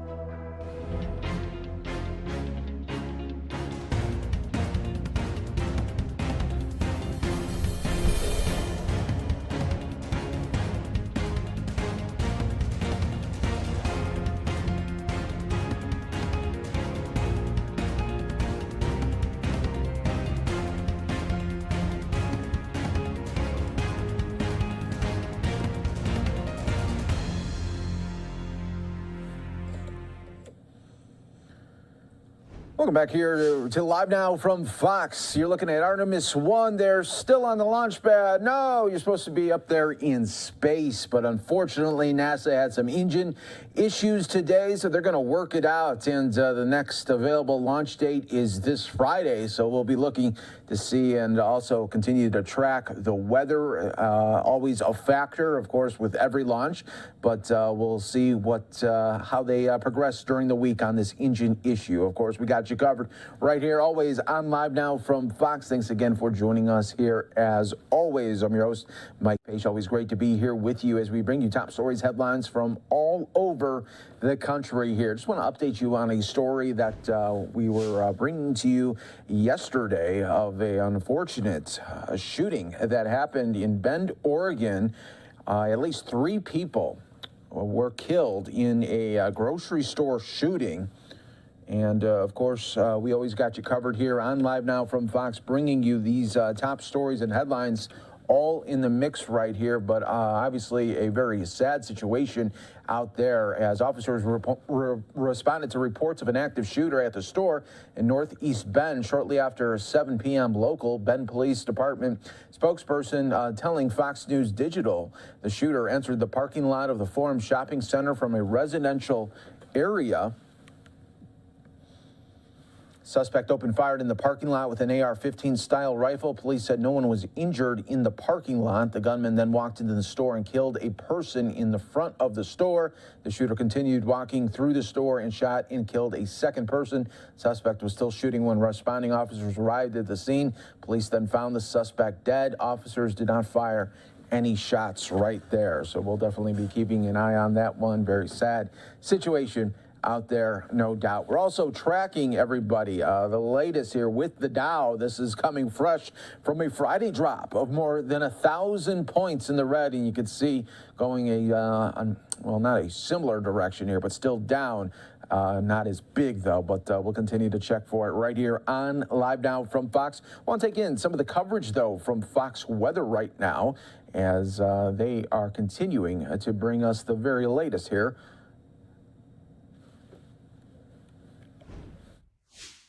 And even as far inland as Galliello, we saw 122-mile-per-hour wind gusts. So certainly saw the most of this storm as we headed into late August. And as we're doing that once again this year, we're starting to see these storms popping up, becoming very active across parts of the Atlantic basin. We're watching a number of areas. We'll keep a close eye on the one that has the most potential to become a little bit more developed over the next 5 days. As we take a look here, this is just off to the east of the Lesser Antilles and eventually has that possibility to develop into an area off to the north and west of that. And we have an 80% chance of that happening over the next 5 days. So we have that cluster of showers and storms just off to the east. As we take a look at the spaghetti models, we'll see that there is a consensus that this will again drive off to the north and east of the Lesser Antilles. So if you have those travel plans, you're thinking about areas like Puerto Rico, Barbados, these are likely going to be dealing with some high waves at the very least over the next couple of days. So keep that in mind. We'll also keep a very close eye on the tropics here at our Hurricane Center, and we'll continue to watch that over the next couple of days as well. Steve? And Kiana, we're going to be looking at Mississippi, who is preparing for even more flooding after last week's record rainfall. This is in Jackson, Mississippi right now, courtesy of Fox 40. Look at the roads that are still flooded because of that historic flooding last week. We're going to be talking about that rise of the rivers and what's being done and the impacts that are being felt. That's coming up here on Fox Weather. All right, and we will have full coverage coming up a little bit, a little more than a half an hour away. We will go out to Fox Weather's Will Nunley giving us a breakdown of that. You're watching Live Now from Fox, everybody. Let's take another quick 2-minute break.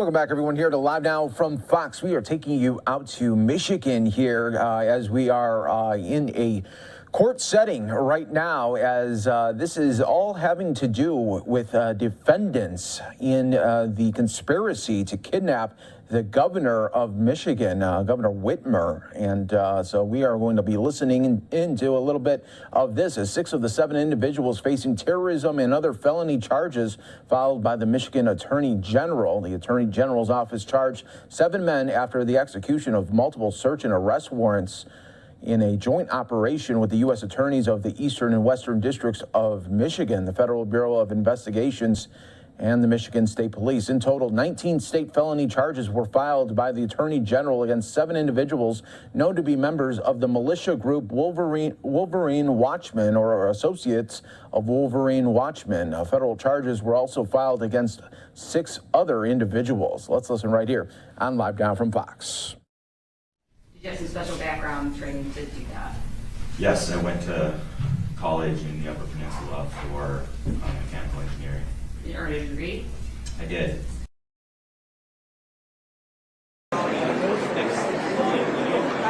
Subjects?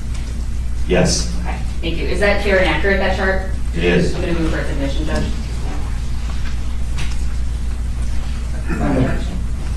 I'm going to object. I'm sorry, I'm going out of order. I'm the last in the line here.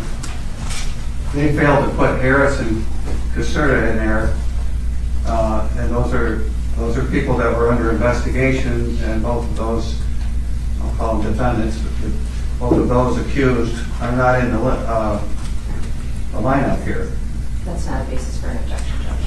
It's not an act. She asked if it's fair and accurate. It's not, Your Honor. It does not include 2 members that they investigated. It says investigated, subjects of investigation. It comes out 2 were found not guilty in federal court. They were obviously investigated in state court, and charges were brought in the other forum. Well, okay, so maybe Ms. Lattimani could either address that at this time or through questioning, a couple questions of the witness. Sure, Judge, I can read that. Is this everyone that was a case subject to the terrorism enterprise investigation? No, these are just case subjects that are specific to this case here today. Are there also some people that were not being investigated on, or at least some people that were not charged or under investigation on that same chart? What is that chart? Give me a little more detail. So this chart is a guide for everybody here in court today for people that we're going to talk about. So it's specific to the exhibits in the case here today. There's certainly many other subjects that were charged. There's also many other unindicted co-conspirators. Other subjects were aware of the plot but weren't charged. There's other FBI subjects in other states. But this is a guide for court here today. Yes, this is a guide that correspond with the exhibits today. Thank you. I'm going to move for submission, Judge. Overrule the objections. Continue. Thank you. I'm going to display it. I've got it on a board here, Judge. I just think it'll make it easier to go through the testimony.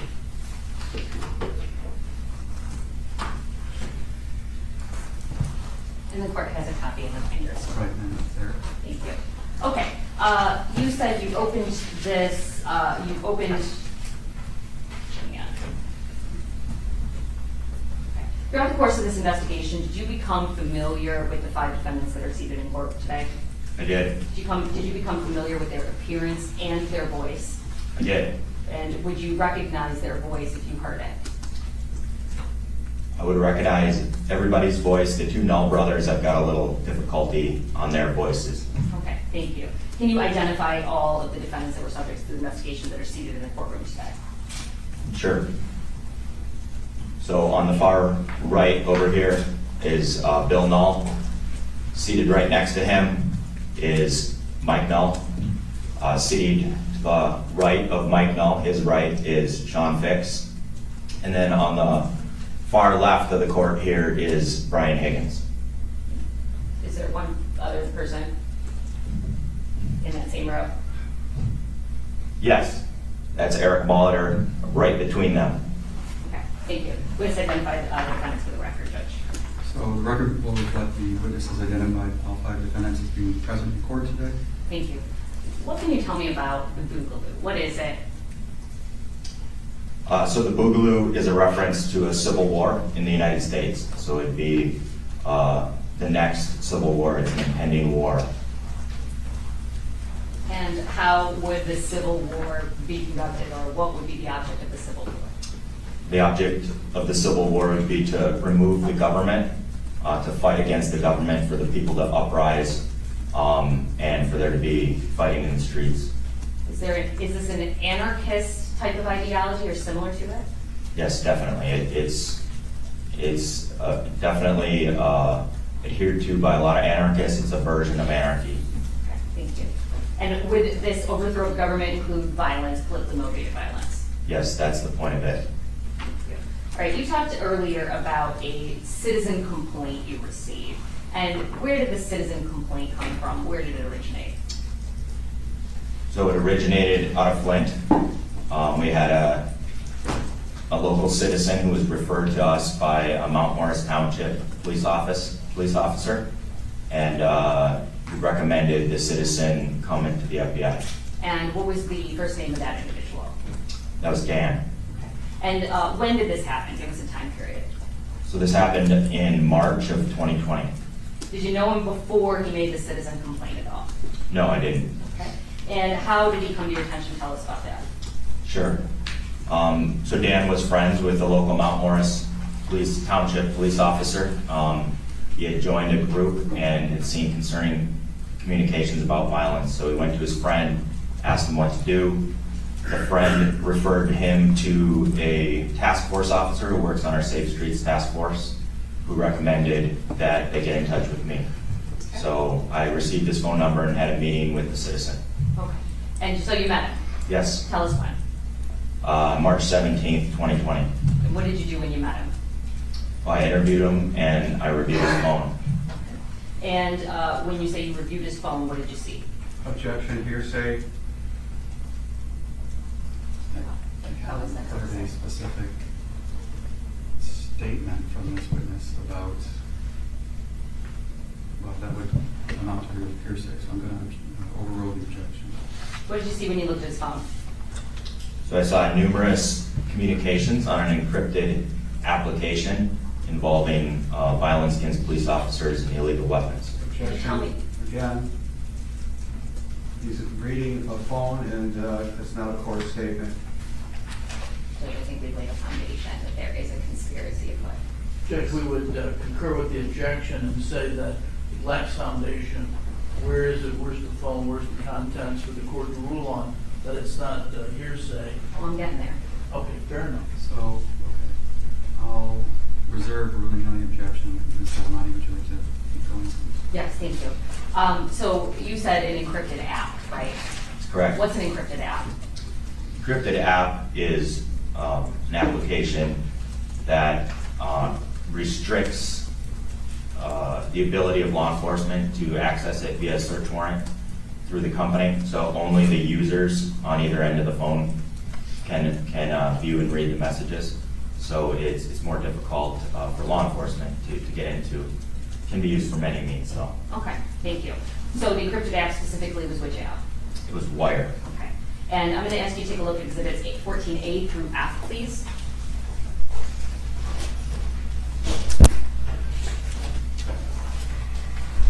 All right, I have them here. Can you tell me what those are generally? Just review all of them. So yeah, these are photographs taken of Dan's phone from March 17th and March 19th on the first two meetings with him. Why did you have to take pictures of his phone? Why can't you just do... There was no foundation laid for the pictures. Hey, Joey. I haven't moved yet for their admission. I'm almost there, getting there. Well, I have a question. You said 14A through F? Yes, Judge, they're all in the packet. I'm sorry, they're all in the sleeve. Okay, so I'm going to reserve ruling on that objection as well. So thank you. Go ahead. Okay. You said you had to take pictures of the screen of the phone. Is that right? Objection, Judge. She's testifying for him. He's never said that he took pictures. He was just describing it before I was interrupted before. All right, so I'm going to overrule the objection. Go ahead.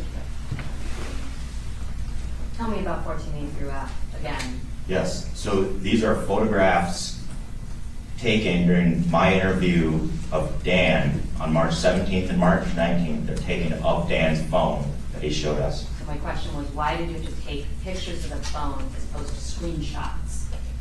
Because there's a setting on the app that was set that doesn't allow you to take screenshots of the phone. Also, you're worried about operational security and what may happen if screen captures were taken. Some apps will notify people if you are able to take a picture. Okay, thank you. Now those pictures that you have in your hand, 14A through F, what do they depict generally, and are they fair and accurate? Yes, so they generally depict the encrypted communications on the Wolverine Watchman's main chat and armory chat by members of the group, which Dan was part of, and they are fair and accurate. Okay, thank you. I'm going to move to their admission at this time. Yeah, counsel would object to the admission. These are the Jackson defendants. These are not the defendants here in court today. And without getting in specific detail, counsel was reminded that the Jackson case has nothing to do with this case. And Pete Musico, it was part of the Jackson case. And so for purposes, not getting into detail with Mr. Sider's motion, we have been reminded that the Jackson case had nothing to do with this case. And so for purposes of Mr. Sider's motion, I caution the court at this time that now we're getting in parts of the Jackson case. Judge, I'm talking about the opening of this investigation and why it was opened. Can I finish before you interrupt? Let me finish. I'm putting these in, Judge, as exhibits to talk about the opening of the investigation and the beginning of a conspiracy. I can ask another question, Judge, if you'd like, about which individuals on this board were part of this conversation, but this is still laying the background, Judge. But we were reminded that the Jackson case had nothing to do with Mr. Sider's motion.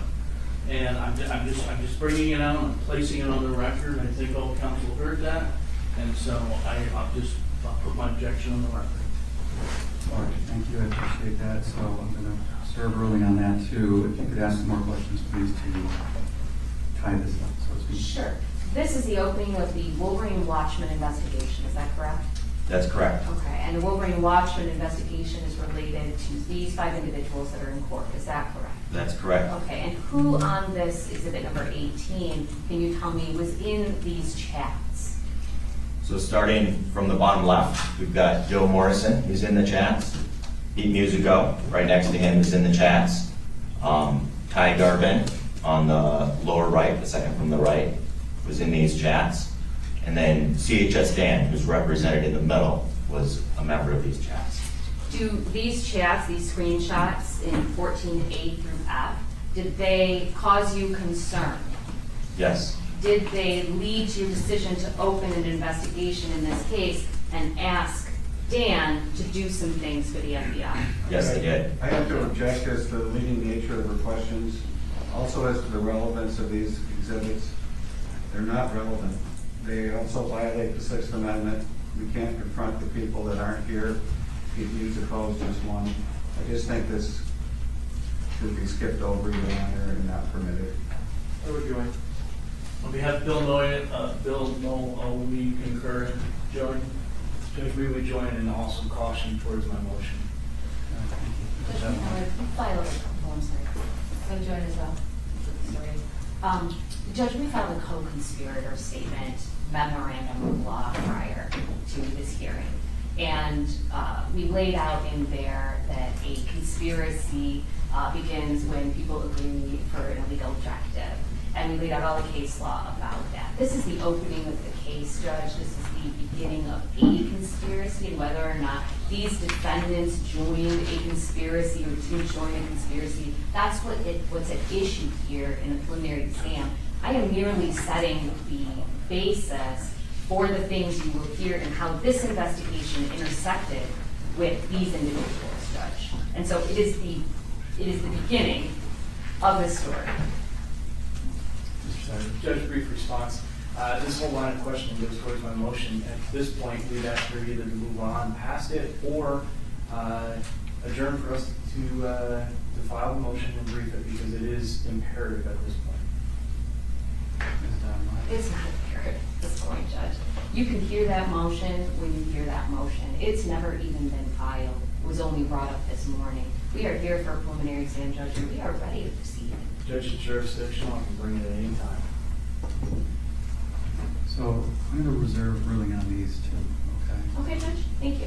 All right, the things you saw in the chat, Agent Angela, can you tell us generally what they were about? Sure.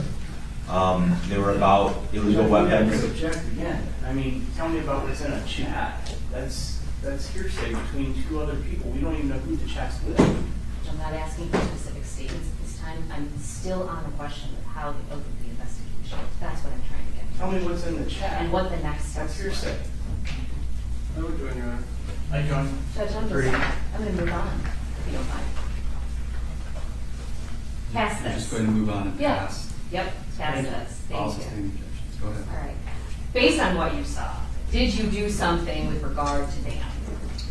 Yes, we asked them to stay in the group and become a CHS, which is a confidential human source for the FBI. Confidential human source. Is that also in the state system called a confidential informant? Yes, it's the equivalent of a CI. Okay. So when you asked him to do that, did you look into him? Did you look into his background, his employment, his criminal history? Yes, ma'am. Tell me about that. We looked into to see if he had a criminal history, which he did not. We confirmed that he did serve time in the U.S. Army, and we confirmed that he was employed driving a truck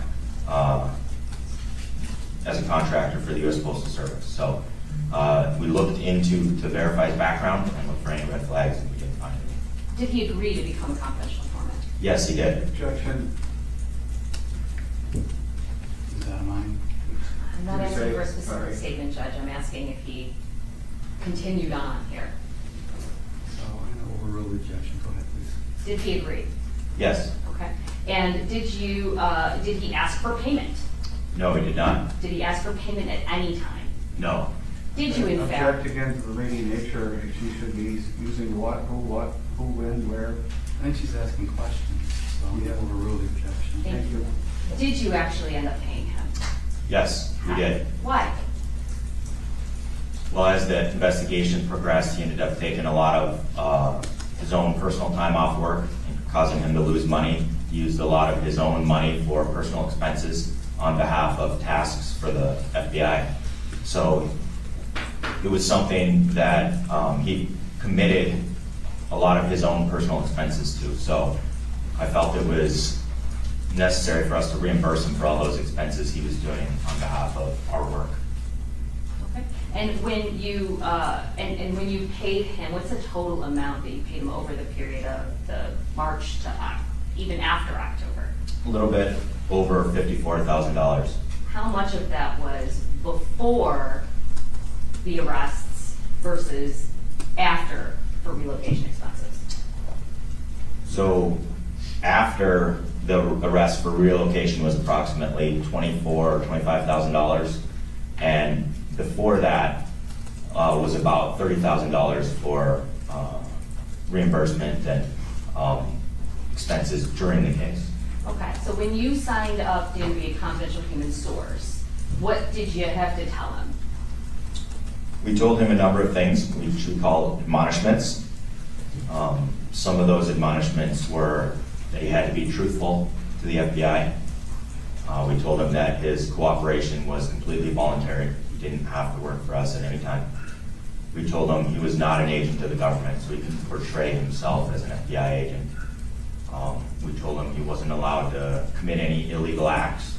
There was no get out of jail free pass, so to speak. Those are the basic admonishments that we give Dan as well as all of our other sources. Okay, so aside from the admonishments, would you say, would it be fair to say those are rules? Yes. Okay. And besides the admonishments, what were your instructions to him about what he should do with the group? The instructions were to be a listening post, to observe and report back what he saw. And did you have to corroborate his reporting in some way? Yes, I did. Tell me about the ways that you monitored the communications of the group and corroborated his reporting. Sure. Well, first off, we did our own investigative checks on a lot of the subjects. We did surveillance. We also provided Dan with recording devices so that we could hear the words firsthand. And then we also provided him with transmitters throughout the case so that I could listen in live myself and correspond that to the recording devices. Okay. I apologize to interrupt, but is the witness reading from something? No, I'm not reading from anything. I'm just speaking directly to the questions. So all you need to do is refresh your recollection from anything in writing you have before you, but you can't read from it, okay? I understand. All right. Do you have something in front of you? No, I mean, I have the copies of the exhibits, which I can put aside, Okay. which do not have, we're beyond those. Okay. You don't have a report sitting in front of you, do you? He has exhibits. Okay, thank you. Yep, I've got them here. Closed, I've closed the book. Thank you. So you've talked about surveillance, you've talked about recording devices and transmitters. Can you tell me what about communications within the apps, meaning any electronic communications? Yes, so after Dan became a source, he provided his username and password to the encrypted apps, as well as to Facebook. So I was able to log in as an FBI agent into the chats and monitor the chats real time. Thank you. You said you monitored the chats real time. Did you ever yourself reply as if you were Dan? In other words, did you ever pretend to be Dan? No, absolutely not. Okay, why not? Well, first off, that would be unsafe for Dan. This period of time, we were just trying to observe and see what was going on, try to identify the subjects of the investigation and determine if there was an impending attack. Did you gain familiarity with the screen names of individuals in these chats? Yes, I did. Is your testimony here based on your efforts at monitoring and recording many individuals throughout the course of this investigation? Yes, it is. And we're talking about a time period of March 2020 to October 2020, is that right? Yes. Okay, I'd like you to take a look at exhibits number 1 and number 16, please. Okay. Is that all right if I put the book here? Yes, you can, sir. I'm sorry, 1? 1 and 16, please. All right, I have them here. Can you tell me what exhibit number 1 is? Yes, so this is a timeline of significant events throughout the course of the investigation. Okay, are they fair and accurate as to the dates, times, locations, things like that? Yes, they are, and I should note they're pertinent to this case here today. Thank you. Is this also, like we talked about before with this chart on 18, is this in aiding of the testimony that you'll be giving today? Yes, it is. Thank you. I'm going to move for that submission, Judge. That is exhibit number 1. Like you said, I'm following you. Sure, go ahead.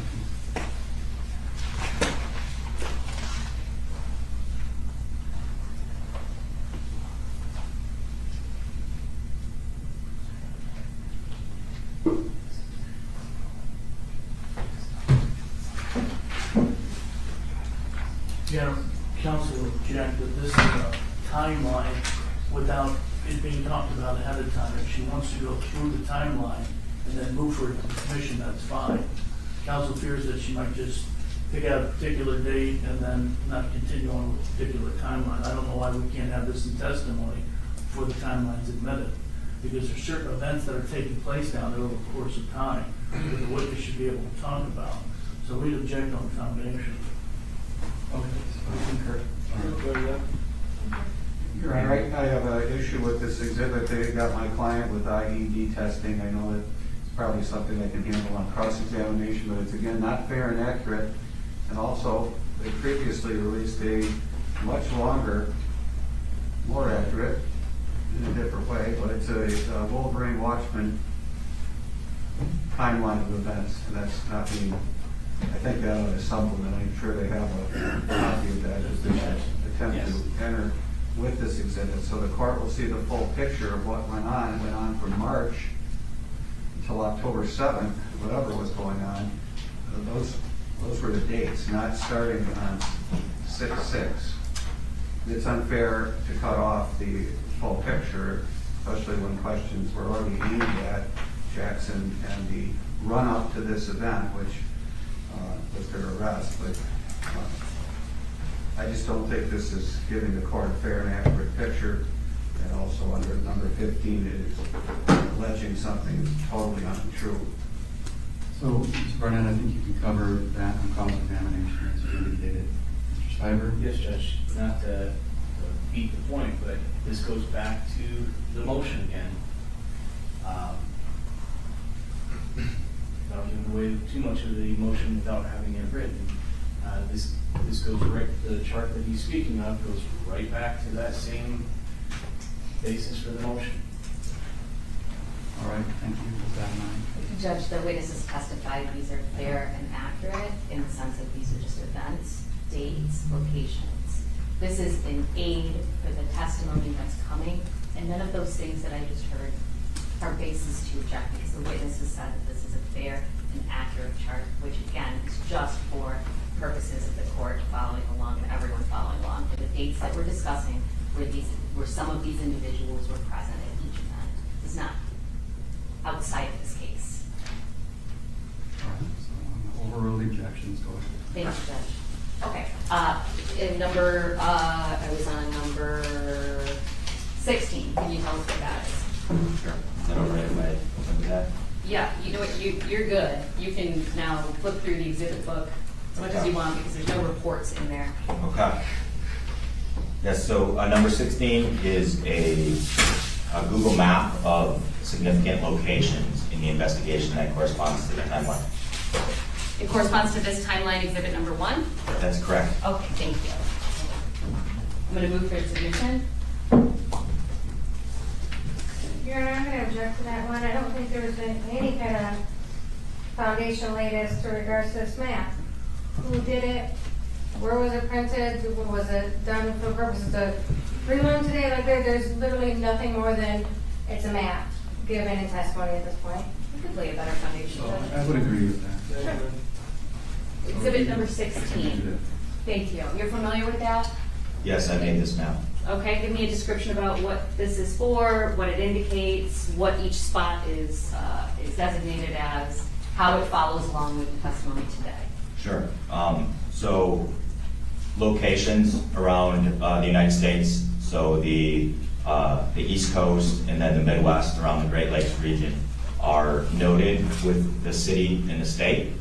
And there's a little Google icon that I put on the map next to the actual location of where those things occur. And those are a visual representation of where these locations are that will be discussed on the significant events timeline. Thank you. I'm going to move for submission, Judge. No objection for the purpose of the examiner. Okay, so People's Exhibit 1 and 16 will be admitted. Thank you, Judge. All right, so we're talking at the beginning of this investigation, I'm talking about March, April, May timeline. Is the Wolverine Watchman investigation ongoing? Yes, it is. Are there other domestic terrorism investigations that intersect with the Wolverine Watchman investigation in June of 2020? Yes, there are. I can break it into 3 questions if you'd like, Yeah, Judge. go ahead and do so. Thank you. Sustained. Were you aware of other domestic terrorism investigations in that time period? Yes, I was. How about June of 2020? Yes. Did anything come to your attention that would affect your investigation, other domestic terrorism investigations? Yes, I learned about Barry Croft and Adam Fox. Okay. How did you learn about them in the course of your Wolverine Watchman investigation? Barry Croft organized a national militia meeting, and he invited members of the Wolverine Watchmen to come to Dublin, Ohio as representatives from Michigan. Okay, give me a second here.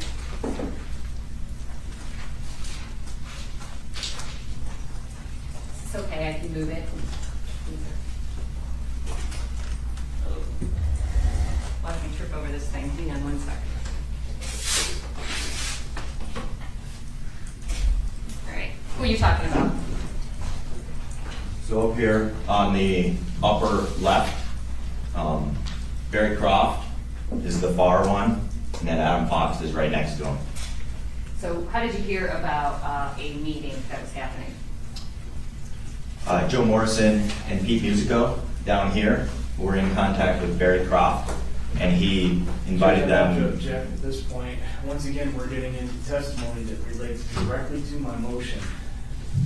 This is it's almost imperative that we stop the hearing and hold the motion if we're going to elicit this kind of testimony. I don't think that's true, Judge. What we're doing is we've established, let me lay it out for the court here. We're establishing a conspiracy that's already begun because you heard testimony about how this case was opened. And then we're going to hear how various individuals seated in this courtroom are coming in and out of that conspiracy. I am laying the foundation for the very first event on the timeline. These things intersect, Judge. Just have a moment. So.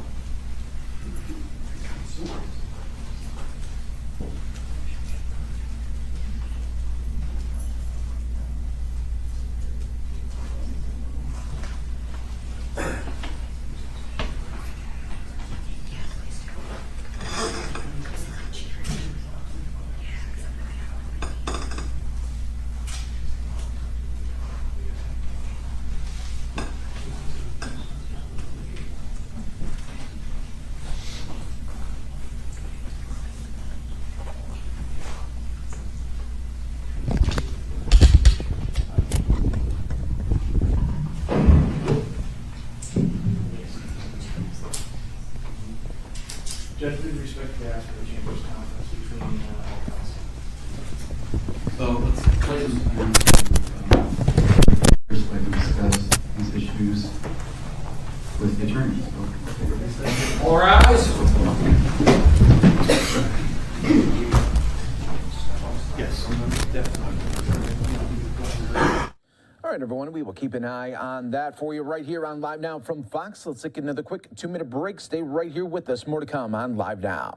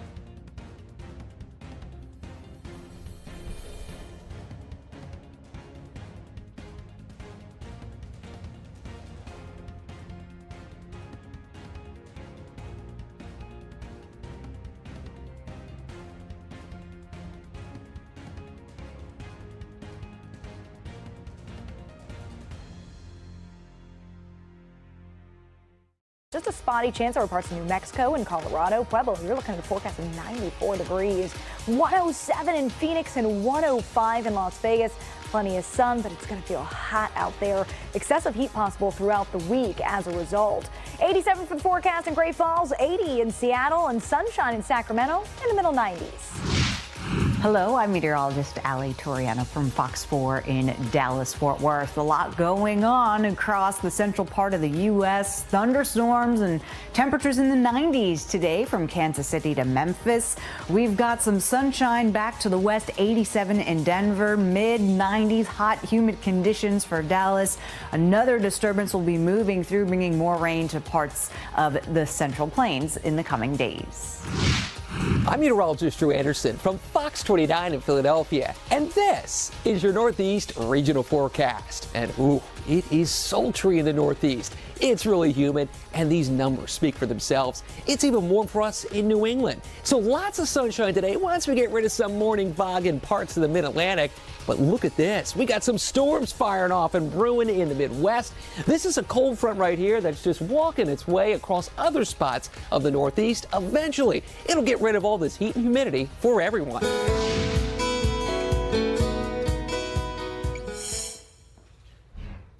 And let's talk about when Artemis I finally does launch. It won't have any astronauts on board, but there is one familiar passenger floating around the space capsule. Right there. Snoopy, the famous comic strip beagle, was has a very important mission, and he has his own custom orange flight suit. That's right. You talked about that mission. He has a pretty cool responsibility. He's heading for the lunar orbit as the zero-G indicator, which means Snoopy will be helping the team on ground know that the rocket actually reached weightlessness. Whoa, okay, so the character has been tied to the moon mission since 1969. The cartoonist Charles Schultz, he created cartoons of Snoopy on the moon during the Apollo years. In addition to the mannequins wearing flight suits and sensors, there are some other neat items on boards. That's like Legos, artifacts from Apollo 11, all of that which you can read on our website.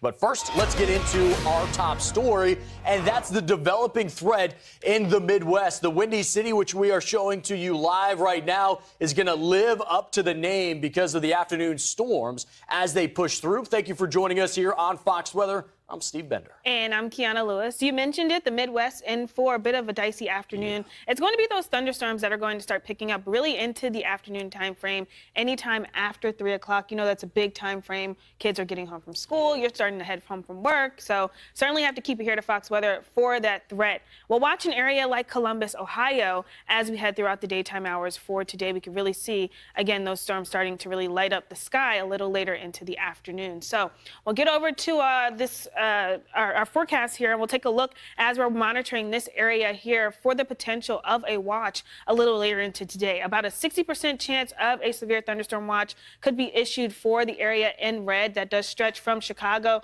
all the way back off to the west, like Davenport, and as far south as Peoria. Again, we have a line of storms pushing into this area now, not yet warned as severe, but that's just the start of what can unfold for today. And this area in particular did have a severe threat move through yesterday. So this is going to be another day of rounds of showers and storms that could turn severe into the afternoon.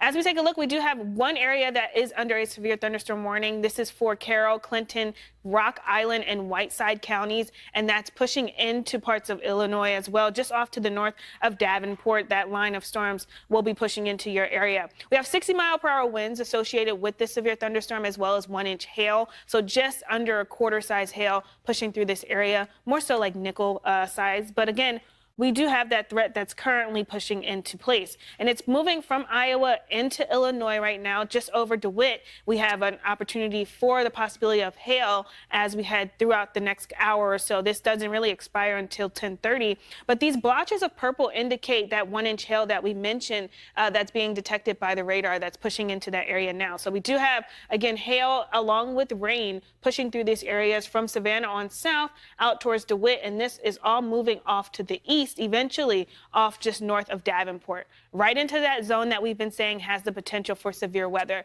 And we see that stretching from... We've been listening in to Fox weather coverage there, tracking some severe storm threats in the Midwest. We'll continue to take a look at it throughout the day right here on Live Now from Fox. We're going to take a quick 2-minute break. When we come back, we'll continue our Fox weather coverage, get a live report in Mississippi as flooding concerns continue. You're watching Live Now from Fox, everyone.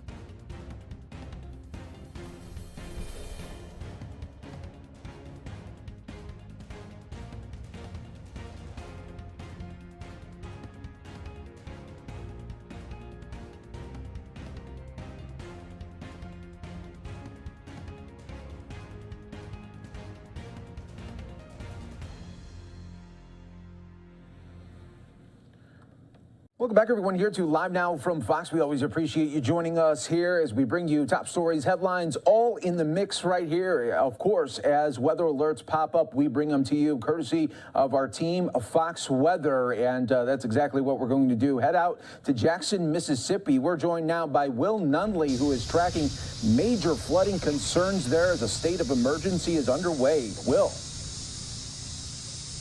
Yeah, Mike, good morning. Yeah, the conditions are improving, and that's the headline at this hour, is that we have verifiable proof that things are getting better here on some of these flooded streets that this Mississippi town is dealing with at this hour. But the emergency and the threat, though, is just not over yet, because even though the water level is starting to drop, we still have so many factors to worry about in terms of trying to get people back into their homes. And this is just one of the areas we're talking about. This is one of the streets here in East Jackson that the Pearl River has overflowed into. And so within the past 48 hours or so, neighbors here have been evacuated from their homes, told to leave. They did have a little bit of a heads up with all of this, but this was a result of that major flooding that we were tracking for you last week, where we saw flash floods impacting several communities that had to have evacuations of the nursing home, you may remember, and a daycare. About 100 kids had to be removed from a daycare there because of rising water. All that water had to go somewhere, and it ended up at the Pearl River and then in the neighborhood just like this one. Neighbors aren't taking any chances either. You may be able to see right over my shoulder here, this front door lined with sandbags. Lots of sandbags here in this neighborhood as they were trying to keep that water out. I spoke with one of the neighbors here, Dion. He's been through this before. He was here through 2020 floods. He says this neighborhood is resilient, but they are hating to see this all over again. Take a listen. With this water where it is now, that's a good thing. That's the hope that we do have, and the skies have been cleared for the past couple of days, so that's a good thing as well. But like I said, we're getting through this. We are resilient, and we're making it. But look at where we are now. It's much better than it was in 20, with the water not being in the homes, and then us being able to stand where we are now. And though the power was off in the back, but past this grid right here, the power was still on. So we're hanging in there.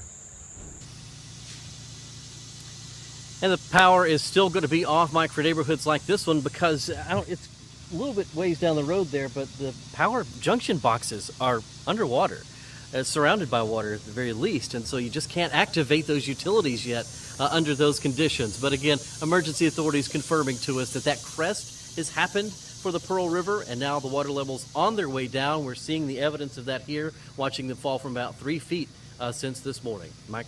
And Will, I can't help but notice in the background there a U-Haul truck. I'm hoping that the person that lives there just didn't move in over the weekend there. Wouldn't it be the greatest welcome sight? No, you have to feel for them, and maybe they were at least trying to get some things off of, ground level and put them in higher ground. I was thinking that same thing, wondering what the backstory is with that situation. But this neighborhood, and for people who live along the Pearl River, this is unfortunately not an unfamiliar sight. They've had to react quickly to situations like this before. A lot of them know where they're going to go into a hotel, or know that they're going to go stay with friends or family members. That's what a lot of neighbors I've spoken with have done. They just kind of have their emergency plan in case it has to be called into action, which unfortunately had to happen here. But we're hoping that maybe by the end of today and certainly by tomorrow, we're going to see some dry streets here in these neighborhoods, Mike. Absolutely, and especially in your soundbite there with that man, it just shows the resilience not only of the community, but really so many people there, as they know what to do. Unfortunately, they've been there before, and they'll do it again. Absolutely. All right, Will Nunley, Fox Weather, always breaking it down for us. We appreciate it. They're live in Jackson, Mississippi. Always appreciate it, Will. All right, everyone, we'll continue to bring you top stories, headlines, all in the mix right here on Live Now. We are going to take another quick 2-minute break. When we come back, we're taking you out to Philadelphia, get the latest update on crimes resulting in gun violence, as well as other issues. Let's listen on the other side of the break.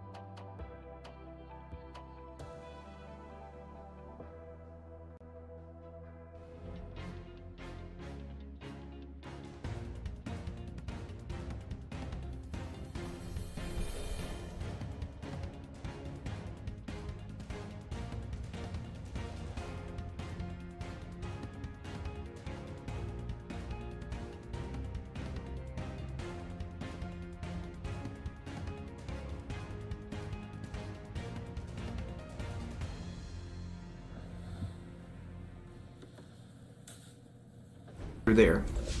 All right, everybody, we're going out to Philadelphia. A live event going on right here, but we're starting it from the top here as the district attorney is joined by local nonprofit and legal advocacy organizations to announce hundreds of thousands of dollars in Department of Justice Office of Victims and Crime grant money that will be used to launch a new multidisciplinary collaborative for improving services for elder victims of crime. And the DA is also going to talk about weekly gun violence updates. Let's listen right here on Live Now. Date. Last year it was 351. That is an increase of 10. It is also an increase of 3%, and obviously pretty terrible news. The number of homicides that we had during the week 8/19 through 8/25 of 22 was 9 homicides and 35 non-fatal shootings. Sadly, that's fairly typical of what we've seen during the pandemic period. The average is usually about 10.5. We also had during that same period 145 gun-related incidents. Now that means shootings, it may mean gun homicides, it could mean any crime committed with a gun, such as a robbery, and it also means possession of a gun. Possession of a gun. Of those 145 gun-related incidents during that week, police made 80 arrests, and of the 80 arrests police brought to the DA's office, we opened 79 cases and charged those defendants. The bail set for illegal possession of a gun on average was $150,000, significantly less than we requested, and the bail set for violent offenses with guns was on average $250,000, way less than what we request for those offenses. We routinely request about $1 million or more on those cases. I would like to turn to 3 particular gun violence incidents, touch on them. The first occurred August the 28th, that's Sunday, at about 3:11 p.m. in the 3000 block of West York Street. This is the 22nd Police District. A 13-year-old black male was shot one time in the left leg. He was taken by private vehicle to Temple Hospital and placed in stable condition. No arrest has been made by PPD. This investigation remains ongoing. Anyone with information should contact the Shooting Investigation Group of the Police Department, which is 215-686-8270. All 3 of these incidents are non-fatal shooting incidents, and therefore it is the same group, the Shooting Investigation Group, and it's the same number, 215-686-8270, for all of these incidents. Incident number 2, also non-fatal, is on Sunday, August the 28th at about 5:14 p.m. in the 5000 or 5000 block of Rising Sun Avenue in the 35th Police District. A 4-year-old black male was shot one time in the right shoulder. I said 4. He was 4 years old. He was taken by private vehicle to Einstein Hospital, placed in stable condition, then relocated to Children's Hospital. Once again, no arrest has been made. This is a barber shop. There were plenty of people in this barber shop. We need people to come forward and to help police in this investigation. It is intolerable. The number, 215-686-8270. That's for the Shooting Investigation Group. We need community to come forward in the shooting of this 4-year-old. Third of 3 incidents is a non-fatal that occurred on Sunday, the 28th of August, a little bit later, 6:31 p.m. in the 2500 block of Jackson Street in the 1st Police District. A 65-year-old black male was shot once in the right knee. He was transported by police to Presbyterian Hospital. No arrest has been made by PPD. It's an ongoing investigation. Please contact the Shooting Investigation Group with any information at 215-686-8270. So you see, we have 4-year-olds and 65-year-olds getting shot in this city. 4-year-olds and 65-year-olds getting shot in this city. It is now my pleasure to introduce Melanie Nelson, who will give a weekly report on behalf of the DAO's Victim Support Services Division. This will include information relating to the unit that she supervises specifically, which is our CARES unit. CARES unit, of course, provides very intensive services to the families of homicide victims in the first 45 days. Melanie? Thank you, DA Krasner. Good morning. The CARES unit responded to 10 families within the last week, providing 30 services to all of those families. Please understand, we are out here at crime scenes, we are at hospitals because we care. We care, it's not just a job for us. We care is not something that we have to do. We care, we have a passion, and we love what we do. For those seniors and those mothers who children were a victim of a crime, please know that you can contact us 24 hours a day, 7 days a week. 215-686-8019. 215-686-8019. Peace and love.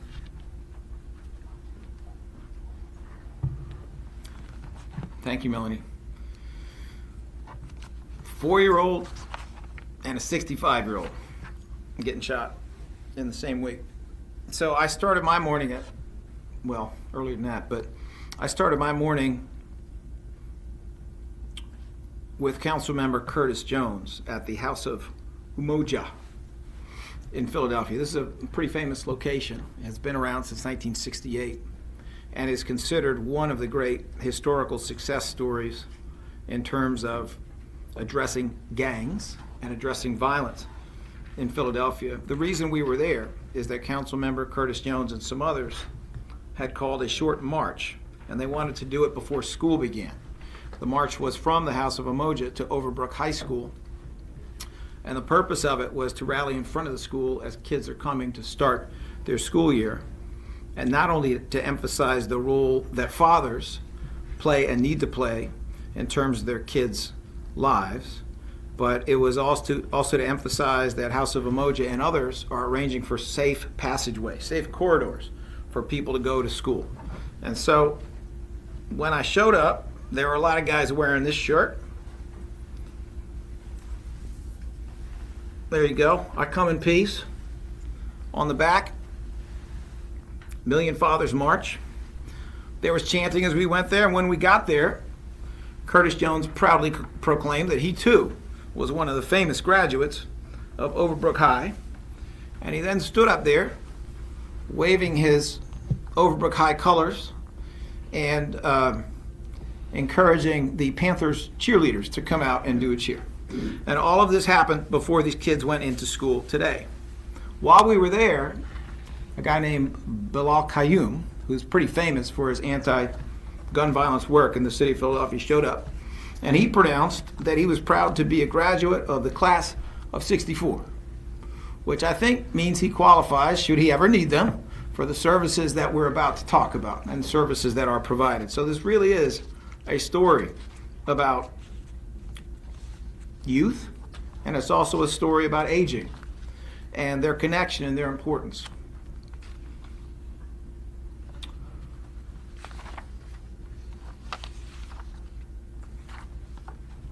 There's a really fascinating collaboration that is going on. There's quite an achievement that we are ready to talk about today, but I don't want to take everybody else's opportunity because so much work and so much good work has been done by people both inside and outside of my office. I don't want to steal their thunder. It is their opportunity. I will be calling forward in the following order certain people who will have an opportunity to speak, and then I'll get back up. First, we're going to hear from First Assistant Carolyn Engel-Temin. Next, from ADA Alex Blumenthal, we will hear from Serena Eisenberg. Then Shani Gilmore of PCA, Mario Lorenz of CARIE, Cary, Roseanne Milanes from the Senior Law Center, and Terrence Casey from the Penn Memory Center. If you have any trouble remembering the sequence, please let me know. I'll come back up. But I'm going to stand down until after Mr. Casey speaks, and then I will introduce, it'll be my honor to introduce Councilmember Brooks. Judge Temin?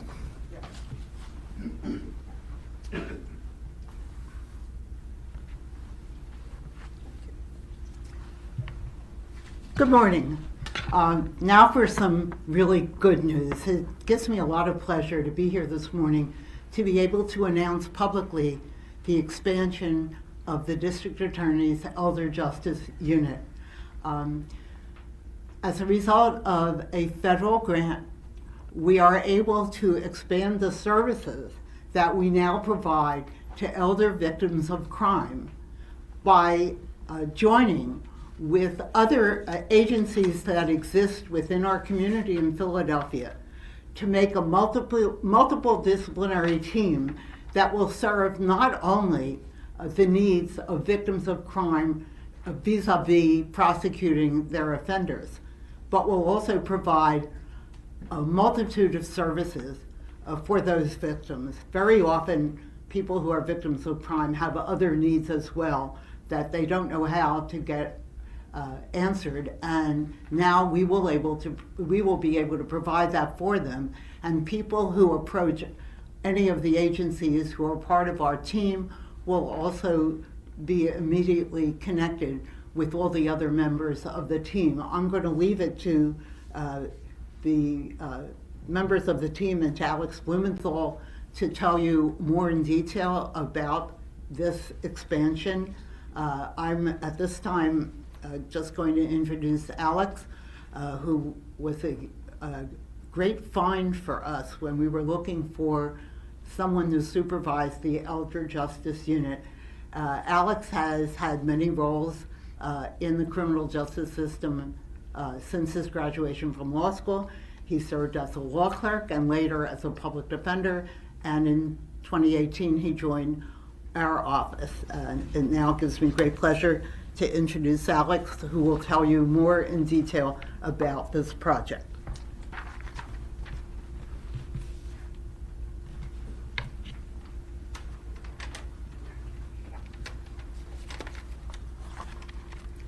Good morning, everyone.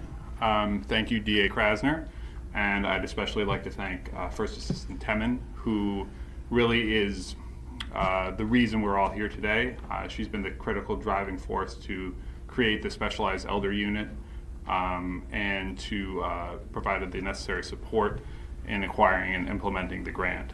I'd also like to recognize the late Noelle DeSantis, who also pioneered a specialized unit at the DAO to combat crimes against the elderly, and I'm just sort of trying to follow along in her legacy.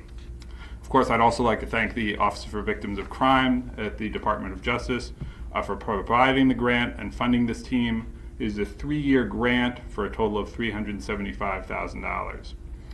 So the name of this creation is the Philadelphia Elder Abuse Multidisciplinary Team. That's a bit of a mouthful. It does accurately describe the purpose and strategy of the team. The purpose is to tackle the large, complex, and growing problem of elder financial exploitation. Seniors are vulnerable for a number of reasons. First is the reason that they have money.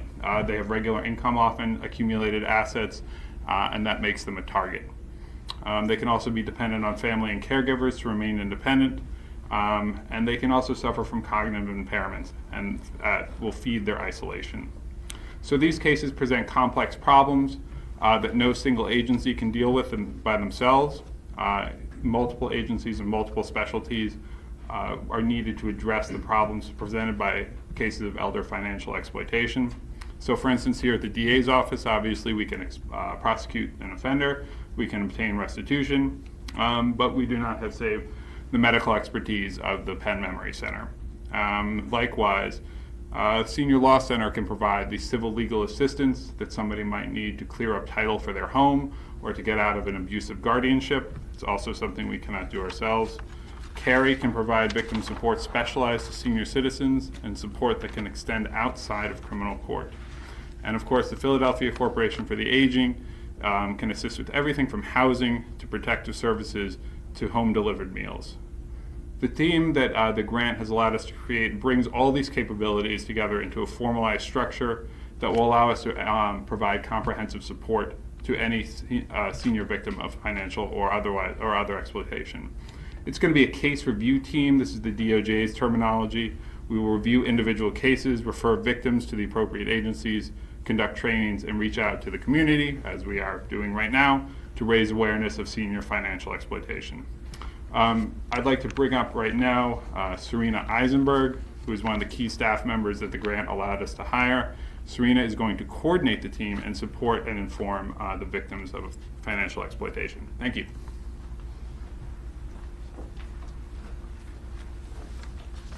Good morning, everyone, and thank you, Alex and DA Krasner and Judge Timmons, and for the entire team that is here with us today. I'm really excited to be representing the District Attorney's Office as an advocate for elderly victims of abuse, and as well as coordinating this new Philadelphia Elder Abuse Multidisciplinary Team.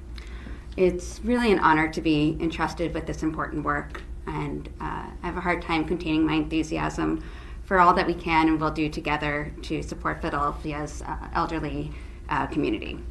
So before starting this position, I spent the last 9 years working at a nonprofit called Lutheran Settlement House, managing a family caregiver support program to help kind of reduce some of the stress that they experience and increase their confidence and their well-being.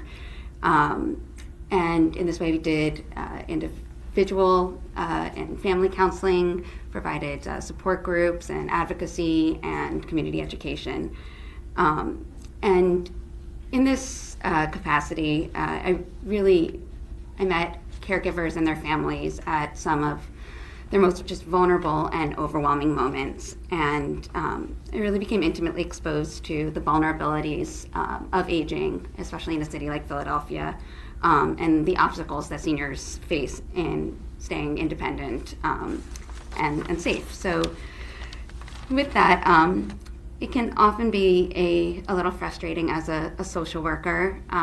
There are limits to our profession and just to the systems that we're involved in. And so to have something like this multidisciplinary team where we are not stymied by individual and systemic efforts, but we actually have a structure that is in place where we can work collaboratively and use all of our strengths and resources, is really going to have a profound impact on elder victims' experiences and their self-determination, and our ability as the District Attorney's Office to investigate and prosecute elder abuse cases. We're going to take a quick 2-minute break here for some of you. Stay right here with us. More to come on Live Now. Positive note, have really become familiar with the many incredible elder support services that are available in this city, and particularly those that are here with us today as committed members of the MDT. So we're going to have some of them introduce themselves. Alex? Sure. Yeah, okay. I would like to introduce Shawnee Gilmore, who is here for us from the the Philadelphia Corporation for Aging. Good morning, everyone.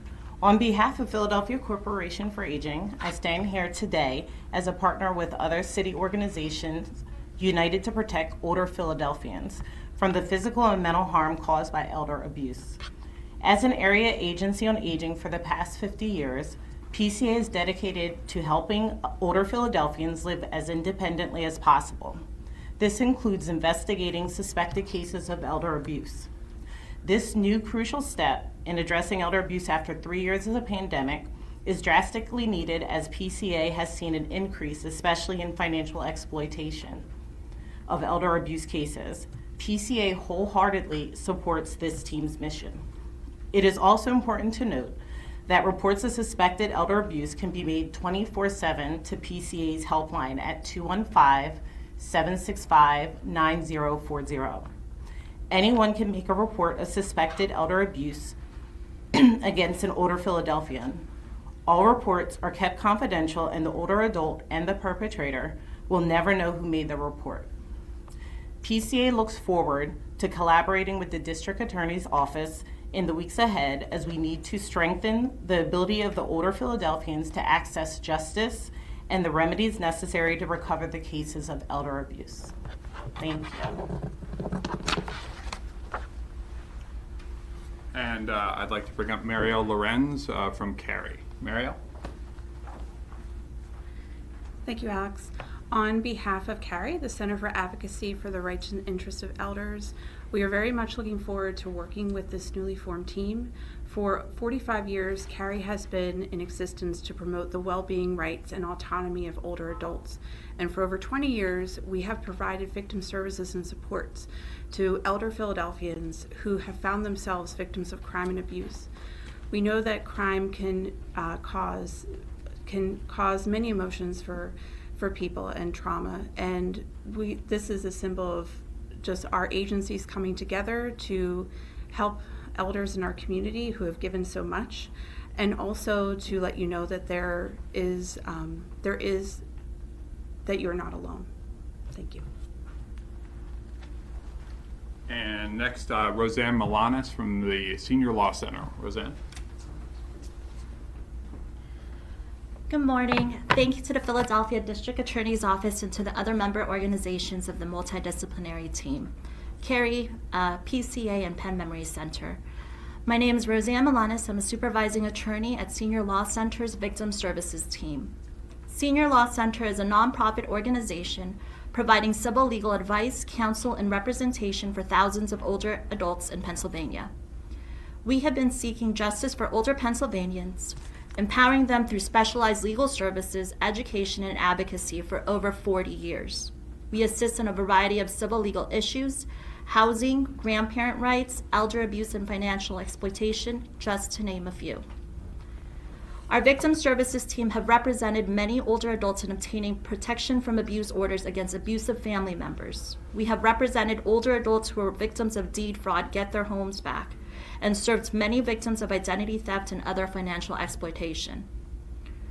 Older Philadelphians are facing a tremendous amount. Among housing insecurity, elder abuse and neglect, financial exploitation, they have expressed to us their fears, anxieties, and heartbreak over the gun violence happening in the city. Civil legal services is a vital component in achieving justice for many older victims. Our team uses knowledge and the power of the law, compassion in speaking with our clients, and really listening to the voices to seek justice. From July 1st, 2021 to June 30th, 2022, just in Philadelphia County alone, our victim services team assisted over 550 older adults. We are so very excited to be a part of this MDT, where we hope to strengthen the collaboration among service providers and thus better serve older Philadelphians who are a victim of crime. And Terrence Casey from the Penn Memory Center. Good morning. My name is Terrence Casey. I'm the Director of Communications and Outreach for the Penn Memory Center and the Alzheimer's Disease Research Center at the University of Pennsylvania. Along with the clinicians and researchers that I work with there, I'm proud to represent Penn on this multidisciplinary team. The Penn Memory Center is a resource for older adults seeking evaluation, diagnosis, treatment, information, or research opportunities related to Alzheimer's disease, mild cognitive impairment, or other age-related progressive memory disorders. Our clinical care team includes neurologists, geriatricians, psychiatrists, psychologists, social workers, and more. Each month in our University City Clinic, we see more than 300 older adults who are concerned about their memory loss. And that makes each one of them potentially vulnerable to either financial mismanagement or outright exploitation. They meet with clinicians and social workers who will work to educate both patients and their loved ones about how best to minimize this risk.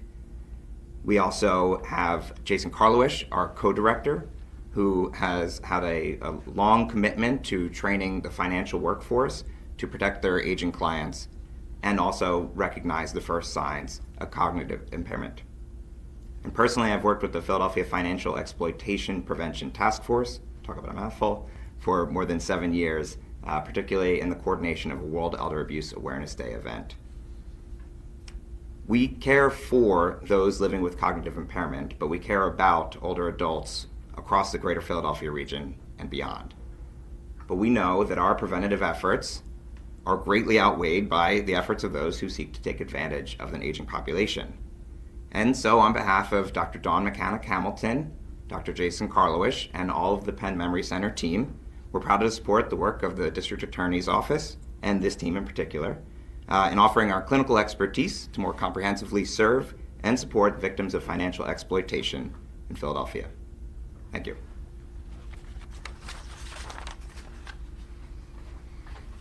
Thank you all for your comments, and thank you all for the incredibly important work that you do. We have 2 more speakers, if they would like to be speakers. We have Council Member Kendra Brooks, and it is always an honor to introduce her. Her courageous, unflinching, fearless efforts to improve this city are being noticed, and they should be noticed. She is also the chair of the City Council Intergenerational Affairs and Aging Committee. And we have with us Bishop Stephen Avenger. I hope I didn't mispronounce your name, Bishop, who is senior pastor here at the Greater St. Matthew's Baptist Church, our host. Thank you so much for allowing us to be here, Bishop. I always ask clergy to go last, not because they are last, but because their verbal capacity, let's just say, can move the room. So if you would be so kind, we'd love to have you comment after Councilmember Brooks. And once again, my honor to introduce Councilmember Kendra Brooks.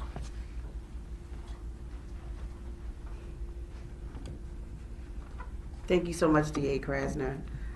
I am really excited this morning to see government work. You know, as chair of intergenerational affairs and aging, we receive so many calls and concerns around issues around elder abuse.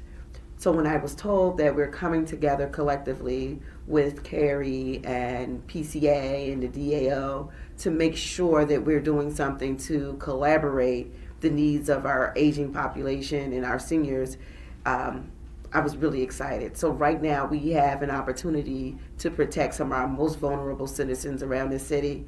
So this is something we should really celebrate, and I just want to thank all the partners for coming together and just making this happen. I think about the number of calls that we get daily from seniors or folks within the aging population, and you know, connecting the dots. It may be a housing issue, but then we realize there's also some dementia that may be happening, and then you dig deeper and you find out it's some abuse or fraud happening. So just to have this collaboration right now is, you know, amazing thing to help save some of our elders from trauma and abuse. So thank you guys for creating this grant and making this opportunity happen for all Philadelphians.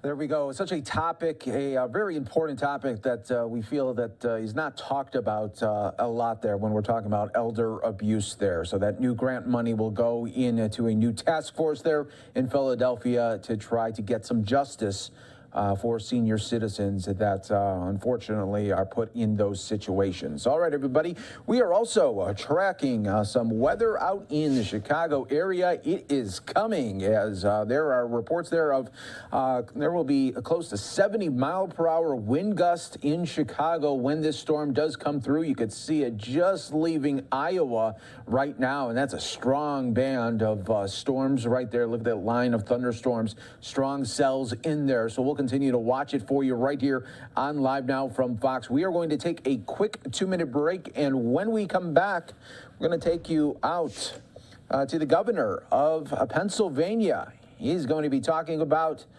well, he wants to give $2,000 direct payments to Pennsylvanians to help with this inflation. How is it going to help? How is it going to help the economy there? And where's this money coming from? You're watching Live Now from Fox. Coming up in just 2.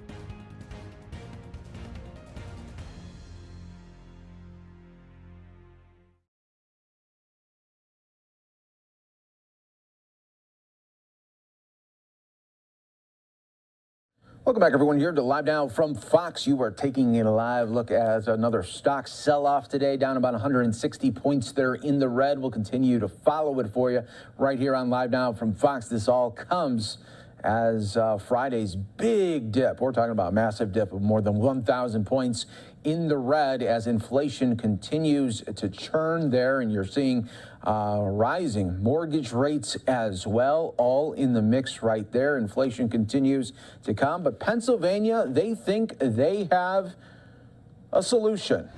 Well, they just want to give $2,000 to residents to help aid with that inflation. How's it going to work? Where's the money coming from? Let's listen right here on Live Now. Calling their office and asking for help. So I have faith that my fellow reps will heed that call and will actually do the work that it takes to build an economy for us all and to pass the PA Opportunity Program.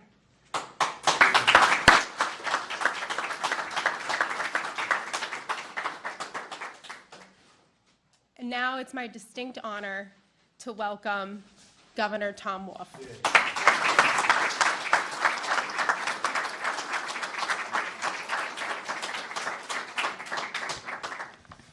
So thank you, Sarah. I got to say, now I've only been in politics for, 7.5 years now. And although I guess I beat you, right? But it's been interesting. I think we had a really good budget this past July. It was a little late. But the reason I think we got to a good place was because we all worked together. And I think we really did come up with a budget that actually does do good things for the people of Pennsylvania. It's not perfect, but we made good progress. And I appreciate everything that you did to help lead that effort. So thank you.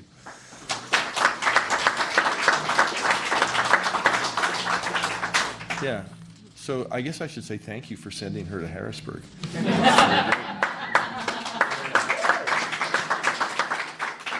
But as she said, times are really tough for Pennsylvanians. And, you know, given the Fed's announcement on Friday, it looks like things are going to get a little tougher with the inflation and the way the Fed is choosing to fight inflation. Things are going to be tougher. So we really need to come up with some solutions to how we're going to help families make it through.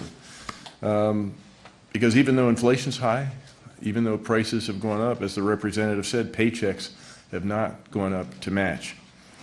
And many Pennsylvanians have, and even more so now, live paycheck to paycheck. So that even a small unexpected price increase can cause a lot of pain. Like painful choices for Pennsylvania workers about how they're going to feed their families. Painful choices about how they're going to stay in their homes or cover just the basic necessities of life. We're not talking about luxury here. And that is just wrong in the best of times. But the good news is there is something we can do about it.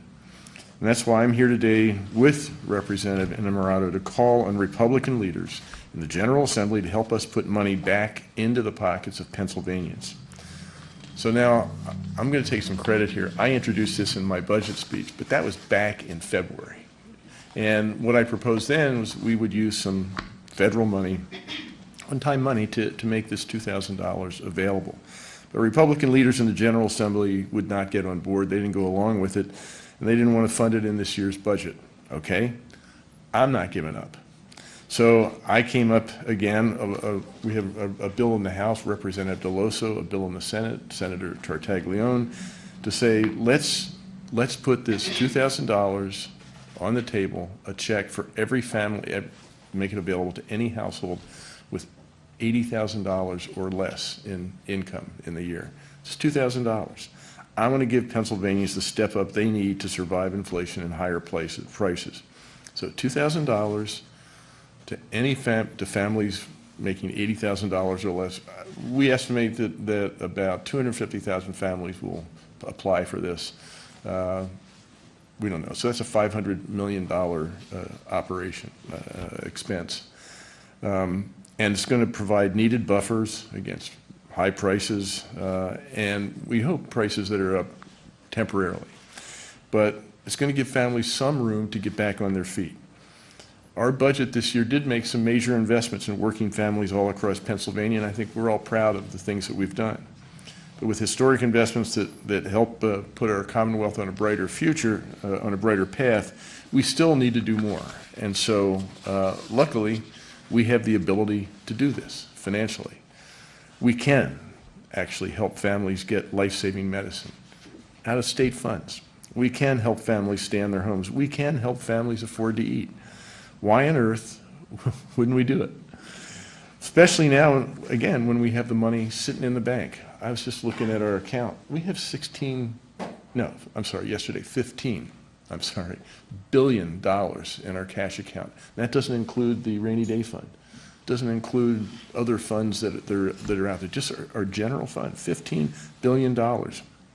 So even though we made historic investments this year in things like education, thank you very much, all that stuff, we still have money in the bank. We have $5 billion. When I got to Harrisburg, we had $200,000 in our rainy day fund. We now have $5 billion in the rainy day fund. And that's been building over the years. I mean, 4 years ago, we put $300 million into the rainy day fund. That was the first deposit in 20-some years. I thought that was a really big deal. Last year, we put $2.6 billion. 2 years ago, we put $2.6 billion into the rainy day fund. I thought that was a big deal. We put another $2.1 billion in the rainy day fund this year, and we still have an opening balance of $5 billion. Now, for those of you who are not accountants, that's like $10 to $11 billion of surplus, either in the rainy day fund or in the opening balance in terms of the budget. And it's been building in Pennsylvania for some time, so we can't afford to do this. We have an $800 billion economy in Pennsylvania. $500 million is less than 1/10 of 1% of what this Commonwealth generates annually. We can afford to do this. This will not have an inflationary effect. So I'm calling on Republican leaders in the General Assembly, actually we all are, right? Calling on Republican leaders in the General Assembly to step up and send this bill to my desk. Promise you, I'll sign it quickly. Let's put this cash back in the pockets of Pennsylvanians where it belongs. Let's help families get through this tough time. And let's do it quickly. So I want to thank Representative Innamorato and everybody else in the General Assembly for joining me to support workers and working families all across Pennsylvania. And let's do it, Republicans. Let's get together and let's get this done quickly. Thank you. And now I'm proud to call on Kathleen and I were talking out here. We're talking shop, right? Yes. So I just happened to have grown up in the Methodist Church. I was lay leader of my church in York County, Pennsylvania. So we were talking theology out here. And I think we agree on pretty much everything, right? So I'm proud to call on my fellow Methodist, Kathleen Stanley from the Roots of Faith. Kathleen.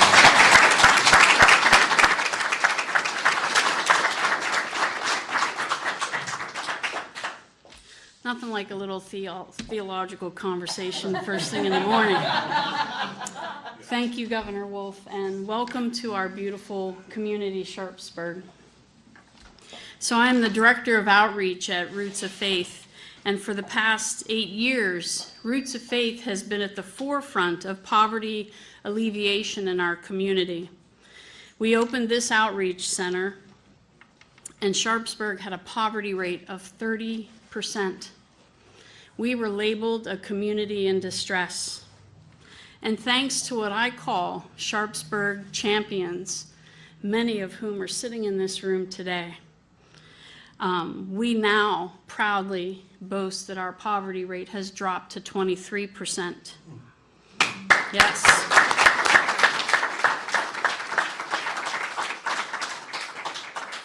We have all worked together to find long-term solutions to poverty in our community. One of the ways that we did that is through our Circles program, which is an anti-poverty campaign that teaches long-term solutions to poverty.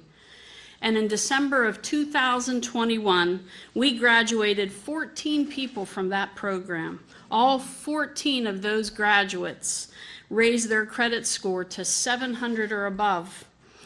They are now 50 to 100% out of debt. And our average graduate, are you ready for this?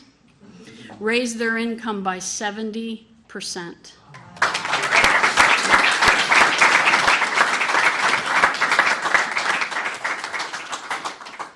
our neighborhood table program serves 150 meals a week. And through these dinners, we provide free legal aid, free health screenings, Ask the Social Worker Clinic. And our overall mission is to bring people together in relationship across economic differences in our school district. Since the beginning of the pandemic, our social workers here have answered over 1,900 calls for assistance with food, shelter, utilities, housing, rental assistance, and more.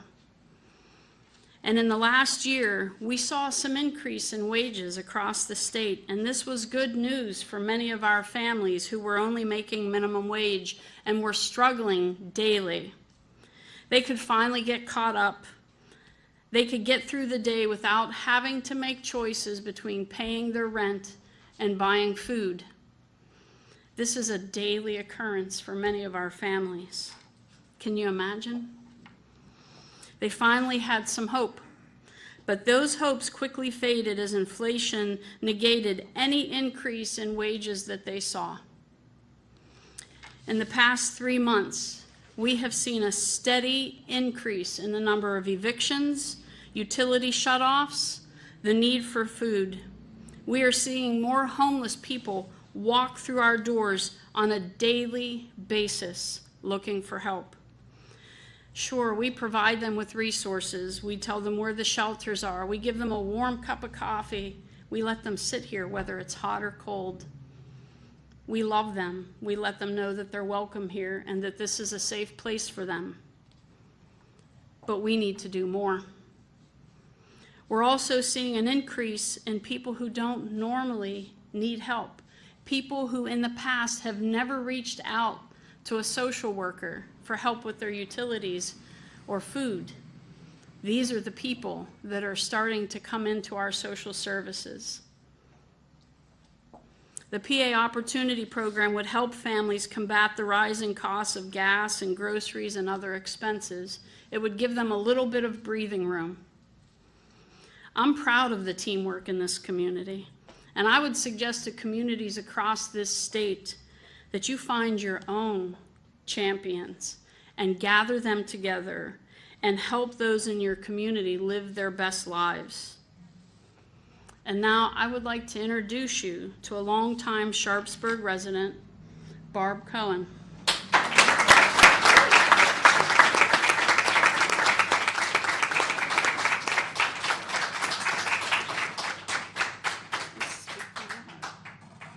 Thank you. First, I'd like to thank everyone, including, everyone for just letting me speak at this time. I want to tell you a little bit about myself for those who might not know me. My name is Barbara Cohen Williams. I came here in 2004. I got married here. I came from Homewood to here, and in the me coming here, my daughter had passed away and left me a granddaughter. She died when she was 2 years old. So I've had her, and she just turned 21 in June. She was 1 pound, 14 ounces, and so we had to learn to adjust, in life. And I was working, and then my husband passed away, but in between that, I became attached to this chair. So I was no longer able to work. I went in a lot of debt. I just felt like I couldn't get another job because who want to hire somebody in a wheelchair? So then I found Roots of Faith.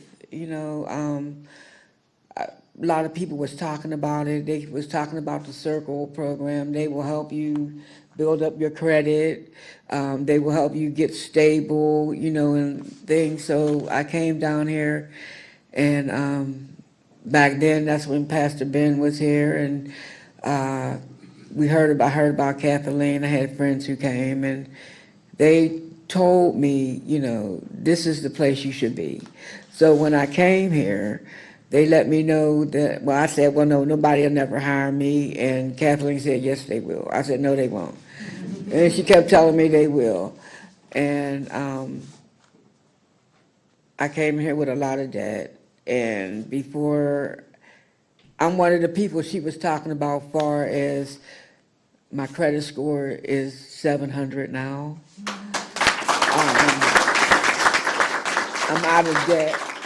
I am 100%, well, I'm never, I got rid of, nobody's never 100%, but I am 99% out of debt. You know? So, the thing is that they try to teach us about a side hustle.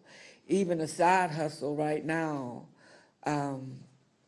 it don't, I'm on Social Security, okay? So even with a side hustle, it's hard living on just Social Security and living from month to month, because that's what you do, you know. But even in being in this program here, being here, they got me in a program where I'm getting ready to, once I graduate out of this next program, they said they will hire me. So that's a blessing, you know. But I'm just thinking about the program you're talking about, as far as giving us some extra money, which will help, because living on Social Security from month to month, that money's gone before the money is gone. So you just barely just making it to the next month.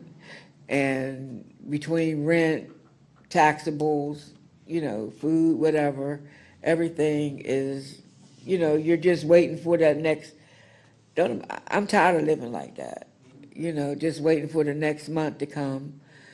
And so just being here, you know, you not only get to know how to build your credit scores and all that, but also there's a foundation here as far as getting you closer with God. That's what they do here.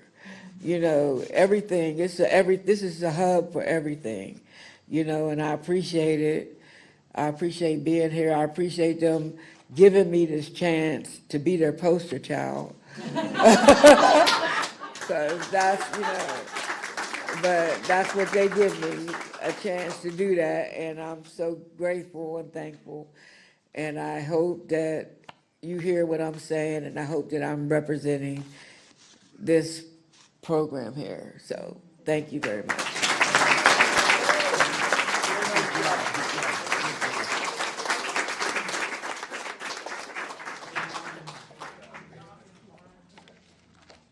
Thank you for that inspiring story and speaking on behalf of Roots of Faith. I'm County Executive Rich Fitzgerald. I want to thank the governor, thank the representative. You know, too often in this country, when we do have good governance that allows to have a surplus, we tend to give those surpluses off to the people at the top. The 1%, as we often say that. We've seen that in our history. And often the people that are left behind, even when there's lots of jobs, even when the economy's heading in the right direction, the people that are left behind, the working class people, really struggle to make ends meet. I want to thank the governor and the representative for I think the best budget I can remember in many, many years, fighting a very difficult the numbers aren't always on your side, I realize that. But the investment that you make in education and in working people and in our infrastructure and the things that really matter to the average person, the average working class person who goes out every single day, often working multiple jobs, 2, 3 jobs to make ends meet, is really important. So the fact that your fiscal work has been the best and you have a fund balance that's bigger than it's ever been that I can ever remember, and then you're going to give that back to the folks that are working, the working class people. That's who's going to benefit from this $2,000 investment in our working people. Help them in a very, very difficult time with gasoline prices and food prices and inflation that often outstrips the wage increases that working people are able to get. As the governor said, Chairman Powell just mentioned Friday, there's going to be a lot of pain as they try to bring inflation under control. And guess who always feels the pain the most? It is the people that are working class people that don't often have the same type of resources that the wealthy and the 1%ers have to be able to overcome that. So that type of an investment is an investment we really appreciate here in Allegheny County. People that work hard, go to work every day, support their families, and do the things that really matter to keep our communities wholesome. This governor has been a governor who has not forgotten us here in southwestern Pennsylvania. I can tell you, when he came here campaigning 8-9 years ago, he was talking about investing in this place, and he has never forgotten. And I know one person that's probably pretty happy about him is Governor. I almost called you Governor Gainey. Man, I'm going to go that far. Mayor Gainey, who's dealing with a little bridge issue over in the eastern part of the city of Pittsburgh. And this governor with his team has gotten the beams and gotten that thing up so quickly that we may see that come together. But it just shows the commitment that Governor Wolf has made to us in southwestern Pennsylvania and in Pittsburgh and Allegheny County in particular. Again, thank to our friends of Roots of Faith. Thank you, Kathleen Stanley and her team, and all the partners that come together. Because the one thing I think we're good at here in this region is working together. You've got our institutions like Just Harvest, like Roots of Faith, like UPMC, all the different groups, our folks from Sharpsburg. By the way, it's a great community. I think people need to know what a great community Sharpsburg really is.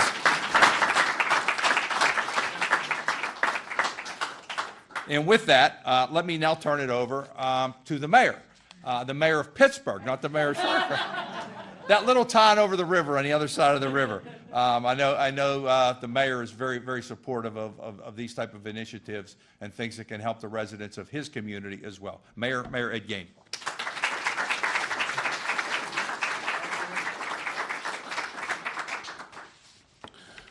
First I think it's fitting to be in the house of faith to talk about why we need to serve people.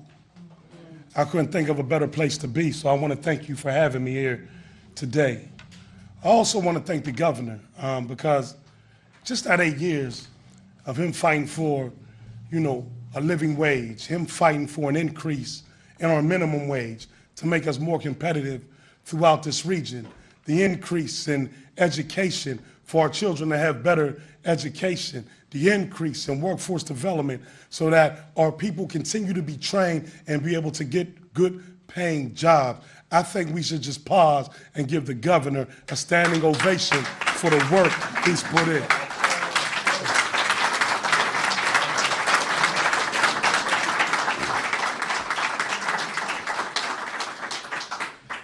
And I say this because they will always be my colleagues. To Rep. Anna Murato, I got it. Rep. Kevington in the back. Thank you for all your support. We appreciate what you do at the state. I know how hard it is when you don't have the numbers. And when we talk about why we're here today, the PA Opportunity Program, I was just sharing with somebody that it's difficult for us to measure or indicate where this economy is going. Inflation on the rise. Hopefully not another pandemic, but we know another virus will be here. And the fact that we have a war, it's unpredictable of just where this economy is going to go. And that's why I think government's more important than ever. And to be able to provide $2,000 in a time when we know that people need, from a moral standpoint, a mental standpoint, a physical standpoint, just an uplifting. Just to be able to say we care. And not just in words, but in deed. To demonstrate that I'm going to show you, not because I'm going to talk about it, but here's $2,000 to help you get through some difficult time. Whether that's paying to stay in your home, to get more food. And by the way, I like potato chips. You buy a bag of potato chips now, I don't even know if they're a third field, but you pay them more money for them. To help you get through those type of days, to make sure that your children are okay. This is what government's about. It's the way we help each other. So to my Republican colleagues, I love y'all. But it's time that we give back. It's time that we serve the people. I have a motto. I didn't come to cater to you. I came to serve you. And as long as we can serve our people, we can create a safe, welcoming, and thriving environment because they will take the lead of the leaders. We don't have to go no further than Sharpsburg. 10 years ago, we know what Sharpsburg was. If elevation is mandatory, Sharpsburg's the definition. Congratulations to the mayor and to council for putting forward a growth plan that I see every day when I drive through here of just how clean Sharpsburg is now, the businesses that's coming to Sharpsburg, and how diverse Sharpsburg is.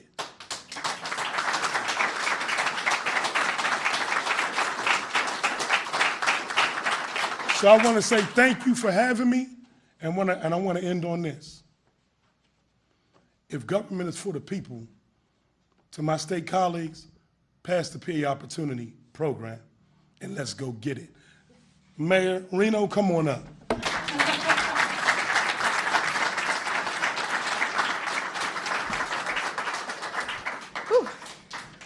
So, I'm a big fan of Mayor Gainey's, and it's the biggest honor and also my biggest nightmare to follow him.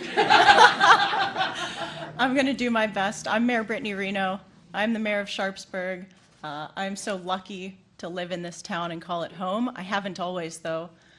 I was born up the river valley to two very young parents who lived in a trailer park, and they worked their way up through the years, thanks in no small part to the support of government programs that invested in them, that invested in the son of a dairy farmer. I'm not sure if you know, dairy farmers don't make a whole heck of a lot of money, and the daughter of a lunch lady and a first-generation immigrant.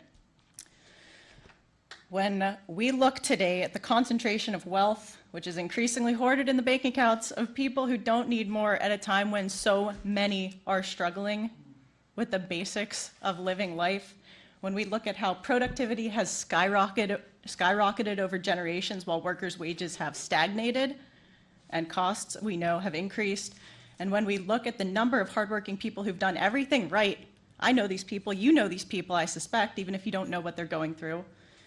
They've done everything right only to find themselves unable to make ends meet due to the wild costs of childcare, of healthcare, of basic medicine, life-sustaining medicine, of housing. When you look at this, it's unacceptable. If the American dream is about sharing prosperity, lifting all boats, then let's lift all these boats, because there are a lot of people making a lot of money right now.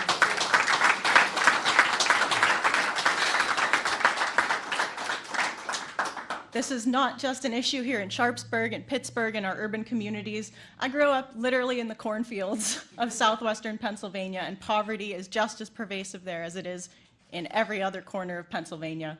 This affects us all. This affects people represented by Democrats, represented by Republicans in the state, and it's incumbent on all of us to act, especially at the state level. When we invest in the working class and the middle class, we're investing in the main streets of Pennsylvania, like Sharpsburg, the small businesses that create communities, that create family-sustaining jobs, and that make our country special. When we invest in the working class, we're investing in our entire society, because in America, where the American dream is actually still a reality, is better for all of us, and it's something we should still be fighting for. And what excites me about this country is not an America that works only for those who already have wealth and their families, to make them more money at the disadvantage of the rest of the 99% of us who are struggling to make ends meet. What excites me about this country is that it really can be a place where someone born to the son of a dairy farmer and the daughter of an elementary school lunch lady can grow up to find success. Governor Wolf's Opportunity Program proposal will make that dream closer to a reality, and so I urge all the Republicans and Democrats in the State House to support this proposal.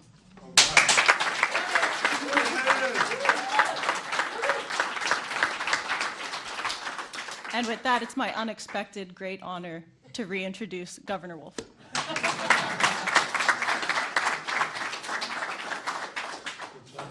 Good, thank you, Mayor Reno.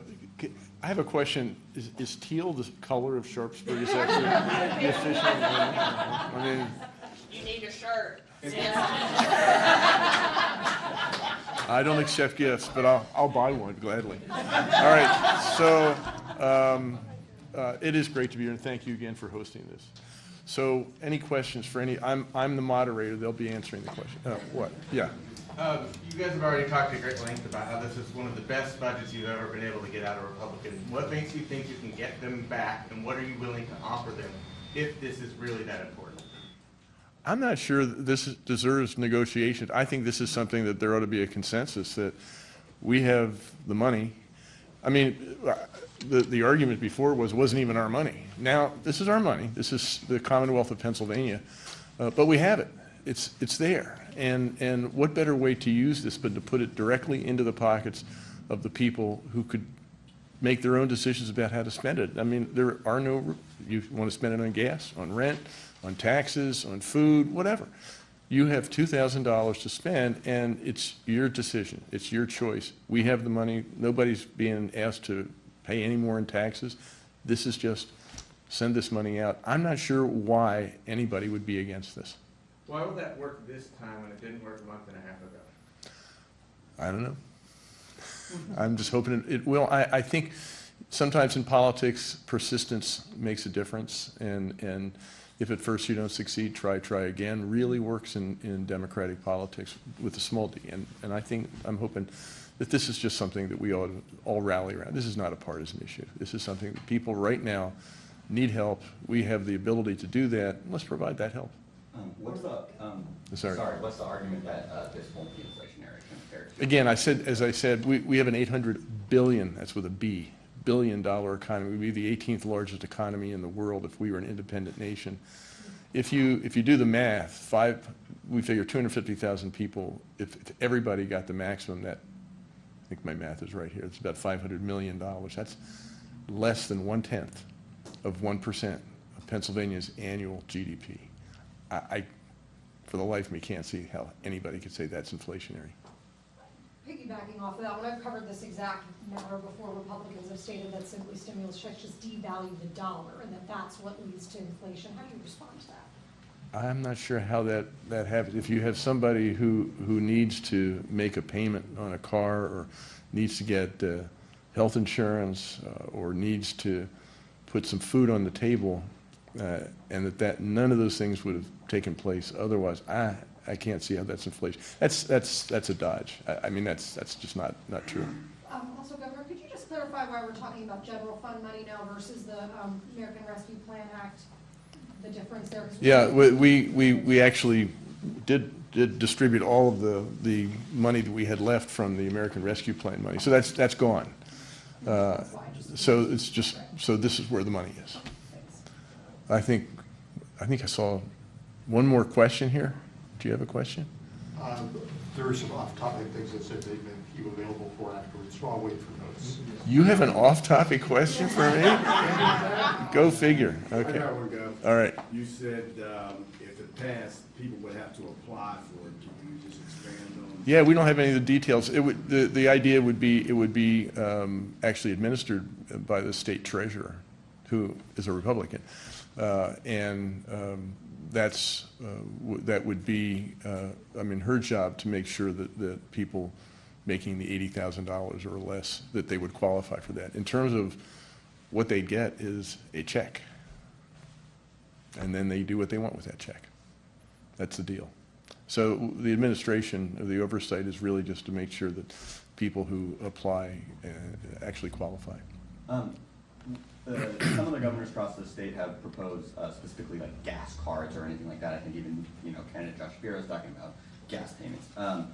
Why a broader approach instead of just gas payments?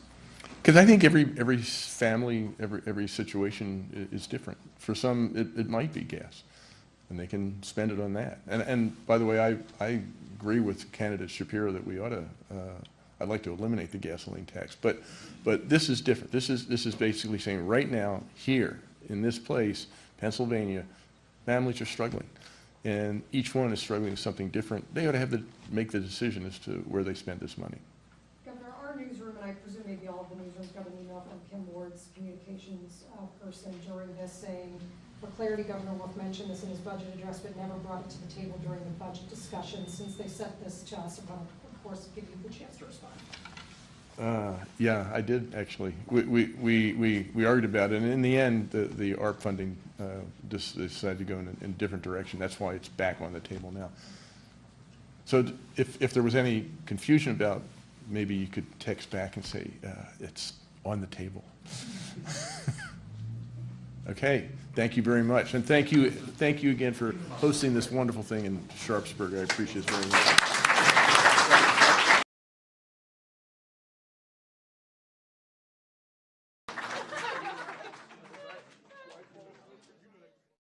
That's the latest plans there in Pennsylvania as they try to get that legislation approved. We are going to take a quick 2-minute break. Stay right here with us. More to come on Live Now from Fox. Hey, Rem 20.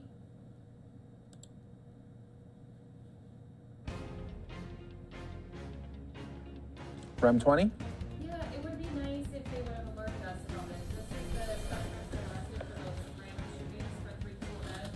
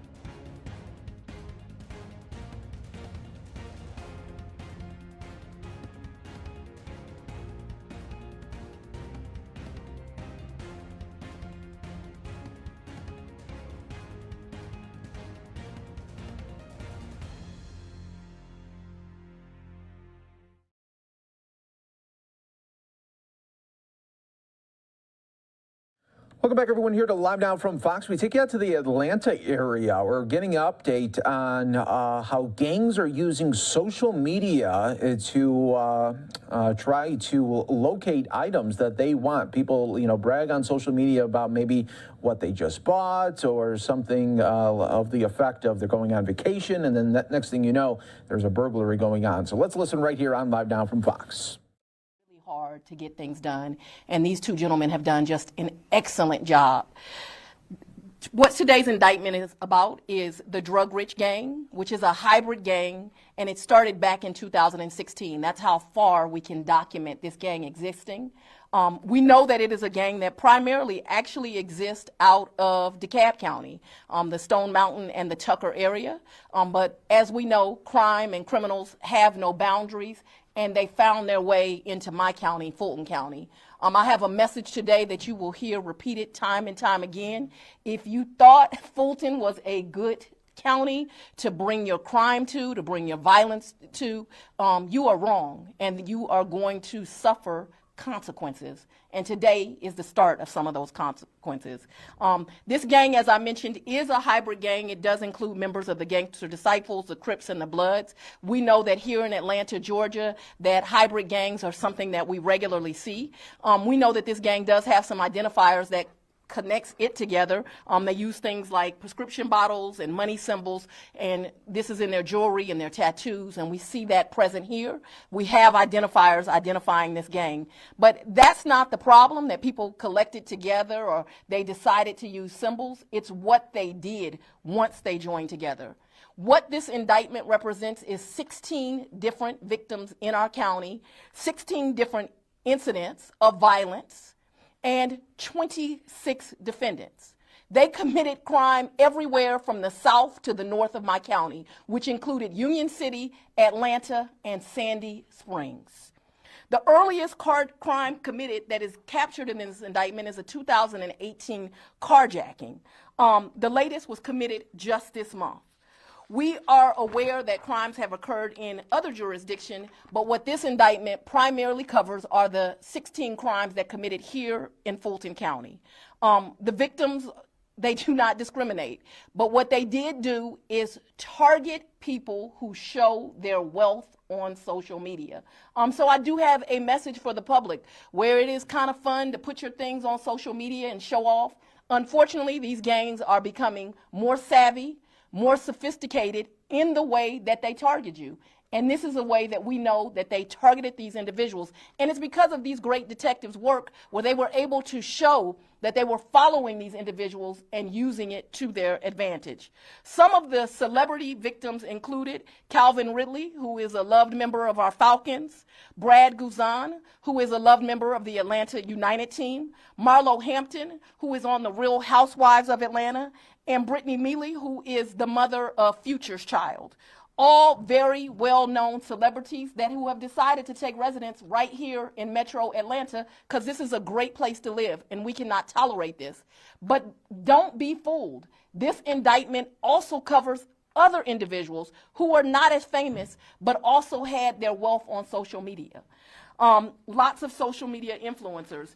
The incidences that are in here is, thank God we don't have a murder, but we have kidnapping, we have armed robberies, we have shootings, and we have home invasions. Very violent crimes, things that cannot be allowed in our county, and all done again at the hands of crime, at the hands of gangs. What I want the public to see today is a collaboration of law enforcement, because as they have gotten more savvy, so have we. And so what you have is a collaboration of the Atlanta Police Department, the Union City Police Department, the United States Attorney's Office is here today, the Fulton County Sheriff, the Marshals, and the Fulton County District Attorney's Office. We are working together. We are working collaboratively, and we have a message, and that is get out of this county or expect to start seeing sentences that go life plus. Because I am not going to negotiate with gang members. I am not going to allow pleas. We are going to find you. We are going to convince you. And we're going to send you to the prison for the rest of your days. And I'm not apologizing for that. Any questions?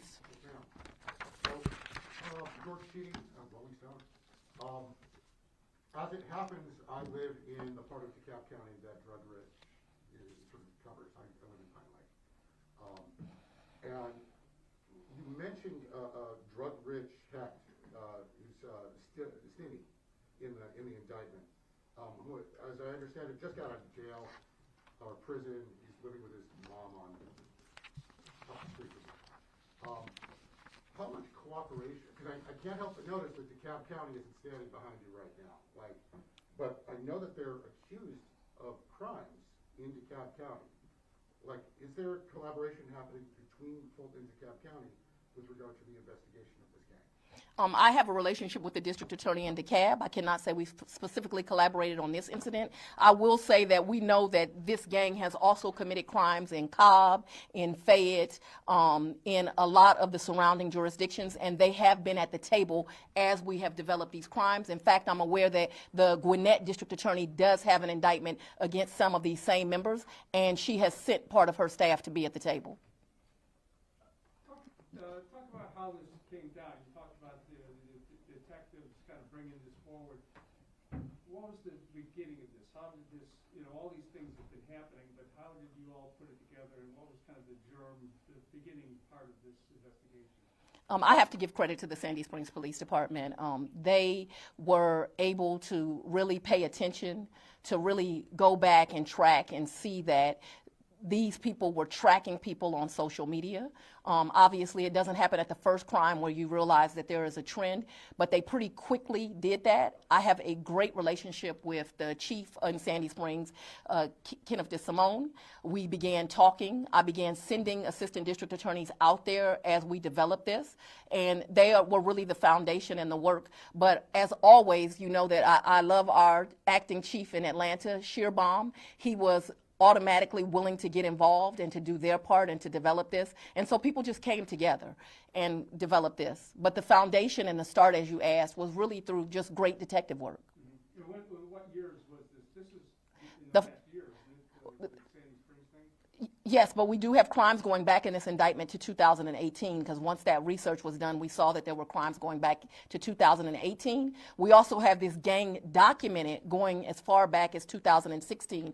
As George Cheedy just pointed out, this is a gang that primarily operates in DeKalb, and so I can honestly tell you, when they first brought this to me, I said, this is not one that I'm familiar with. We don't hear about them a lot. And then we began to realize that's because most of the work they had put in, and I use work in the slang term, most of the crime that they were doing was out of DeKalb County, but they decided to cross the county lines, and that's going to be detrimental to them. So the indictment mentions lyrics from a couple of videos. It does. And we're going through the lyrics. James Johnson, Congressman, has proposed legislation to limit the use of rap lyrics in prosecutions. Do you have thoughts about that? I think that I would welcome an opportunity to sit down with Hank Aaron and discuss that proposed legislation. I don't think that it will be successful. I think if you decide to admit your crimes over a beat, I'm going to use it. And you've used that before with previous gang member arrests.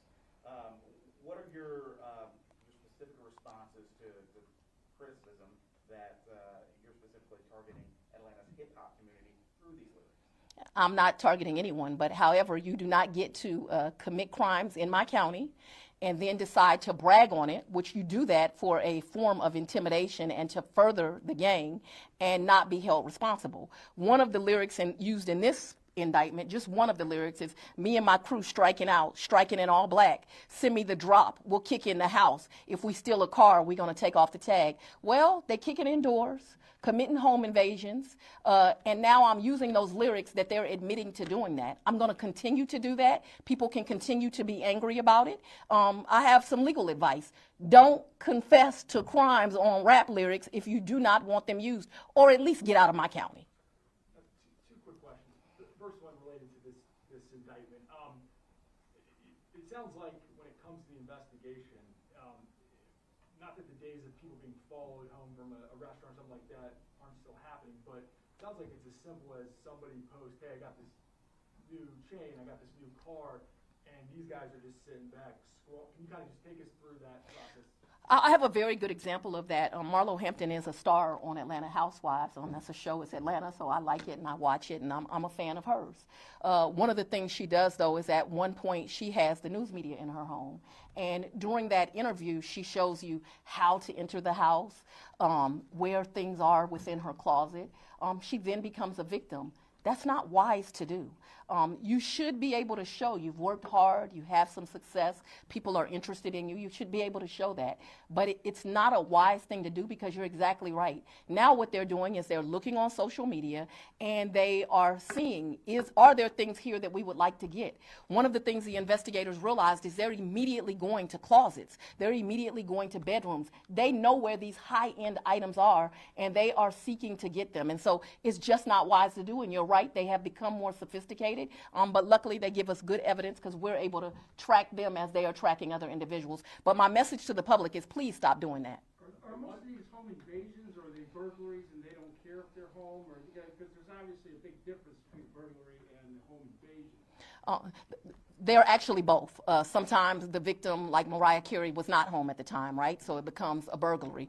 In other times, unfortunately, the victims are home and they don't mind using violence once they enter the home and you're present. So sometimes they are just burglaries, sometimes they are home invasions. Either way, people's dwellings, their homes, where you feel safe is violated and things are taken. But unfortunately, in some occasions, people are targeted and really harmed. In one of these cases, we had a 16-year-old child in the shower and she was taken downstairs by force. You know, an incident as a mom, I cannot imagine having to have gone through and suffered. Yes, sir. We have the YSL weekly indictment earlier this year. Now we have this weekly indictment today that you're presenting today. Will you say that's how you plan to target gangs here in Fulton County using that RICO statute and keep doing more and more indictments like that? Where appropriate, that's what I'll use. Real quick, one more question. So you brought up YSL. There's been a lot of developments recently in that. I was hoping you could address the witness intimidation. Where we kind of stand with this, and also I've just had some conversations, with former and current detectives who believe that this is going to cause some type of chilling effect when you're going to start seeing discovery leaked on Instagram. People aren't going to be, cooperating anymore with investigation. So I guess first off, where are we with the Young Thug case, and then if you have any reaction to that chilling effect?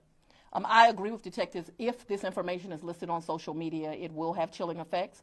We are taking precautions to make sure that that does not happen, that people are protected when they cooperate with the law enforcement and the police, because citizens cooperating is a big part of ridding this from our community. It is the largest part. This is, can I ask you, off topic for a moment, your reaction to Judge McBurney's order this morning that is compelling the governor to testify, but then delaying the testifying until after the election? I think it's appropriate for witnesses that have information in that investigation to testify. Today, we are seeing the sentencing in the murder case for Kennedy Maxey. Another 7-year-old was shot over the weekend. How can you ensure parents, the public, that kids are safe in the city of Atlanta and Fulton County? Both of those cases are the same in that they take away our most precious commodity, our children. And today, that defendant, the world should know, got life without the possibility of parole plus another 15 years. So that gentleman was a member of a gang, and that's an example of gang violence that we cannot allow in our community. There is a distinction in this case that happened over the weekend, although it is equally tragic. It is an incident of domestic violence, something that we know is really just people don't seem to be able to get along in relationships, and we have too many guns in the wrong hands and too much freedom to get guns. But this is a harsh reality. If you are in a domestic situation and there is a gun present, you and everyone around you is in more danger, and it is very difficult for the law enforcement to be anything but a reactor to that. We have got to have legislation that does not allow domestic violence abusers to have guns around them, and I think we have to have some serious conversations about something that's not popular. Everybody doesn't need a gun. I have come to the public many, many times and said, stop leaving your guns in your cars, because they are breaking into cars, taking your guns and using them from the wrong things. And we are suffering as a community this morning. It broke my heart to watch. Here I get a huge success last week. Kennedy Maxey's killer held responsible. And this morning I wake up to another precious life stolen. The district attorney, you said it was gang related. Which gang? I'm sorry. You said that the shooting of the child, there was a gang involved with it. I know you're aware of that. That gentleman had gang ties to Virginia on down. He was here. They say I'm picking on the rap community. He was here to be an aspiring rapper. District Attorney, back to the special grand jury. You gave us some guidance back in the summer about how long this will go. What do you believe now in terms of how much longer you expect the grand jury? It isn't paneled until May, but what is your expectation of how many more subpoenas you'll send out, how many more people you expect to come in before this wraps up? I think we're about 60% through of all of the people that we need to be brought up. I'm pleased with the pace that we're going. There can't be any predictions, as you know. Many people are unsuccessfully fighting our subpoenas. We will continue to fight to make sure that the grand jury and the public gets the truth. And I am very hopeful that by the end of this year, I'll be able to send the grand jury on their way. The 26 people in this indictment, how many are in custody? I had that exact number. I think it's about 18 of them are in custody right now. I know we have 5 that are in the wind. And various places. Yes? Was there ever a moment in the Trump investigation where you anticipated that the special grand jury might complete its task before the election and would have approved the idea of issuing the advisory report beforehand, or did you always kind of know we're going to wait until after? No, I knew we were going to wait till after. I've been very specific and determined to get rid of that accusation that this is just some political stunt and we were trying to impact the election. As you may recall, I did not call the first witnesses until we were after those primaries, and I made it very well known to the judge who's over this, as well as my team, that I would not do anything until after the election. So they'll have to accuse me of something else. They can get rid of that one. This is your fourth or fifth RICO, I guess, since you've been the DA. Just talk about the strength of what of this tactic and you know why you go this way. Well, I have to go back to the great work of Detective Needham and Detective Davidson in this matter. I'm a fan of RICO. I've told people that. And the reason that I am a fan of RICO is I think jurors are very, very intelligent. I think that some people don't want to do jury service, but once they get there, we really find that there are good citizens there. They're very smart. They pay attention. They take these matters serious.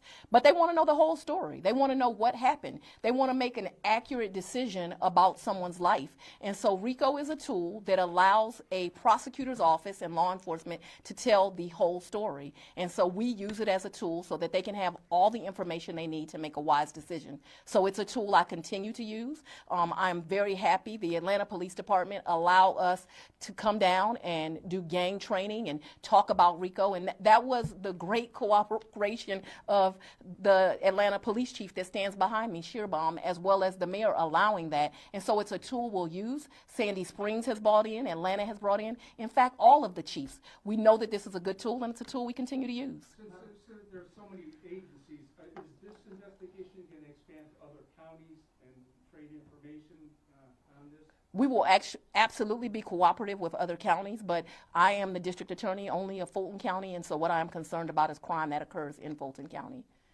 Yeah, do you think we've seen a lot of delays in people not wanting to testify, and even some people who originally were willing to testify now filing to delay? Do you think this is part of a general tactic to push it as far past the election as possible by certain people? You're an excellent reporter, but with that, I'm going to end this press conference. Thank y'all for coming. All right, so here in Fulton County, again in Atlanta area, we have had a major crackdown when it comes to crimes surrounding gangs targeting those who were trying to sell items online, which did lead to a lot of theft and break-ins as well. So just another warning for everyone who's out there in the area and across the country too. This is something that could be repeated anywhere. All right, let's go ahead and take a live look here at Artemis. It did not launch today. We are expecting NASA to give us a press briefing on all the different ways things went wrong ahead of today's launch. Again, they had a 2-hour window. Unfortunately, there was a leak in the engine. There was also weather that they were battling as well, but multiple problems with this rocket. We'll be giving you that press briefing again at the top of the hour. Live now from Fox, going to step away for a brief break. When we come back, going to take you out to Minneapolis, where they're focused on creating more affordable homes, especially when it comes to the elderly. A lot more to come right here in just a few moments.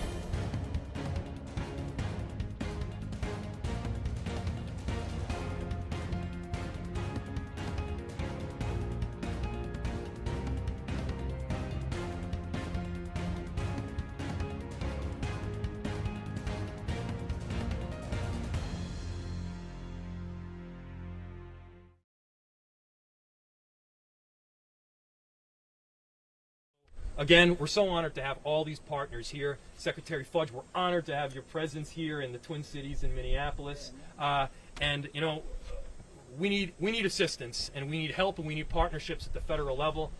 Tina Smith, our senator, has been delivering so consistently. We've got a whole bunch of mayors, former mayors, and people involved with cities here, from Mayor Melvin Carter, Secretary Fudge, who was formerly a mayor, Chris Coleman, formerly mayor, and Senator Tina Smith, who was a chief of staff to a mayor as well. So we know what we're talking about here with respect to what cities need, and Tina definitely knows it. Senator? Thank you so much, Mayor. Well, this is great. Thank you, Mayor Fry. It's great to have Mayor Carter here, and I want you to know, Mayor Fry said nice things about you even before you got here. I did. Even before you got here. But he shut down the border. Yeah. I did. Really grateful for Twin Cities Habitat for Humanity and Chris Coleman, former Mayor Coleman, all of the partners here today, Urban Partnership, Livable Home Solutions, and of course the incredible North Point. And I am so glad to be here today to welcome Secretary Fudge to Minneapolis, my hometown, and Minnesota, to announce this $15 million notice of funding opportunity for the Older Adult Home Modification Program, which is going to help thousands of seniors and folks living with disabilities stay in their homes and in their communities. Secretary Fudge is going to tell you a little bit more about this, but I want to just root us in this place right now. We are on the front doorstep of Betty and John Smith. Thank you so much for welcoming us. We are in the Willard Hay neighborhood on the north side of Minneapolis. This community is so full of assets. It's such a powerful community. And what we wanted to do is to work for many generations of families as the Smiths did, moved into this house when their kids were, I think they said maybe around 5 or 6 or 7, and to be able to stay in this house. But of course, a house that works when you're 30 doesn't work the same way when you're 70 or 80. You need things to be improved. And that's exactly what this Older Adult Home Modification Program is doing. As you have heard, make it so that you can get in and out of the bathtub without having to worry about slip and falling, that the refrigerator is a modern refrigerator so you can stay. And what this does is it creates a way for us to fulfill the dream that everybody should have a safe and affordable and comfortable and nurturing place to live. That is exactly what's being accomplished here. I am so grateful for the leadership arrayed here today on this doorstep. You know, I serve on the Banking and Housing Committee in the Senate, and I am chair of the subcommittee on housing. So I see in my work every day the dramatic shortage that we have of affordable places for folks to live, not only in Minneapolis and in Minnesota, but all over the country. So I am so grateful to the Biden-Harris administration and Secretary Fudge for their leadership here, and also very grateful for Mayor Fry and his consistent focus on creating more housing options for people in these amazing communities. We're going to see more of that today. And I am just so grateful for the powerhouse that is Twin Cities Habitat, for all of the work that you do all the time to help to expand opportunities for home ownership in our community. We have already seen the benefit of the Older Adult Homes Modification Program. Last year, the Twin Cities Habitat was able to turn these dollars into opportunities for families to stay in their homes. So now it is my great pleasure to introduce to you the United States Secretary of the Department of Housing and Urban Development, Secretary Marcia Fudge. Secretary Fudge was confirmed with bipartisan support to this vitally important role, and she is the first African-American woman to serve as Secretary of HUD since 1979, I believe it is. Before she became secretary, she represented Ohio's 11th district, and she is a former mayor, and I was never a mayor, but I was chief of staff to the mayor, and so I know that mayors are problem solvers, and that is what Secretary Fudge is. That is exactly what we need. So thank you so much, Marcia. Thank you so much. Listen, she was the chief of staff. They do the real work. Thank you all so much for being here, and I thank the senator who I've had an opportunity to talk with about housing. She is looking at every possible way we can start to address the housing issues in this country, because we all know that housing is a crisis in this country. I want to thank Mayor, former Mayor, Habitat, and especially the Smiths. You know, their home is lovely. We are in a nation now where most seniors can't live like they live. To live in their homes with dignity and support that they need. We have not done a good job at taking care of our seniors. You know, there's an old saying that a nation is judged by how it treats those at the dawn of life and those at its sunset. And we've not done a good job at that. So I want to say that I am happy to be here because we can show people it can work. That's right. It can be done. This work was done with a $30 million expenditure from HUD. I'm here today to announce another $15 million, which we believe which we believe will help another 5,000 plus seniors to stay in their homes. We must preserve these kinds of homes. Housing is a crisis in this country. The average rent today is $2,000 a month. Most people can't afford that. You can't afford to buy a home because the prices have gone so high that the average person can no longer live in a home. And so, as a consequence, we have a huge homeless problem in this country. We have people living in places that are substandard in many ways. And so my job is to two things. Is to be sure that people can live with respect and dignity in this country and that they can live in safe, secure neighborhoods. That is my job. So home ownership is a big issue, but today I want to talk about this. Aging in place is a problem across the world, not just here. I'm headed to Germany in a week or so to talk about this same issue. I've met with the ambassador from Japan here to talk about the same issue. We have neglected to build enough senior housing in this country or allow people to stay in their homes. So I'm excited to be here to try to address some of the issues that we know are a problem. And I can't thank the President and Vice President enough for allowing me to do some of the things we know need to be done. It is not easy. You know that we have a Congress that sometimes is not functional, but my goodness, are they doing great stuff right now. And I'm just so happy to be a part of it. Mayor, I cannot say enough about your zoning changes.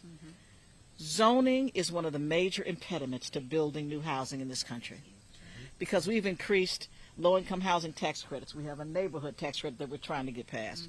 We've put more money into housing trust fund for the low-income housing. We've done everything we could do, but we can't make people allow people to live next door to them. And so that helps us with the whole situation of not in my backyard, which is the biggest problem we have in this country. Nobody wants poor people to live next to them. Nobody wants people to build a smaller home. But at some point, we have to rethink what housing looks like in this country. Everybody doesn't need 2 or 3 acres of land or mega mansions. We need people to be able to live in a place that is welcoming and gives them opportunity. So I'm really, really happy to be here with you all today. Thank you so much, Mayor Carter, for coming to join us. I'm going to try to get over to your city at some point, but I thank you all so much, and we are open for questions if you have any, or for anyone. You want to say hi? Come on, say hi. Come on, say hi. Just come on, say hi. Just say hi. Hi, good morning.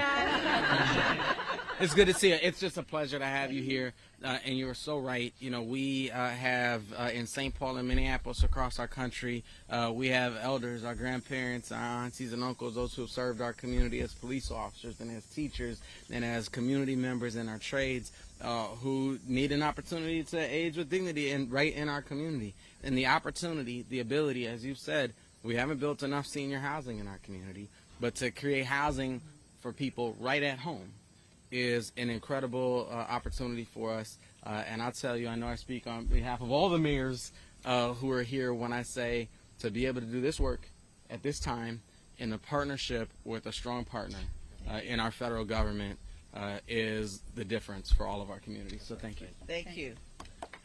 Secretary, is that money you talked about, the 30 and 15 million, is that just for Minneapolis or? No. That's for St. Paul. Yeah, he says for St. Paul. No. 30 million nationally, another 15 million nationally. Because nationally, that doesn't sound like a lot of money. It doesn't, but when you think about the fact that we probably will do 20,000 houses, it is a lot. And it's an awful lot for the people who need it. It may not solve the problem, and I'm not going to suggest it does. We need more than $100 billion to fix the housing problems in this country. We need at least $70 billion just to fix public housing. We need to build. We are 1.5 million houses short today of what we need. And when you consider the fact that seniors make up just about 16%, and I'm saying 65 and older at this point, of the population of this country, and you look at the fact that by 2040, that number will be above 20%. We have to start somewhere, so it's a good start. That's right. And how easy is it to access this money? What's the best advice for people who might watch this tonight? The best advice is right now is to go through Habitat, because they are the people who actually have the grant here, and I think it was somewhere around $1 million, 800,000 or something in that ballpark. 832. See, I was pretty. So they have about $832 million to do this work. $832,000 to do this work. But it goes through them, and so they use the partners. They work with the senator's office, with the mayor's office, and so in every community there is a lead on these resources. So here it is Habitat, and we're really, really pleased. Can you help us understand what families need to do to qualify for this assistance? Is there certain criteria they need to meet? This is the expert. Come on. Yeah. Why don't you stand? Yeah, there you go. Ashwin Warrior, the HUD, Office of Recapitalization.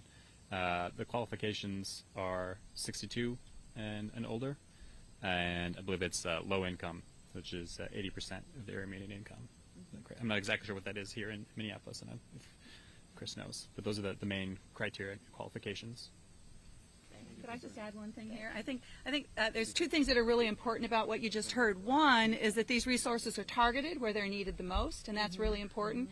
The second thing is that HUD and the federal government are working through trusted local partners to get these dollars out. So we're not creating a whole new level of federal bureaucracy to get this done. We're working through trusted local partners, and that, I know, as Secretary Fudge knows, is just really important in order to being as efficient as possible in getting these dollars where they need to get as quickly as possible. Mayor says it's about $85,000 in this area. That's 80% of the median income is about $85,000. Family of four. For a family of four. Mayor Coleman, a quick question for you before we ask Betty a question. How much can it cost for a house like this to put in the safety bars and maybe a ramp? Do you know, like on average, what it can cost for a house? Yes, but I'm going to let the expert tell you. Pat, come on up. Pat's been leading this program. Way to go, Pat. So you can do a lot of work without a lot of money, and we're able to leverage the money to do a whole lot of things with our partners. And so it costs about $2,500 per project to serve a family like Betty and John. So that's why you can get through so many homes. Absolutely. So things like grab bars, extra railings, lighting, those small things create a big safety net for seniors. Especially when you're getting up at night and you're navigating, whether it's the bathroom and the kitchen, the bedroom, those small things really help. Betty wanted to say something else. First and last name? Pat Lund. L-U-N-D. Ms. Smith wanted to say something else about the qualifications. The qualifications are being in need. If you're in need, you will call. The resources are out here. You start anywhere.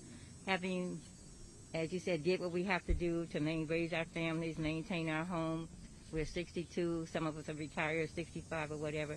But I think the main qualification is that you are a senior in need, and no one will know that unless you call, pick up the phone, open your mouth to anyone. Your neighbor may know someone, because I've had a lot of neighbors come to me to ask me how we get things done, and I will tell them.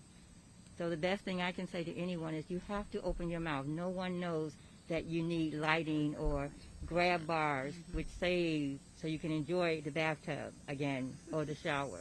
No one knows that your appliances are failing and you're trying to figure out how you're going to get the money for it when we have resources right here. It's just about qualification. You are in need, and you are a senior. And it's just a phone call away, or talk to your neighbor, or it's in the papers, fill out applications. If you can't fill them out, I'm sure when you call the agency, they will get someone to help you with it. The resources are here. All you got to do is ask. Thank you so much. We have time for one more question, and then we're going to wrap it up. We know from a practical standpoint why this is so important, but just personally, why is it so important for you and John to be able to stay in your home? it's so important because we've invested in this home. I've got memories here. I raised my children here. I'm raising my grandson at this point. And I don't want him to come home and find that I've fallen, because that was a big issue. I don't want him to come home and have to figure out, that was our biggest thing. I do not want him to come home. Not do I want to fall, but I would hate for my grandson to come in from school or anywhere and find his grandfather or myself on the floor that we've fallen, or stuck in the bathtub all day because I couldn't get out. And with all of those modifications, I'm able to stay here. I'm happy. Our memories are still here. Know my neighbors and can help with that. So the biggest thing is that I feel safer now in my home. That's great. I can come out with those little walker things that they provide and do my yard work, because I like to do that. And I can come out and sit down and not worry about falling because they provided me a stable appliance to help me do these things. That's great. Thank you. Thanks, guys. Thanks, everyone. Let me just say one The last secretary wants thing. to say something. Let me just say one last thing. Okay. You can say right here. When you Stay right here. Yeah, I'm good. We're here. The senator knows that in our 2024 budget request, the president has asked for $30 billion for housing. $30 billion. Because we're so far behind. That's why we have to preserve homes. We cannot afford to let houses come off the market. We can't afford for people to have to find a place to live when they can live in their homes. So that's why it's so important to us. And we know that seniors in particular are struggling in this economy. So I'm really, really just thankful that we have an administration, Senator, that understands the need. We have a senator here that is looking at all options, manufactured housing, tiny housing, everything that we think can be helpful. You've got creative minds, and especially Mayor Fry, Mayor Carter. This is the place to be. So if anybody asks why I was in Minnesota today, because it works. Minnesota works. And I think the homeowner wants to say something. Yeah, he wants to say something.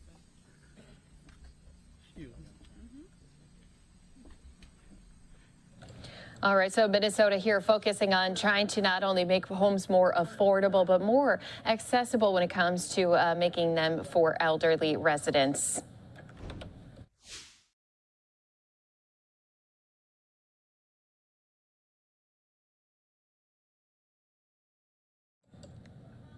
And good morning, and thanks so much for being here with us on Live Now from Fox. Well, you are seeing here Artemis mission was scrubbed this morning right after the start of that window that had opened. And NASA will be holding a press conference on that mission, what went wrong, especially when they had a number of issues that they had faced when it came time to try to launch this rocket. Again,